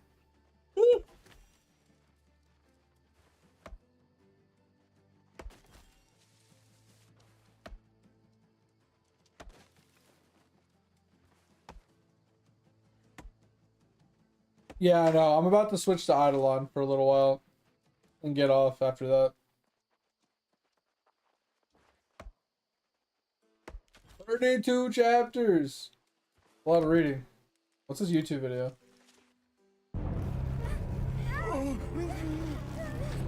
Million trillion damage. Huh?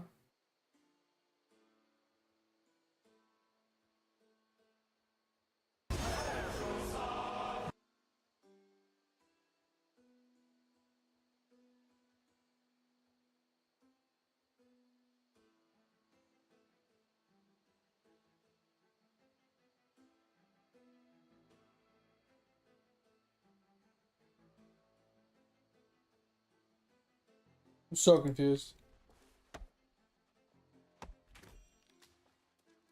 Why are there lasers coming out of that guy's butt? The fuck?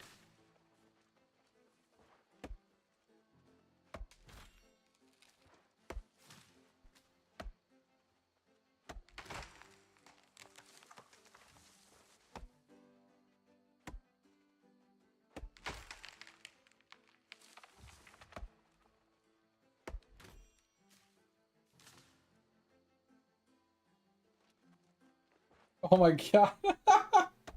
Okay, the ending of it was actually really funny. The ending of it was actually really funny.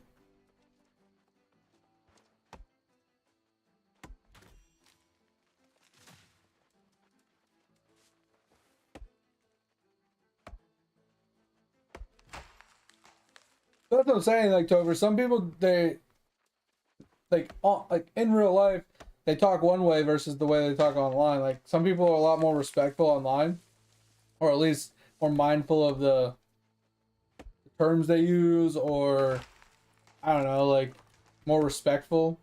But in real life, like it's like they know the people they're talking to, and you know they're either fed up with them, they know what they can and can't say. Like, you know what I mean? Like, you cuss at them a lot more because you have to deal with them more regularly. Online, it's like a little bit more respectful of people. You maybe, you know, deal with them as often, or, you know, you don't know what you can and can't get away with saying or whatever. Like, I feel like online, like, you have one of two people. You have the really, like, relatively nice, considerate people online, and you got the real fucking dick bags that they don't give a fuck who they're talking to. They don't care what they say, how they say it, when they say it, or what they say. They just say it. Say it with your chest. You know, like that's just how some people are, man.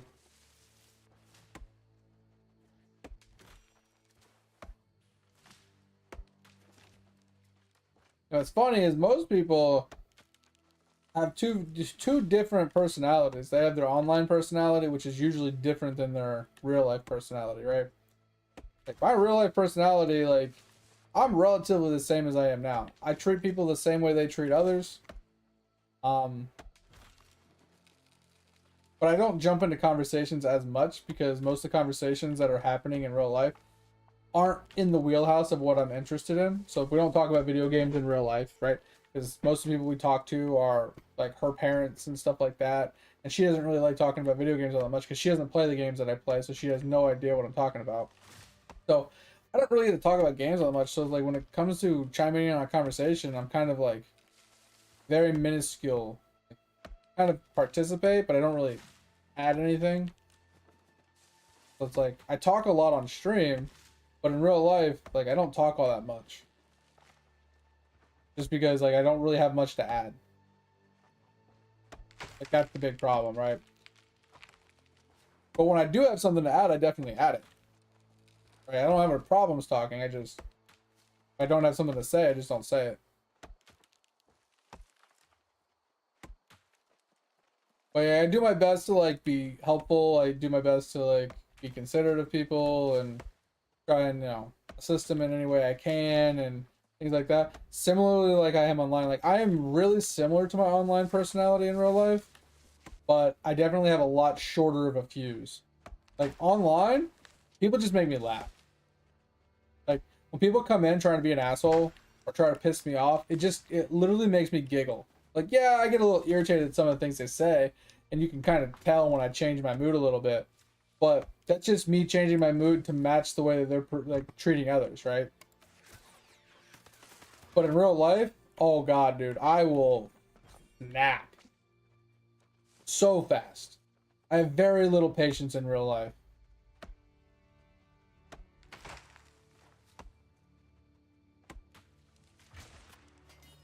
Like, I'm very considerate of like people when I can tell that they need to get consideration.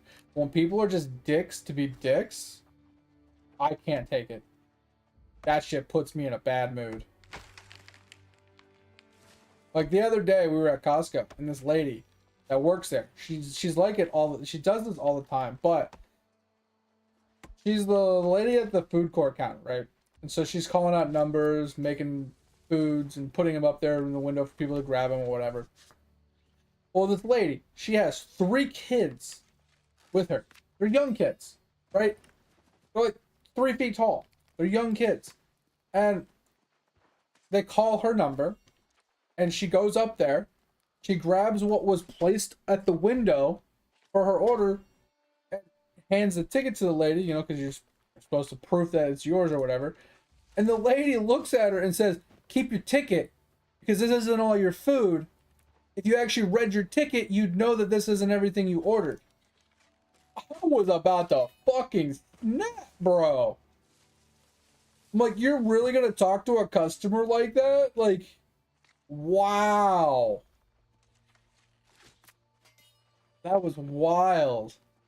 And then she said some other off-putting comment. I just laughed. Like, I wasn't like under my breath laughing. I was laughing out loud. And the lady that, you know, that she just said it to, she was standing next to me. She looked at me and she giggled. And I was like, just laughing out loud. I was like, wow, that just happened. She's like, yeah, I can't believe that. I was like, that's crazy. She just said that. Like, I was not being subtle about it at all, Topher. This lady clearly heard me. Just like belittling the fact that she just did that to a customer. And then a little bit of a while goes by, you know, something else gets called up there, whatever. And she walks up there and she says, "Oh, is this all of my food?" And she says, "Yeah, that's all of it." She's like, "Here, you can keep this." And she like threw the receipt at her and walked off. Just like, I was like, "Yep, you asked for that shit." Oh god, it was so funny. But it's just like, what you did? She did not have to be a bitch. Like, she was just being a bitch, and that wasn't the first person she did it to while I was standing there. She did it to like 5 or 6 other people. She was just being rude for no reason. Like, there was another time she called up another, and I'll read your message in a second, but she called this other number, and this dude was just standing there, right, minding his own business. And he walked up and he looked at the number and he, you know, turned around, and she said, "Sir, you have to take this because it has to leave the window so we can put more food up here." And he says, "That's not mine." And she says, "Oh, well, whoever's this is needs to take this." It's like, okay, why are you being an asshole to a random dude standing there? Like, it's not even his fucking food and you're being a bitch. Like, chill out, lady. Holy hell.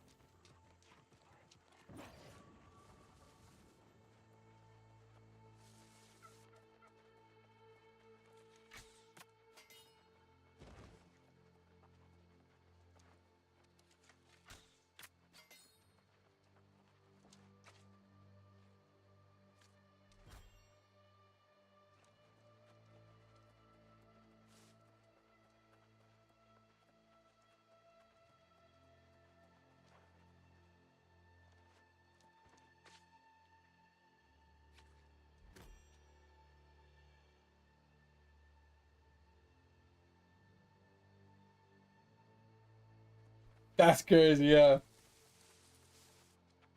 Yeah, I mean, you don't treat people like that. Like, don't get me wrong. There's a time, there's retaliation, and there's just you being a bitch, right? If they're being difficult, they're being obnoxious, they're being rude and, you know, rough to you, you can give it back. But if they're being somewhat polite and, you know, helpful or just trying to like work with you or whatever, and shit's just not going right, like that's not on them. You can't be a bitch to them, right? But at the same time, like as long as those people that were getting up and leaving paid for their food, like who the fuck gives a shit, bro? I wouldn't go back.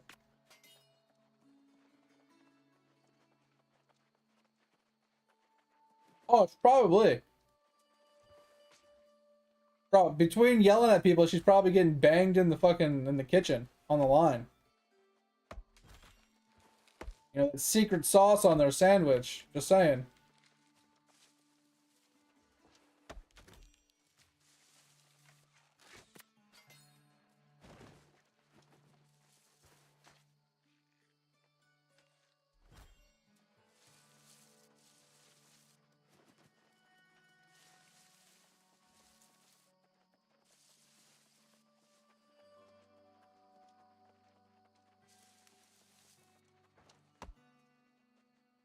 It just walked out. Did they even bring the food with them, or did they leave the food? Because if they left the food, then fuck it.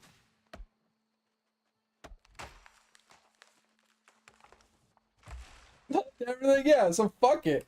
And I bet the cops didn't do anything about it either. They're like, well, I mean, fuck it.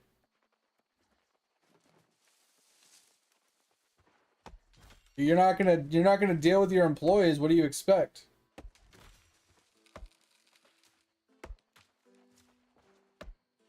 Like, if you're gonna let your employees act that way and you're not gonna like reprimand them in any way, shape, or form, then like, what do you expect? Like, you're not setting any type of standards for the place of business. Why do the customers need to follow by any type of rules? You know?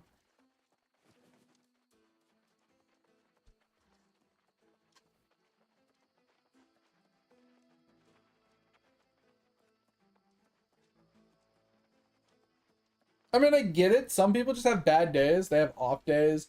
They have people that just rub them the wrong way. It happens. I get it. But if your job is personal interaction, you need to learn how to deal with that. Right? You need to learn how to put people in their place politely, tactfully say things, suck it up, bite your tongue. Like, you have to figure all that out. There's no way around it.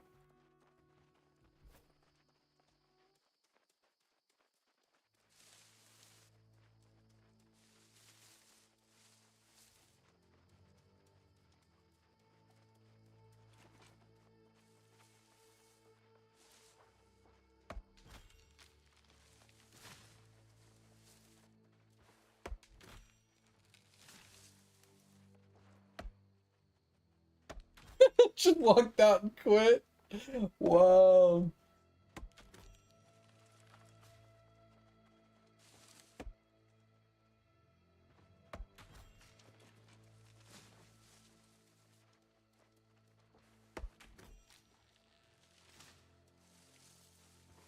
And yeah, that's the thing, mate. Is like if you work in customer service, if you don't uphold the standards, like you shouldn't have a job. You need to find a new job.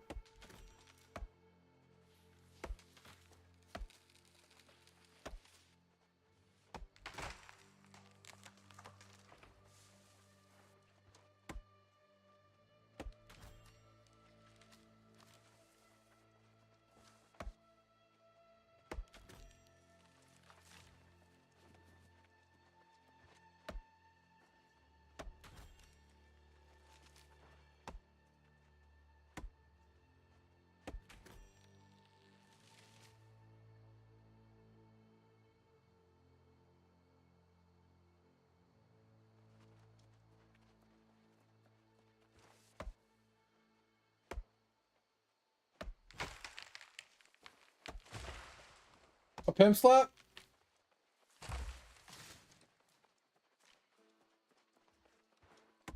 An apron?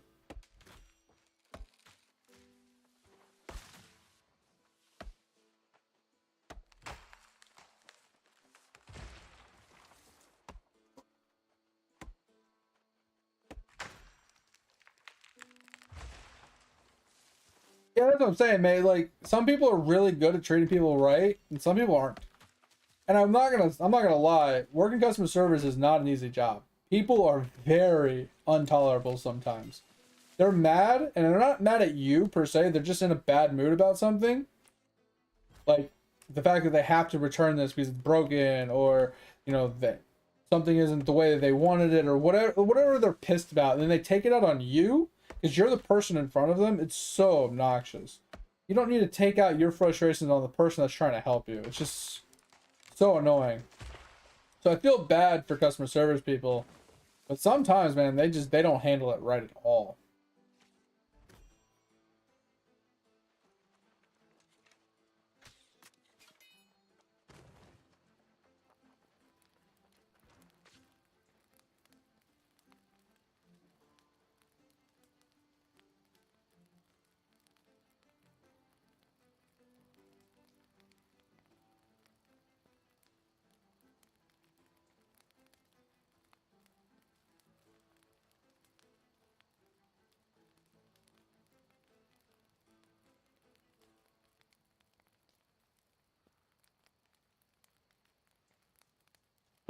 Yeah, probably.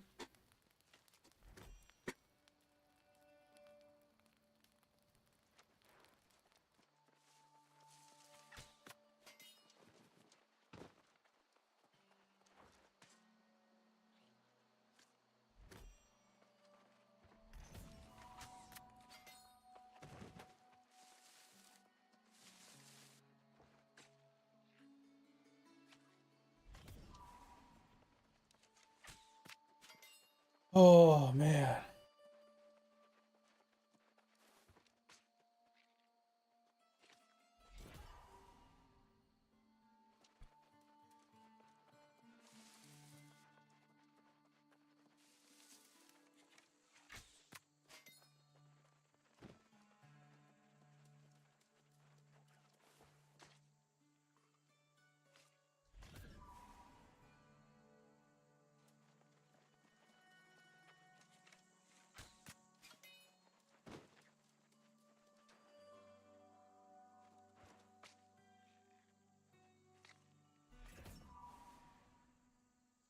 Jeez. So he didn't even take her money. He was just like trading out like a bigger bill for a smaller bill or some shit. And she got fucking completely fired. Like freaked out over it.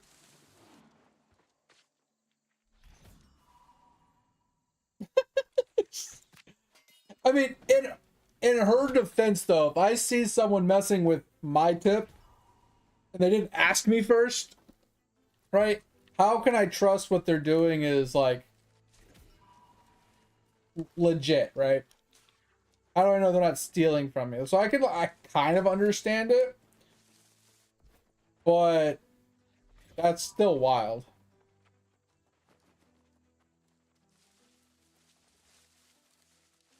And some people just be like that, man. When it comes to money, man, people just get crazy. People be crazy about money, man.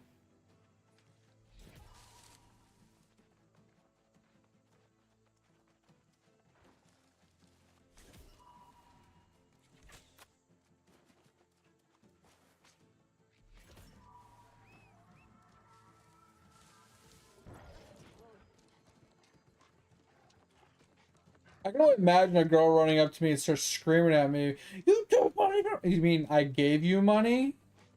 I saw you take something. I was like, yeah, I put a 50 in there and I took 20. I gave you $30. Do you want me to take it back? Like,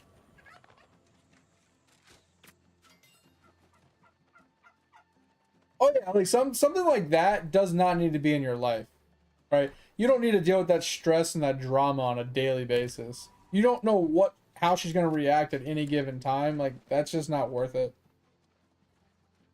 Yeah, it's negative 21 according to my my thing on my TV. Yeah, it's still stupid windy out, man. On the upside, my office is up to 72 degrees. Still cold as fuck though.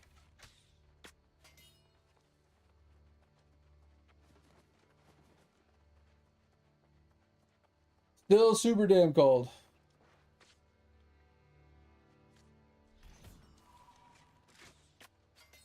You can't trade crappies to me, can you, Topher? Crappies and stuff like that? Those are character bound, right?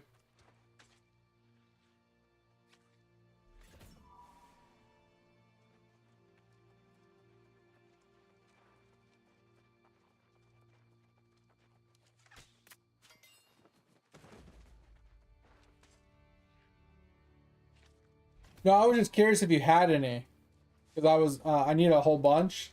So if you had extras, I was gonna take your extras.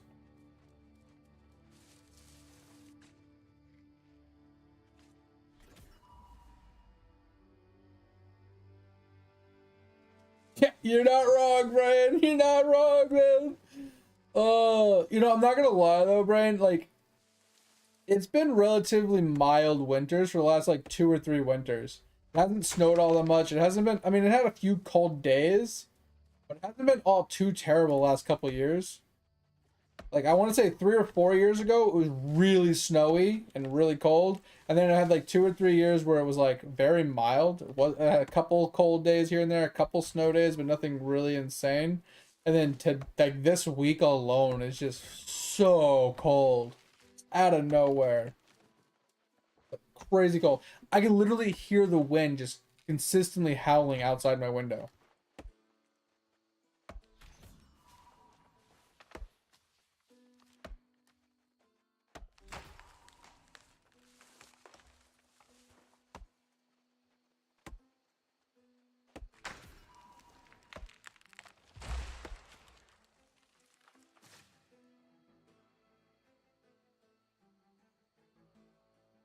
Yeah, there's a lot of farming stuff I have to upgrade for my farming gear.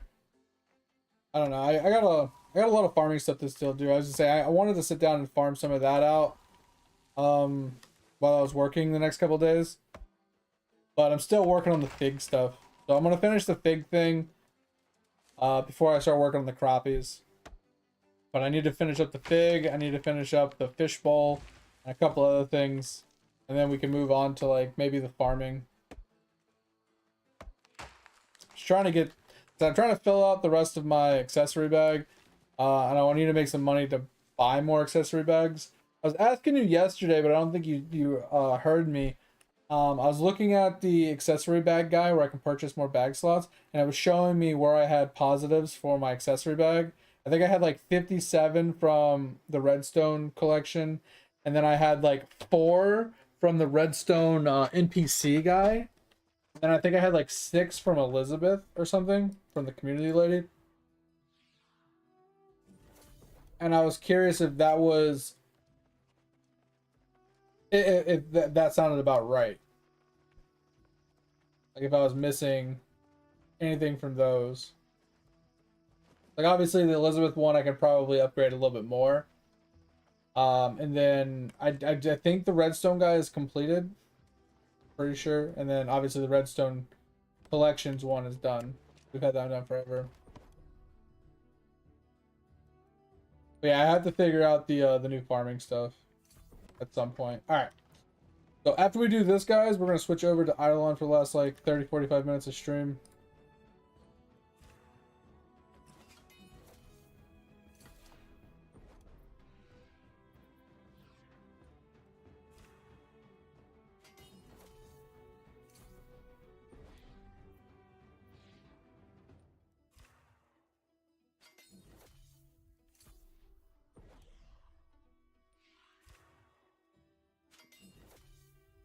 $20. I mean, that's pretty helpful. If you want to just put those in the chest. Like I said, I don't mind farming the rest of them. I just, anything that you don't need, I'll definitely take because it'll speed up the process for me quite a bit.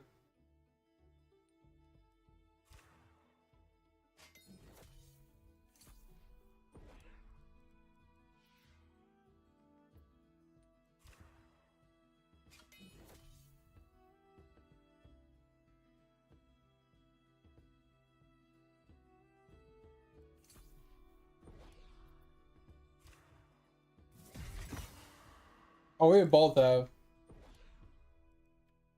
Not a big deal. All right. There is all the crafts. All right. We did pretty good. We're almost to 200. That is our goal, and then we hopefully can speed run this thing to 250.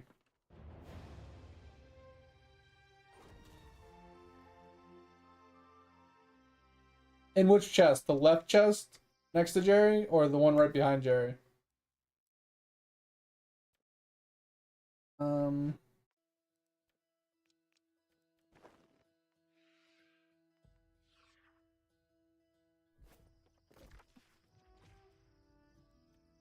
Oh, 51. Let's go.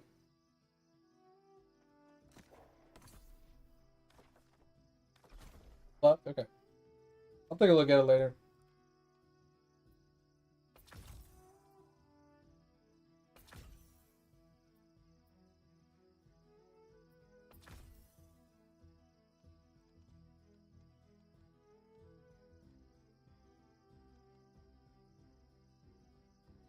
Yeah, this one we can definitely do this one. Alright, so we can do one of these. We just have to put on that.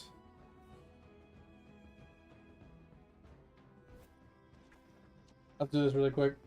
I was gonna do it, but I was gonna change, but I was gonna do this super fast. It's just 10 mobs. I'm just gonna shoot a couple of things really fast.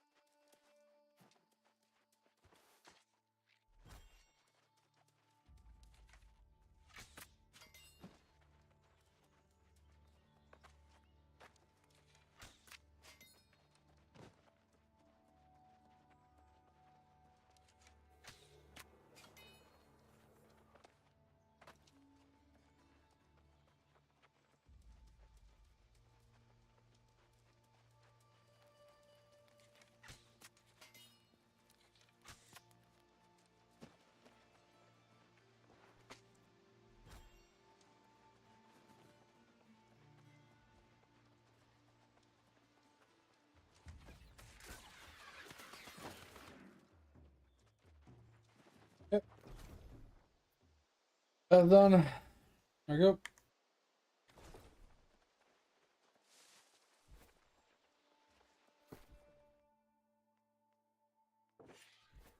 Okay. Now we're gonna switch over to Eidolon and finish this up. Finish up the stream in Eidolon, just hanging out, doing a whole lot of miscellaneous stuff. Little yappy yappy, and then yeah, that'll be the end of the night, guys. All right, switch over.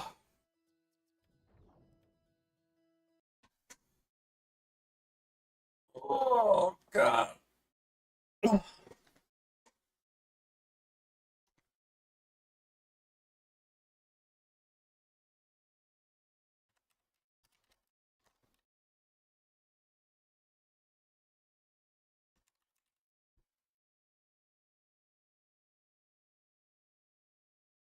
Oh, all right. I'm gonna throw on some RuneScape music for you Twitchies. You guys aren't listening to nothing in between our chats. All right.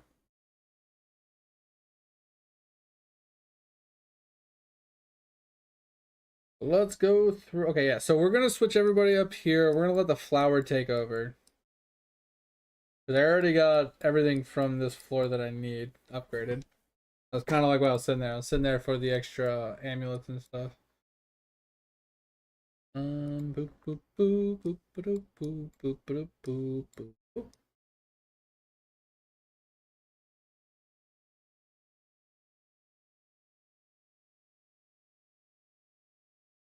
All right, and all that's good. Okay.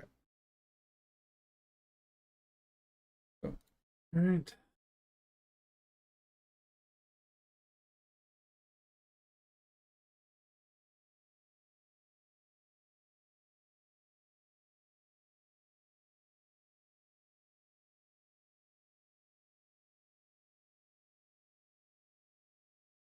Oh, all right.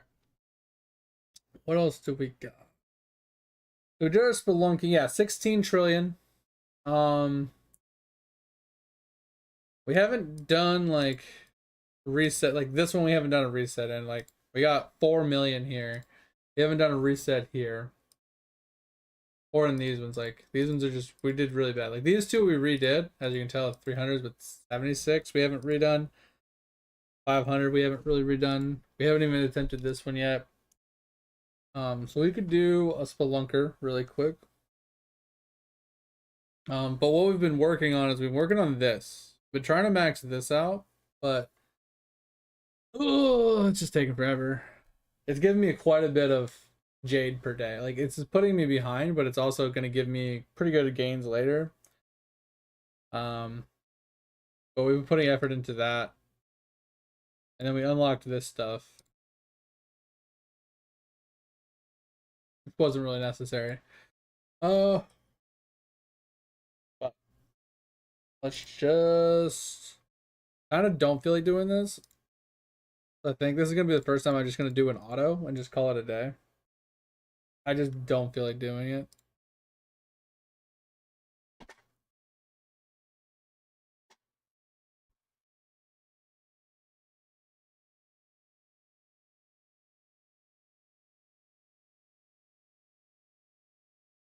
Oh, is the one that the Grand Discovery is interesting. I haven't even worked on that yet. I don't even know if I can.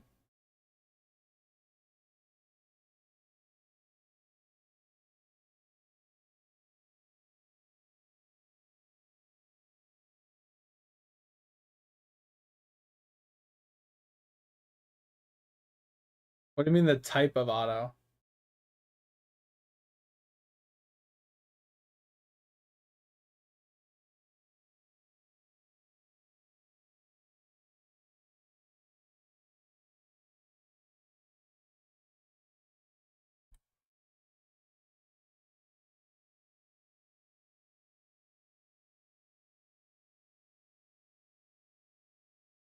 Will it auto leave as well, or will it just go until it runs out?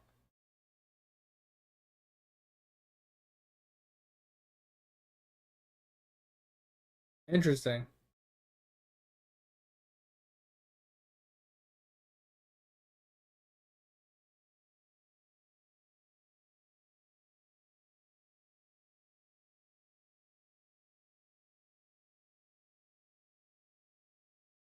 Okay, so it won't actually take a rope out.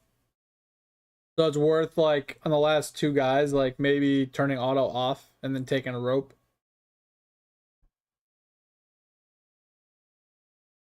Really?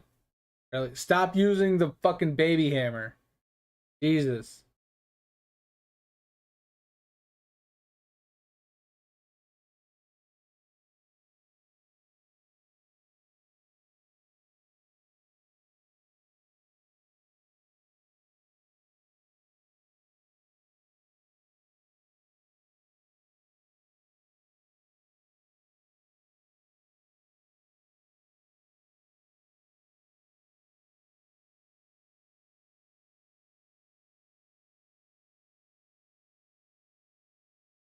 Oh.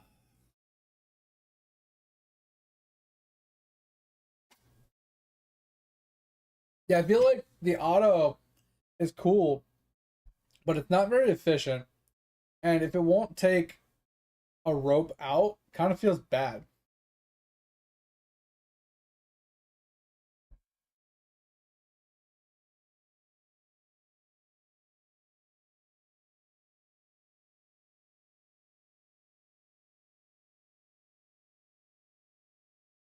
You know what I mean? Like, if I want to let this go for like 20 minutes, like, because I have so much energy and I want to come back to it, and it just ran out like really deep with a lot of stuff, and I just wasted because I didn't take a rope. Like, that just seems kind of dumb.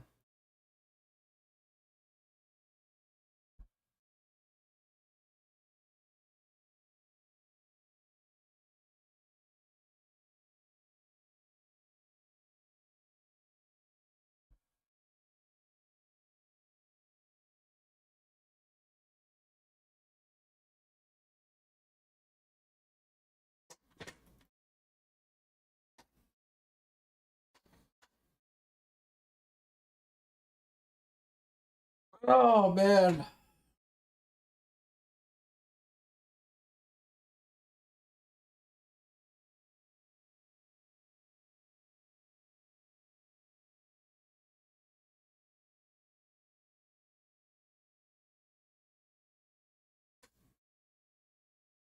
Dude,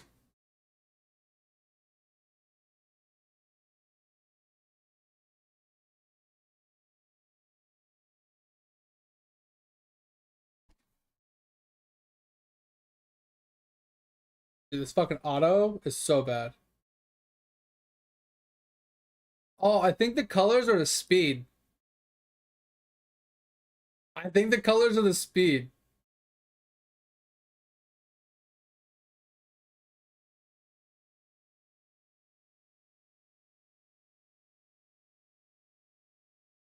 Interesting.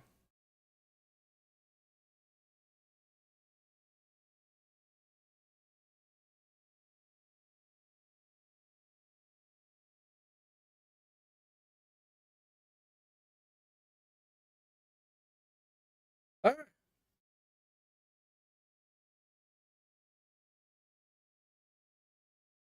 Yo, I finally got that one. Hell yeah, let's go.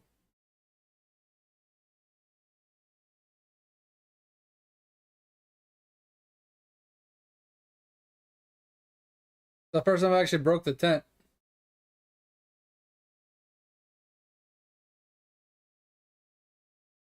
All right, I'll just get out. That was a 4 mil.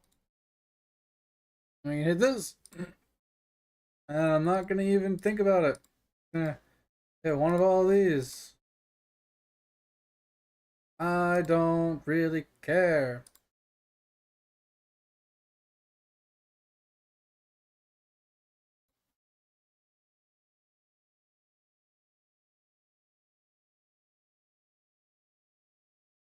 Close enough.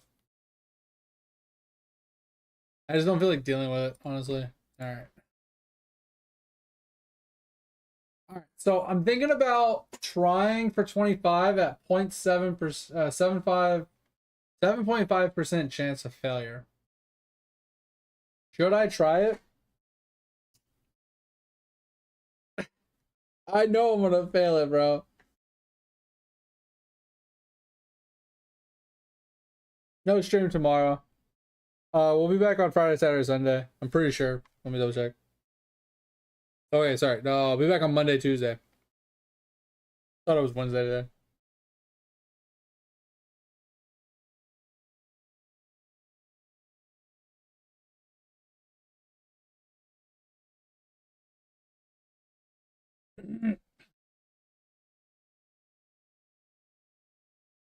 The question is, do we attempt this or not? That is the question. General consensus from the peanut gallery. Because the success chance is not going up, and the failure chance took hundreds of things to bring it down 0.1%. Pretty terrible. What do you guys think?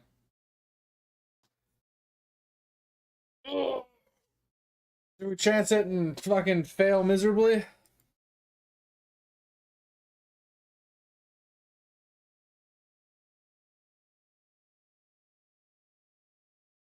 Bro, I've failed it so many times. It's such a gut punch when you fail it and it start all over again and it takes you months to get back to where you just were. It's so fucking annoying. That's what I'm saying, Tover. It's so obnoxious.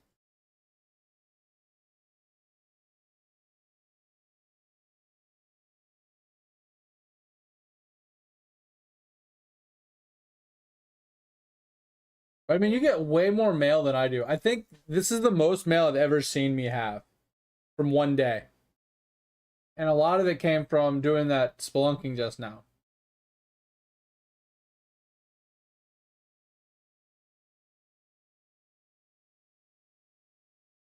Let's try it and fail.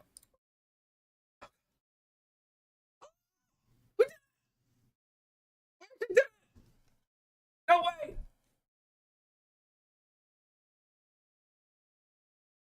It actually worked!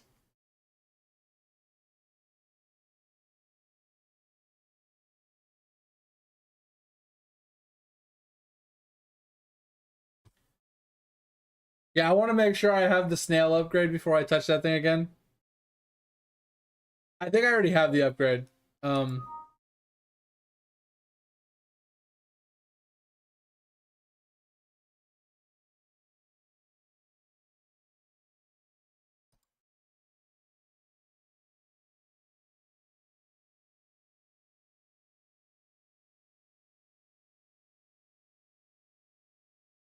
I'm out of souls.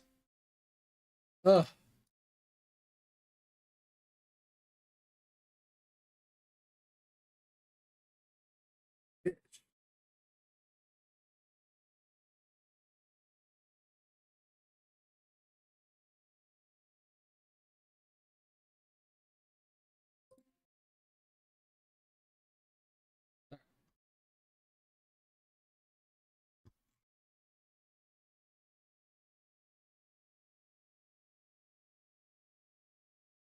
So I'm good, right? So he'll only reset back to level 25, right?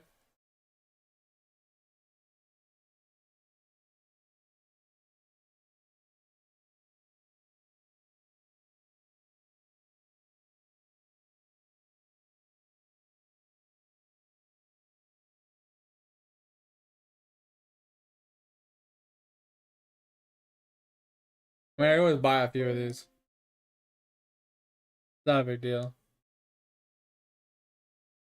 We did unlock this one though.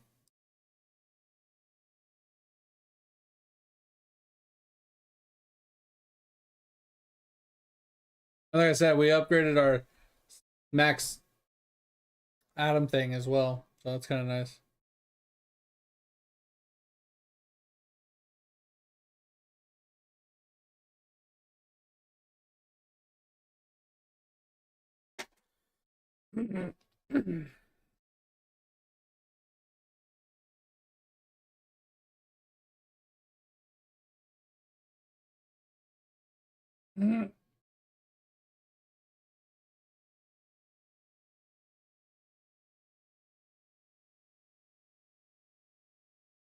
So 14 hours from now would be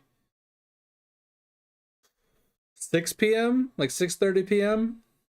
Um, so it'd be 6:30 p.m. on Saturday.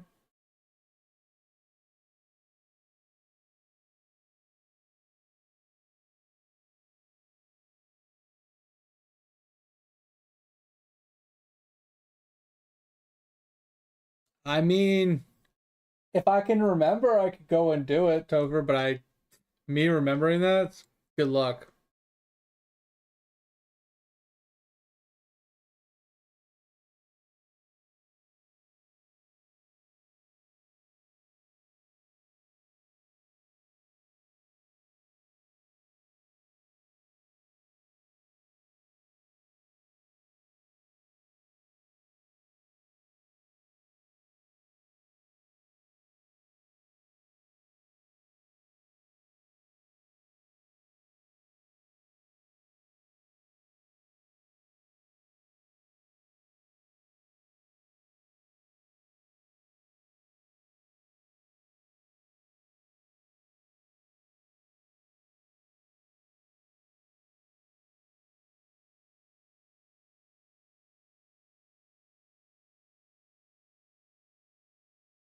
What's it do?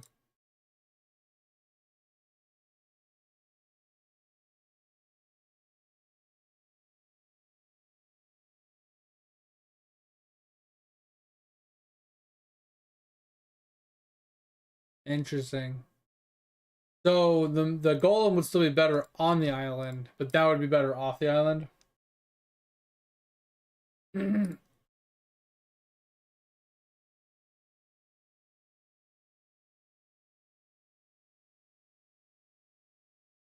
Yeah, I know, mate. I'm gonna do that in a minute. I'm just going through my daily claims and stuff, you know.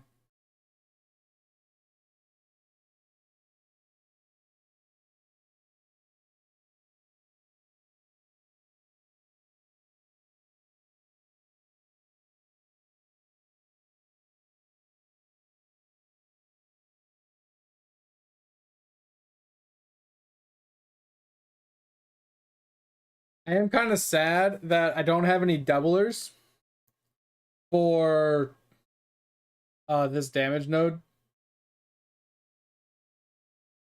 Kind of sad about that.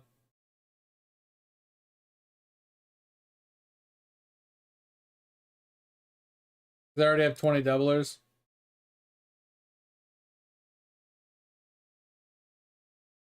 So I wish I can get rid of this doubler.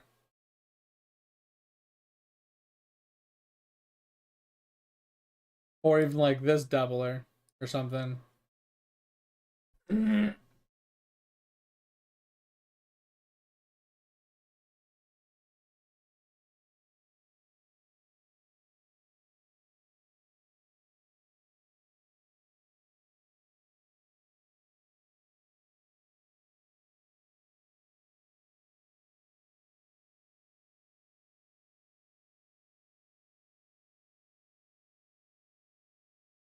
Oh, it's a legendary whale as well. Interesting. I have a monkey. I have an elephant as well, I'm pretty sure.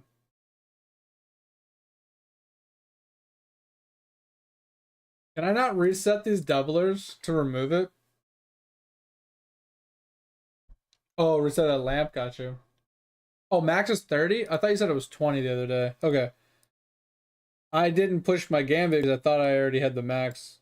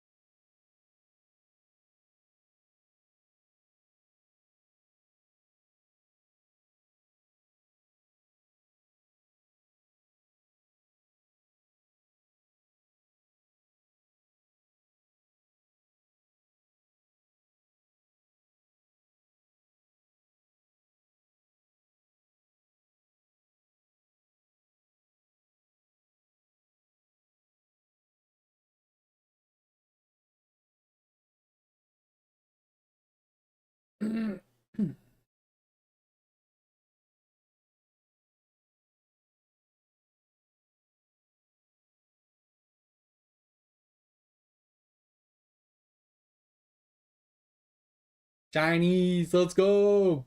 8 times. No way. I thought it was only gonna be 5. Yeah, that shit better win, baby. That shit better win. Let's go. 8 times. That's insane. So what would that be? So I get like 9,500 times 8.2. So it's almost 78,000 per 20 minutes. Times that by 3. And times that by 8. And times that by 7. Still only 13 mil shinies in a week.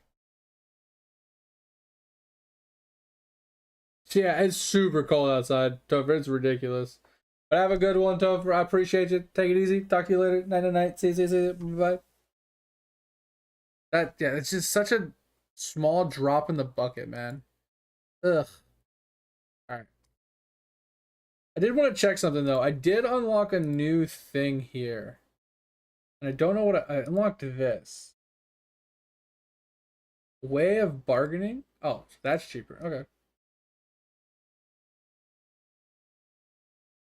Sweet. Now I can get more upgrades. Sweet. Alright. So oh mate, we got an artifact finally. Like holy fuck. We finally got this one. Like Jesus, I still need the other one. The little pot. But I finally got this one.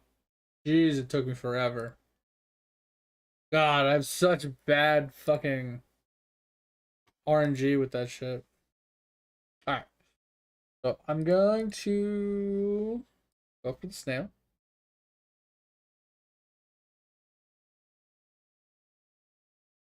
And we have no more, but we got 2 more. That's huge.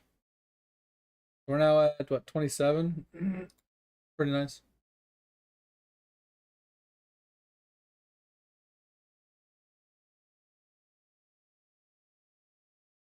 Still trying to get this damn pallet, bro. I need this pallet.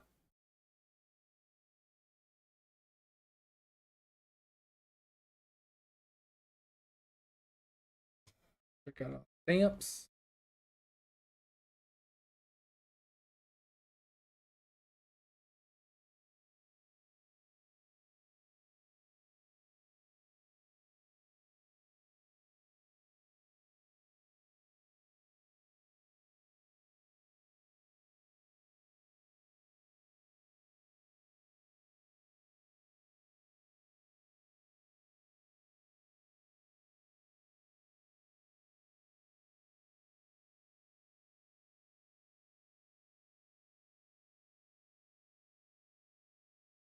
Oh, I got so like that nugget came out of nowhere. I didn't even notice it. I was just like spamming my gaming, you know, just opening nugget after nugget after nugget after nugget for hours. Because I had such a long like gaming session going on. Literally, I was doing gaming for like 3 hours the other night. I just couldn't get it to clear. And then I fucking randomly looked up and I was like, wait, when did I get that nugget?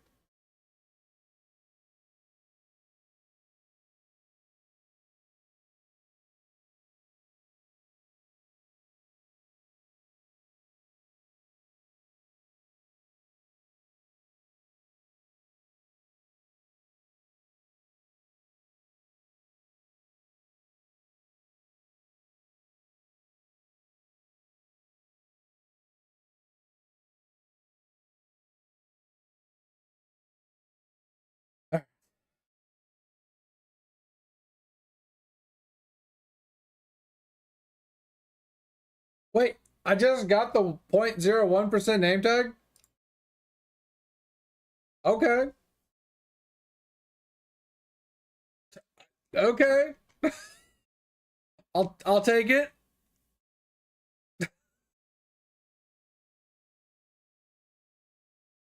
That's really random.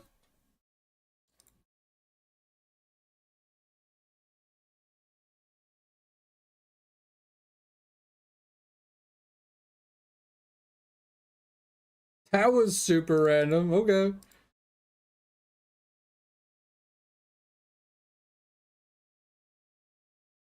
Yeah, I know. I just the things disappeared right when I claimed right when it claimed, so I figured.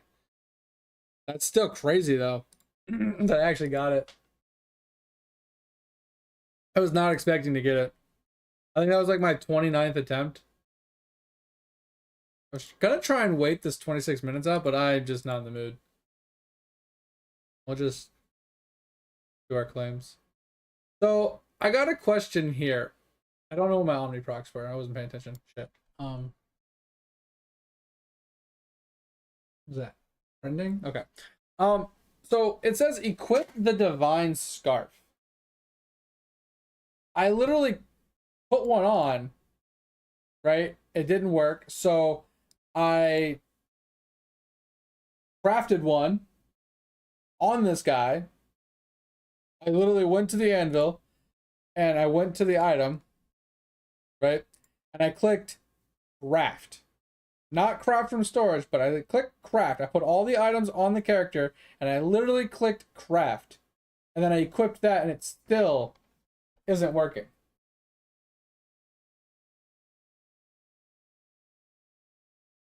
So I don't know what to do.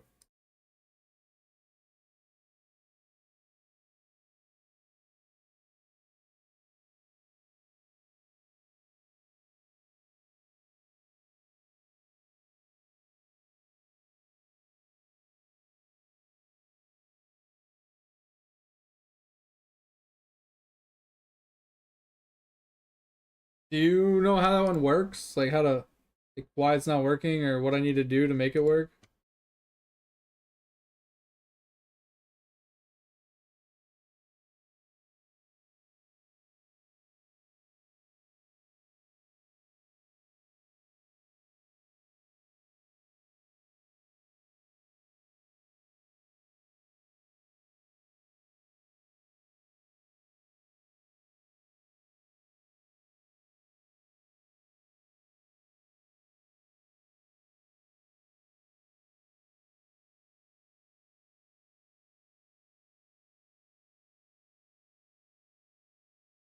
Okay. Yeah, I haven't done it on any of my characters yet. But like obviously getting the kettle cape makes sense, right? I gotta fight Kettle until I get his cape. That's fine. But the scarf isn't making a whole lot of sense. Because like I've crafted it multiple times. I've equipped it. It just says equip it. And I've put it on. It's on. Like, what do you want me to do? Like, work. You know what I mean? Like, I don't get it. Yeah, so I don't know what to do about that one.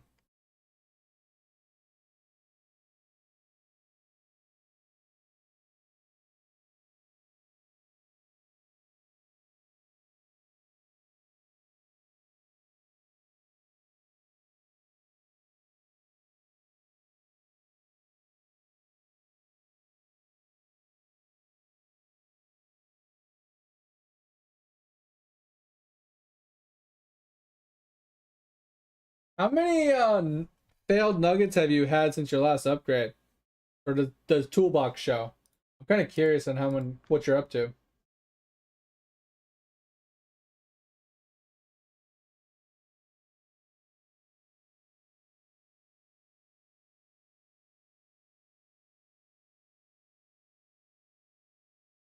Because I've had like 8,300, almost 8,400. My minimum is 1.29.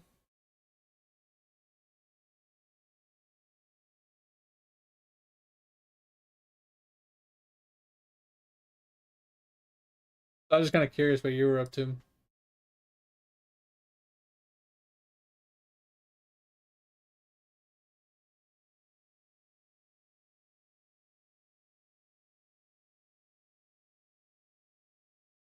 Yeah, I'm just kind of annoyed that I basically did everything for the quest on another character without having the quest.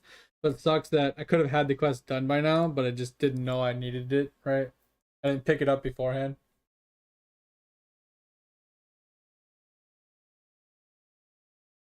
You can get 600 mil. That's pretty good.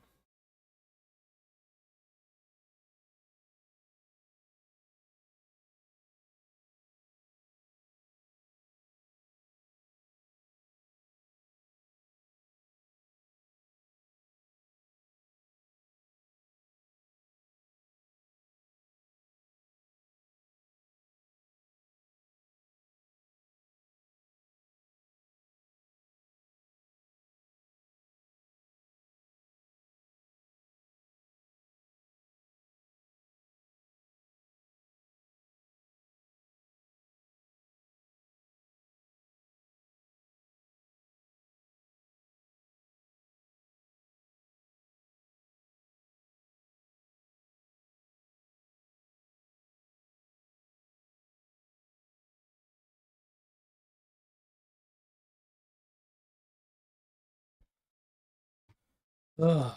All right.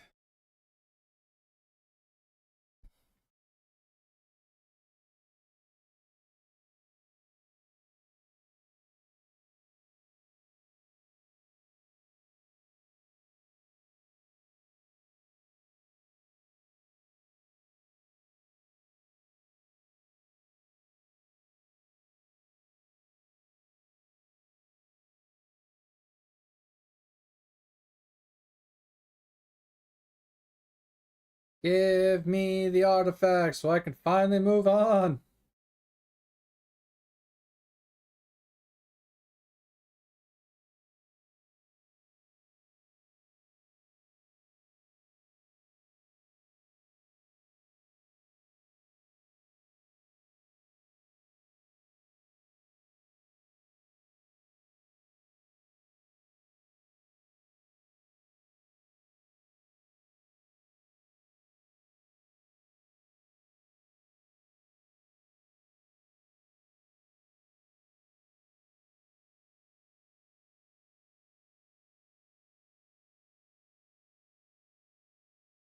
I got 119. I got 119 instead of 118. Interesting. Is that normal? I thought the curse did 118. Huh.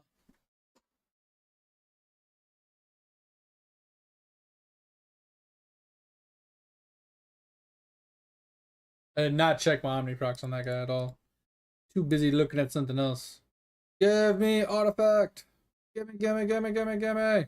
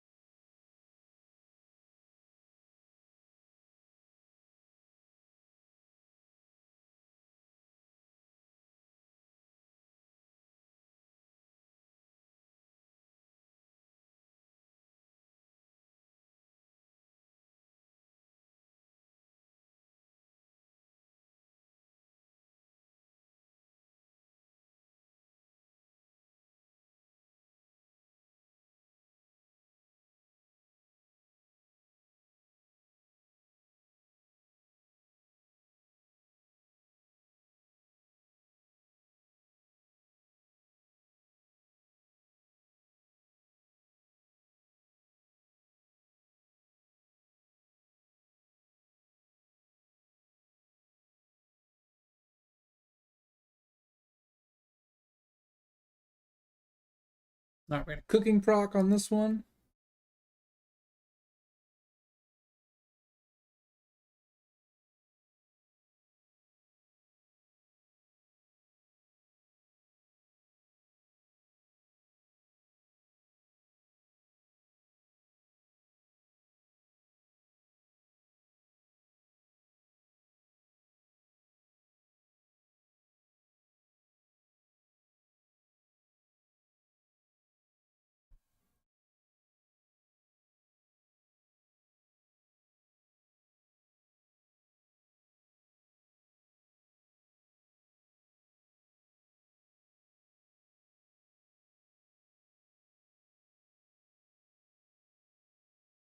Yeah, I feel like everything else in your gaming is pretty solid. Your nugget's just really little.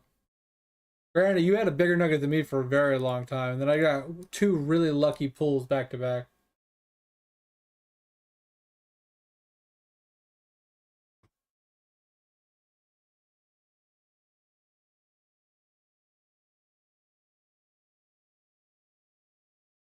Alright, so that covers all of our Omniprocs. The only thing we can be doing is 20-minute claims on this guy. Still working on cards on that guy. We got a ways to go. Yeah, we have 173,000 more cards. Max this one out. Oh. And then we got to switch to poop after. There's 135,000 more. These are the two I wanted to max out soon, as giving us more crystal chance means better crystal drops for our things. Oh, while we're at base, I wanted to max level a few of these talents. So I think we're gonna max this one so we can get better AFK gains.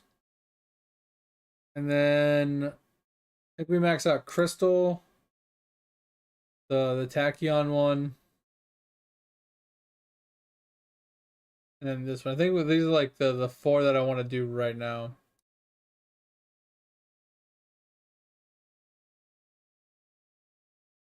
I can do a lot more, obviously, but like those are the four I really want to get done.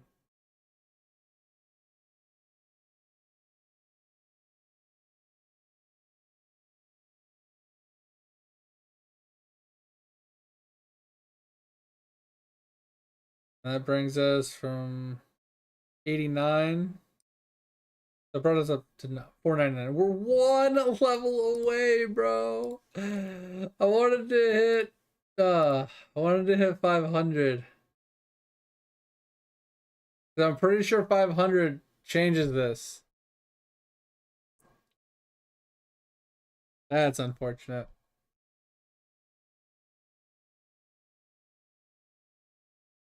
Can we level this one?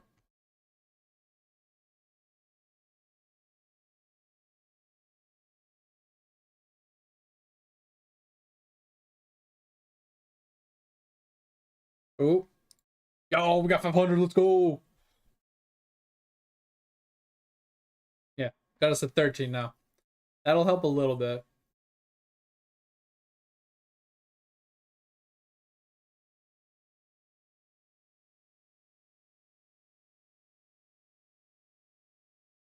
What do you mean do Equinox? Like, explain.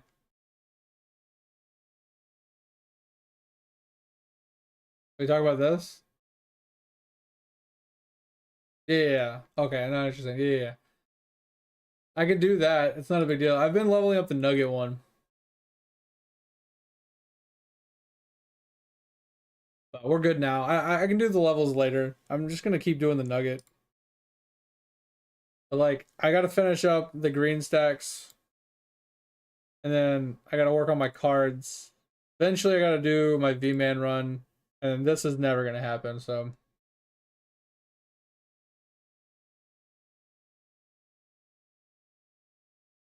Alright, I'm happy with that.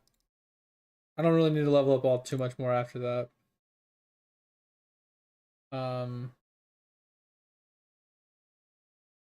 Alright.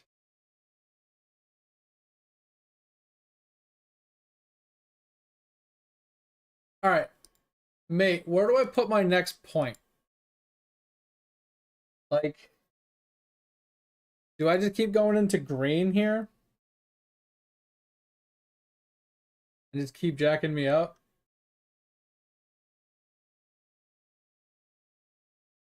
Yeah, the other ones are more important for sure. But I've just been working on the Nugget one just so I can get gaming just done. Once I don't have to look at gaming ever again, I'd be so happy. I hate gaming. It's literally the worst part of my day every time I play Eidolon is dealing with gaming. Like, I'm okay with dealing with the sailing and stuff. I just hate gaming.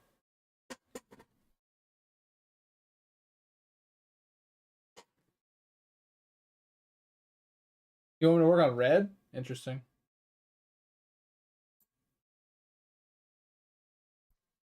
It's like I could put a point into jars, or I could put a point into an extra string. I don't think this does anything. So it's like I've just been doing green because green gave me better ballot box bonuses, which is what I really wanted. It gave me they fixed my multi ore. Holy fuck! So I can get to 600% for Prince, and then the forge capacity. So that's why I went with green first, and then the all stats, obviously just unlocking that. So this was all for like Prince, right? Every single one of these was to get my Prince up, and then this was so I can actually forge items. I stopped on blue because like just felt bad. Like it was worth it, but also bad. So I should do strings, okay. So I just basically what you want me to do is finish up red and then go over to back to green. Basically. Is that probably what I should do? Alright. Oh, I haven't done this in forever.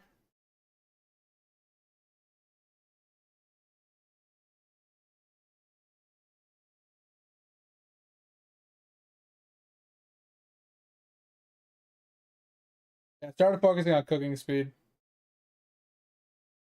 a lot more on the bravery, because my cook I realized how fucked my cooking is, because once I saw the jump from 111 to 112 being so ridiculous, I'm like, yep, cooking speed it is.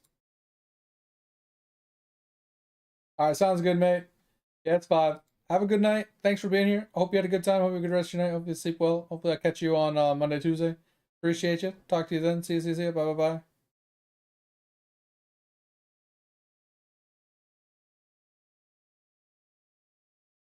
I said I'm just gonna probably gonna do the rest of this off stream. Because if you're leaving, I don't really have anybody else to talk to. I could talk to myself, which is perfectly acceptable, but I'm probably gonna jump off then. Let me just finish this bravery and then I'll do that. I'd rather just watch some anime than try to entertain myself and any random lurkers.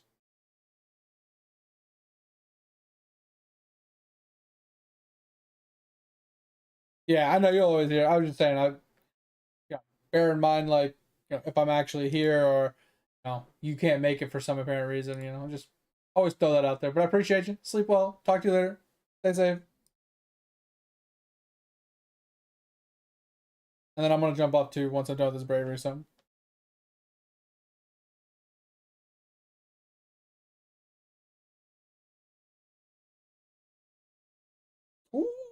Ooh, kind of don't like picking this up, but we're doing it because it's blue. Why not? I never pick up chance for ovals on these things. I should, because more ovals would be good. But I just don't care. I truly just don't care.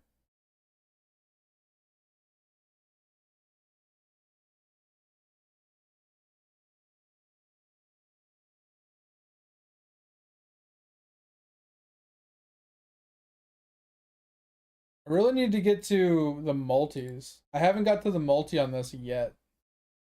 I need to max out the multis on bravery, but I just can't push far enough to do it. Like wave 40 something, I think. I just can't push that hard.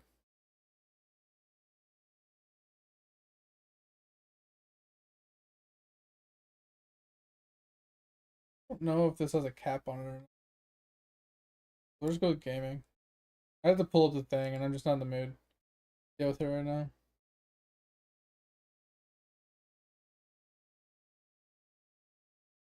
Wish it was more apparent in game if you were at cap or not. And some things have an actual like limit to how much bonus they'll give you.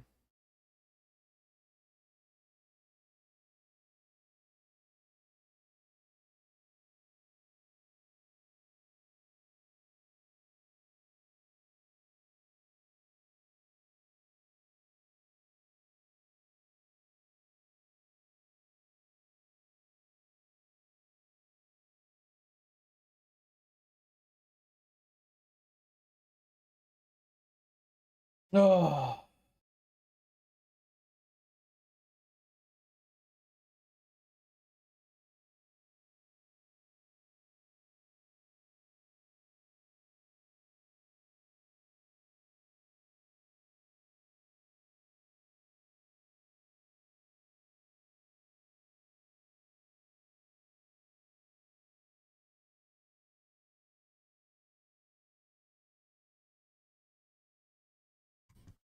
I'm kind of curious.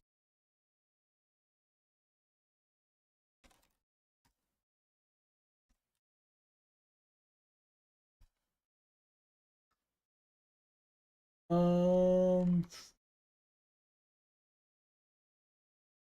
when do you get the bravery?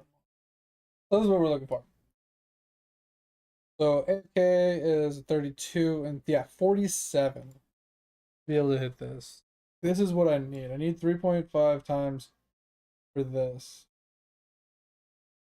And then Bell, okay, so Bell is not capped. I could have got Bell. Bell would have been good.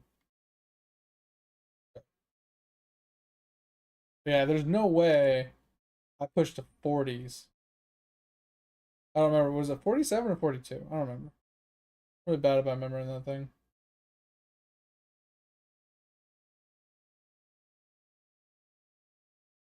I feel like there's no way we actually hit that. It scales so fast past 30s.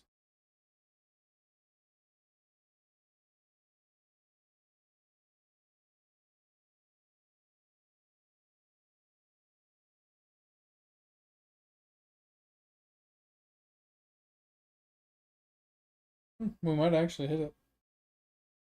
I know it starts to really jump soon here.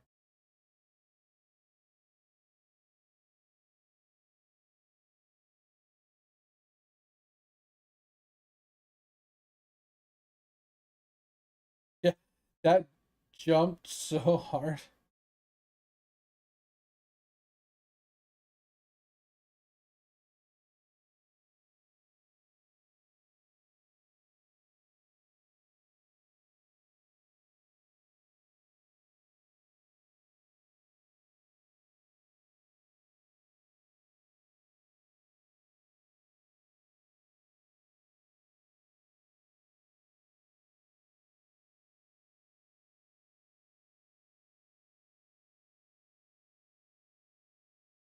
I think it's 42.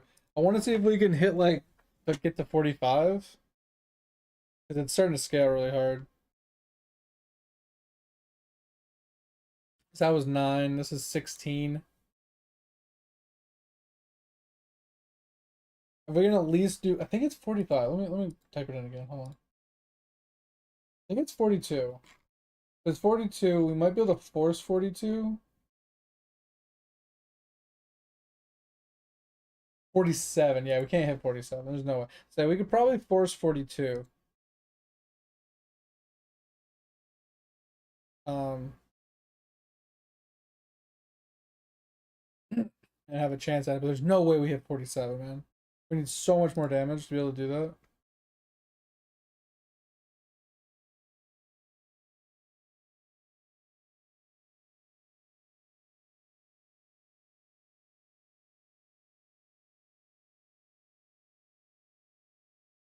Yeah, I'm just gonna run. There's no point. Like, I could probably force a couple more out of that, but I'm not gonna tinker with it. All right. So with that said, guys, I think we're gonna call it there. I'm gonna go get something to snack on and watch some anime. I'm gonna relax a little bit before the wife gets up. But I appreciate y'all. Hope you all had a good time. Hope you have a good rest of your day. Hopefully you enjoyed the stream, and hopefully we catch you guys Monday, Tuesday. Yeah, so we're gonna be working the rest of this weekend. If you need me while I'm working, just hit me up in the Discord. If you haven't joined the Discord and you want to join the Discord, feel free. The only thing is, don't be a dick. If you have any gaming questions, ever need any help, or want to share something, show something up, or help somebody out, feel free to chime in at any time. Like I said, since I will be working over the weekend, I do work from home, so you can always add me in the Discord with any questions or concerns, or want to ask me something or show something. And if you haven't checked out the VODs channel, I'd appreciate that as well. Go into the About Me, click on the little VODs link. Go check that out if you ever want to rewatch a stream or you want to catch a stream you missed or clip something or whatever. That's the best place to go and do it. But I appreciate y'all. Thank you for being here. Hope you have a good rest of your day. Hopefully you have a good weekend. Hope you enjoyed the stream. Hopefully we'll see you on Monday. See you. Bye bye. Thank you.